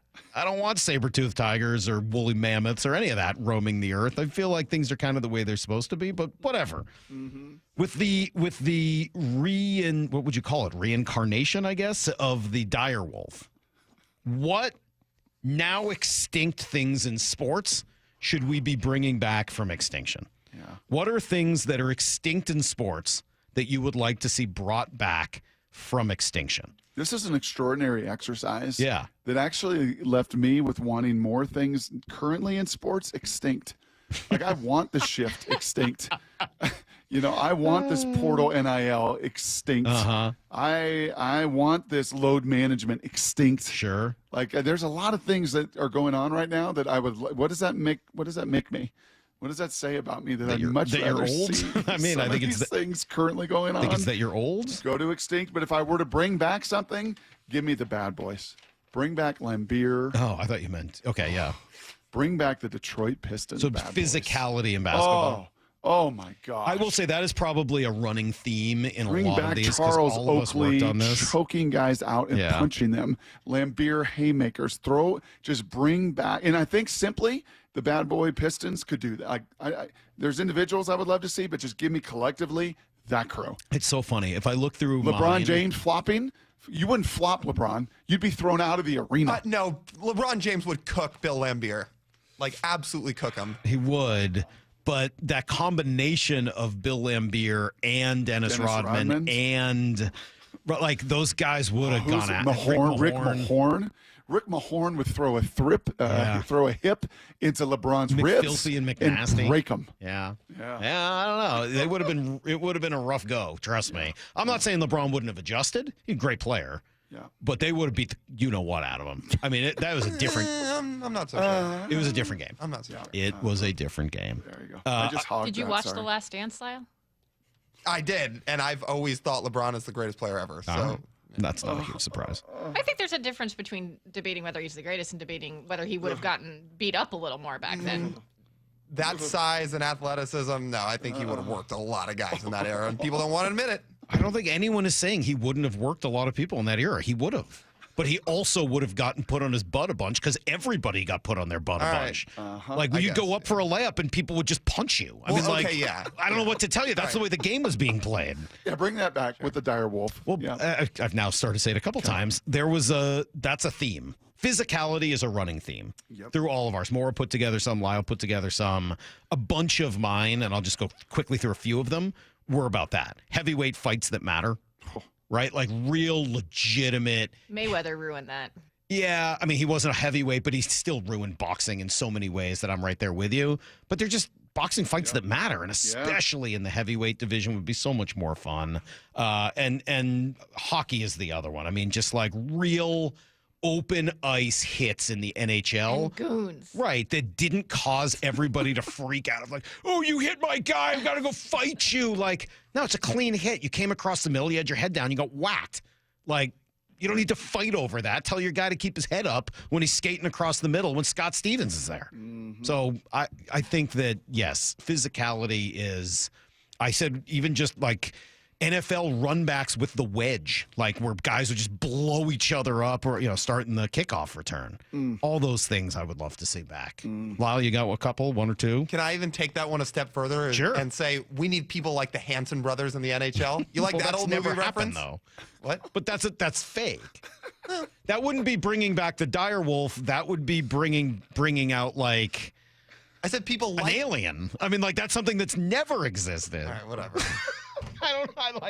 Did you not understand the assignment? No, I understood the assignment. Okay, it feels like maybe you thought it was a different assignment. I feel like you guys are being hard on Lyle today. Those guys from the Strange Brew, I'd like them to come back and put out a fire. Hoser, eh? I'm just saying the Hanson brothers were electric. They in that were movie. electric. Yeah. Okay, I got a couple. Players should be allowed to go into the stands and fight fans the way Ty Cobb used to. Ty Cobb, Boston Bruins. Mike Milbury, and Peter Malice McNabb with in the the Boston Palace. Bruins, Malice in the Palace. Yeah, I'm with you on that. I never had a problem with that. I was not mad at the Malice in the Palace. It's fine. Yeah. You throw something If at you're messing with professional Yeah. athletes that are 3 times your size, you get what you asked for. Absolutely. I mean, it's not quite as bad as like William League Jr. and jumping out on the field to attack the ump. But like, yeah, you throw something at a player, I hope he does go into the stands and beat the crap out of you. I'm right there with you. Yeah, sign me up for that. I said sign me up for a 1986 style Mets team, which I grew up learning a ton about because my dad grew up such a Mets fan, and especially watching that 30 for 30 on the 86 Mets. You don't see anything like that Like with today. the characters, you mean? Yeah, not only were they just so dominant and won the World Series, but it was just chaos, both on and off the field with The those guys. drugs and Well, they would go out and party every single night to no end, and then they'd still win the World Series. Yeah, I think I had one similar to that. I had smoking in dugouts and locker rooms and just like all those things that used to occur when sports were serious but not as serious, right? Like the guys all almost had like a universal code of like, hey, we're all going to work hard, but don't be in the gym every morning. Like, let's still smoke cigs and drink at night and party and all that. Like, it's too bad some of that's gone away. And along those lines, and maybe I'm wrong on this, Salk, and I'm not a music aficionado. Maybe I shouldn't even open my mouth and talk about music and something extinct come back. But can I get the rock music of the 80s? Can I just get great rock music? At games? No, in the whole genre. Maura, did I screw up something? I'm sorry. Can I talk to Maura for a moment? Maura, did I screw up? Did I not write The directions on the Did I assignment? not No. write the directions well as the teacher? Things in sports I we think you should just bring got back rock from nostalgic extinction. and his I said brain went outside of elsewhere. sports, Salk. Outside of sports. Things in sports. Okay, well, I gave Did you my not- sports did I- ones. Fine. That was all you could come up with that you want to bring back from sports? Were the hitting in the 80s? Yep, I want more things today All right. extincted. Yes, All right. Well, then put I'm into going to Maura. extinction. Maura understood the assignment. Maura, what else do you have? I put the old school Crazy NFL pills. kickoff, the fullback, which I think the Seahawks may be trying to do. More physicality. It's coming. The old NFL Pro Bowl used No. to be way more fun. Okay. That was so fun. I had the goons in hockey. We already kind of mentioned that. True centers and big men in the NBA. That's Like not with a thing post moves and stuff? Yeah, I'm kind of with you on that one. but they don't really need it as much now that everyone's shooting threes, like you complain about. Mm-hmm. And then complete game pitchers. But those are great. It's just not the game anymore. How about scheduled doubleheaders? In baseball? Yeah. Just like they're on the schedule. Not like you had a rain out yesterday, but like, yeah, today you're going to play a split doubleheader. It's a long. They don't The do that game- anymore. No, in the way the games play today at 2.5 hours, it's Yeah. doable. I like a good doubleheader. Yeah, Let's play I think two. It's doable today. How about Brock? This one was for you. I can't believe you didn't say this one. This is What? one of your favorites. What? Super teams in college basketball, where they're there together for 3-4 years and you get to know yes. all of them. Yes. Should you go through the Duke names again? No. Abdul Abdinabi. Are you going to the Amaker. mound? I have another day or two to decide. I told you, we'll see. Don't press me. Don't press me. It is amazing how much all of that is about physicality. Not every single one, but a lot of them. We're Huge like, part of it. I just want Yep. them to be more physical. In hockey, in basketball, in football, collisions at the plate, in baseball. Like, that's just what we want. I want gladiators. Yeah. Are we just, being carnivorous or something? I We're don't know. too soft. We throw opening pitches from the bottom of the mounds. We're right. just soft. We gotta go. We're done for the day. Bump and Stacy are coming up next. Maybe you can get them to change their jingle. We'll see you guys tomorrow morning at 6 a.m. Until then, you know where the hay is. Barn. It's at the bottom of the barn. See you, everybody. Get to the chopper!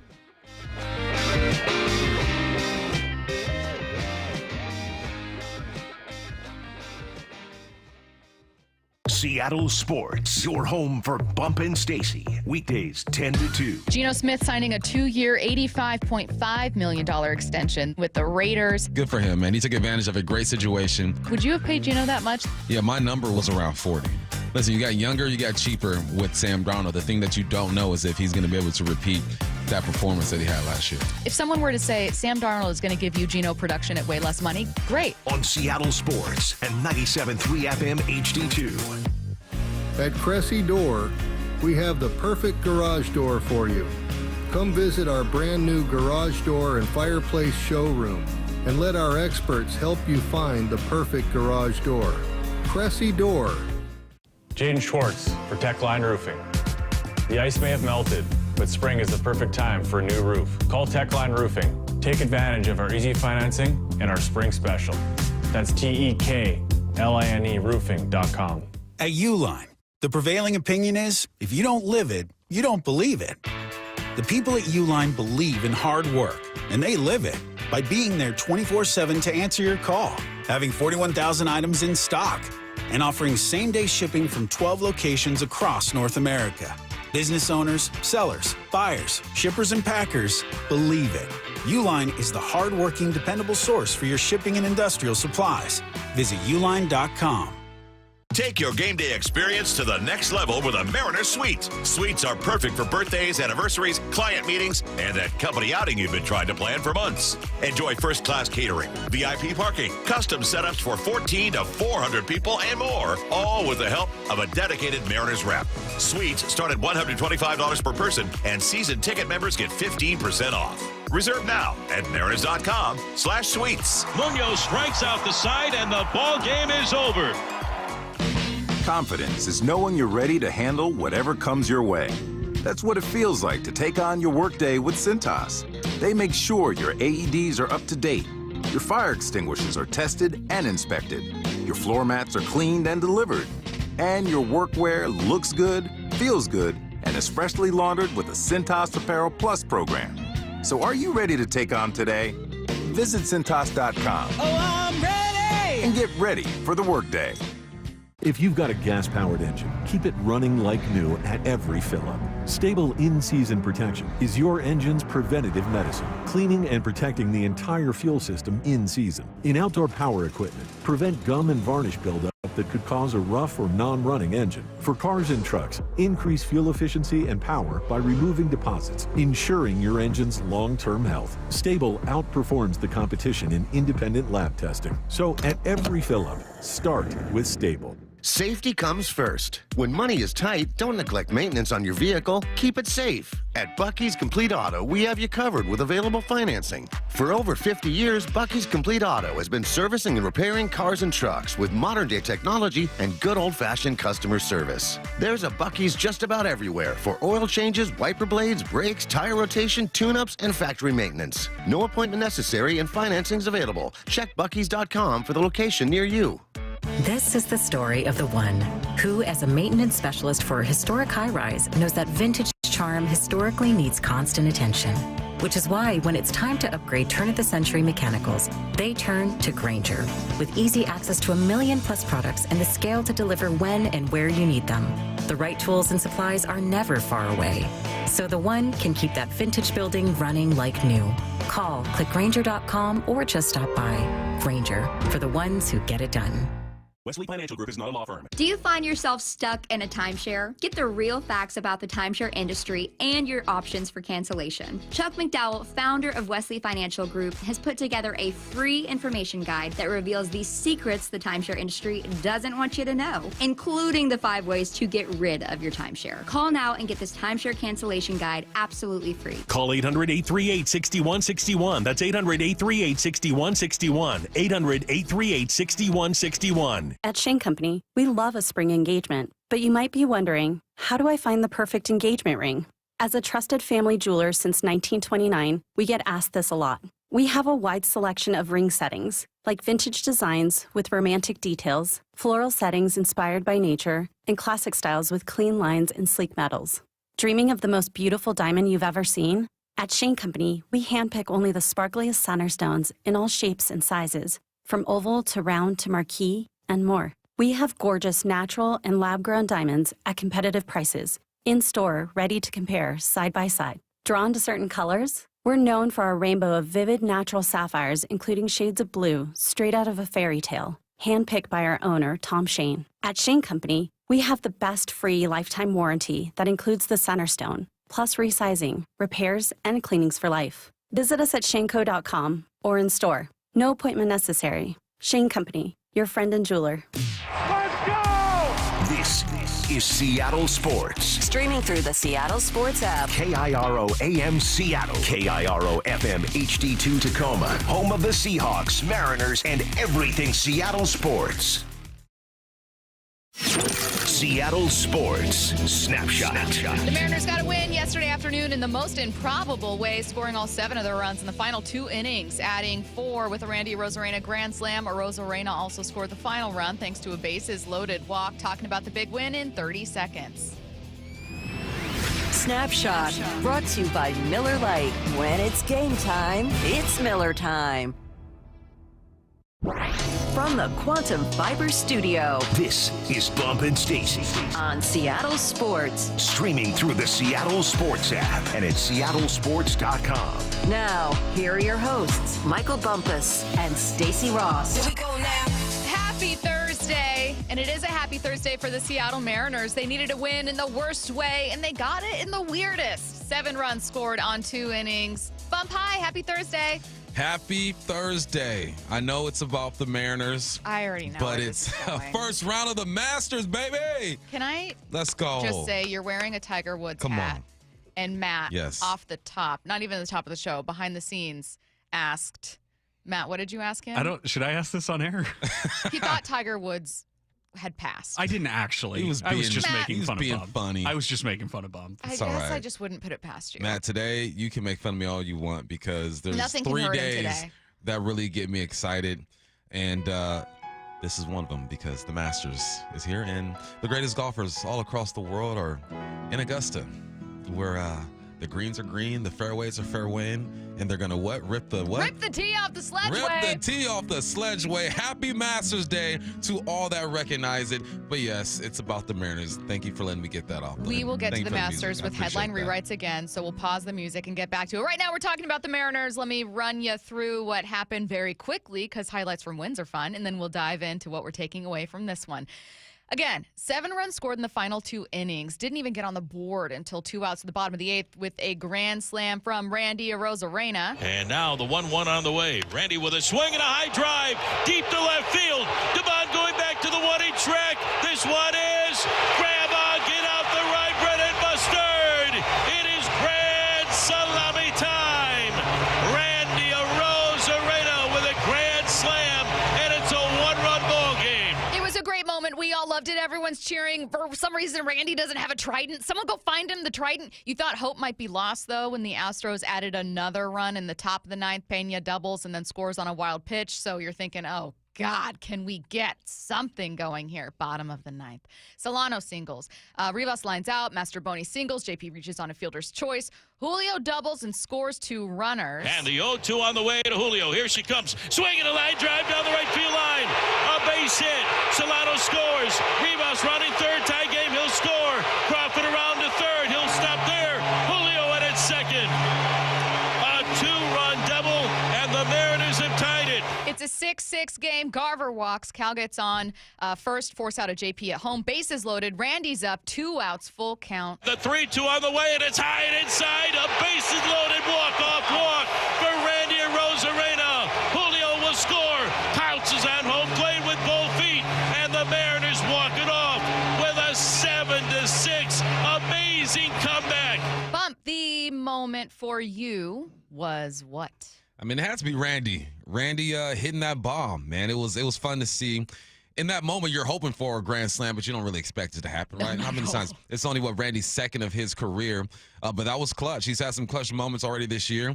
It was, I think, something that needs to be spotlighted too is like I know Luis gave up 3 earned, right, when he set down 3, but him going 100 pitches was crucial, right? You have a day off, obviously, today, but that bullpen has been taxed. So him pushing it that far, I was only expecting him to go like 2 or 3 innings or something like that.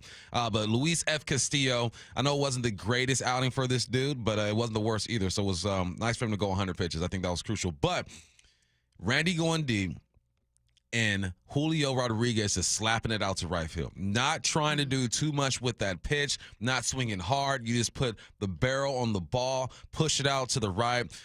You can see the excitement in him when he got to second base, man. That was huge. So there were some moments. You have, I think, Solano getting back to third base was crucial, right? You had to review that play. Initially, he was called out at third base. Him getting back was crucial. Mastroboni had a crucial hit late.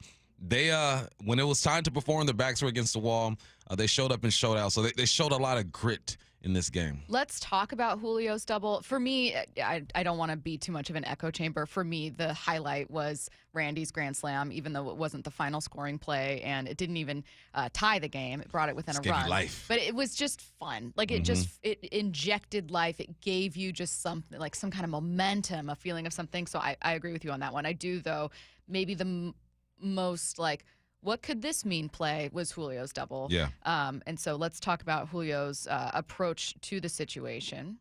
I mean, just like being, staying within myself and just putting a good swing, short, compact swing on it. He's obviously a high troller and had a good off-base too, so I would say we just stay within myself and put a solid swing on it. It was a solid swing. It was the perfect moment. And Julio's start to the season has been kind of confusing. We were talking about it in the sports pit a bit, where I was like, you look at certain stats, whether it's, hitting home runs earlier, like average, just certain things, and you would go, oh, he's off to a strong start. I don't know what you guys want. But then you watch a few at-bats and you go, God, sometimes he still does look lost. He still does look almost indecisive. There are frustrating ABs. Like, there are still moments that make you want to pull your hair out. And so I don't know what to make of his start other than he's clearly insanely talented. There are some good moments and some frustrating moments. And so this was a moment where I thought he needs a few more of these early in April. I don't know if it's to build up. He doesn't lack confidence. Right. Maybe it's to build up, a feeling about an approach. I don't know what it is. With Julio, it's like the highs are high and the lows are extremely low. There's no really in the middle type of game for him. Either he's hitting bombs or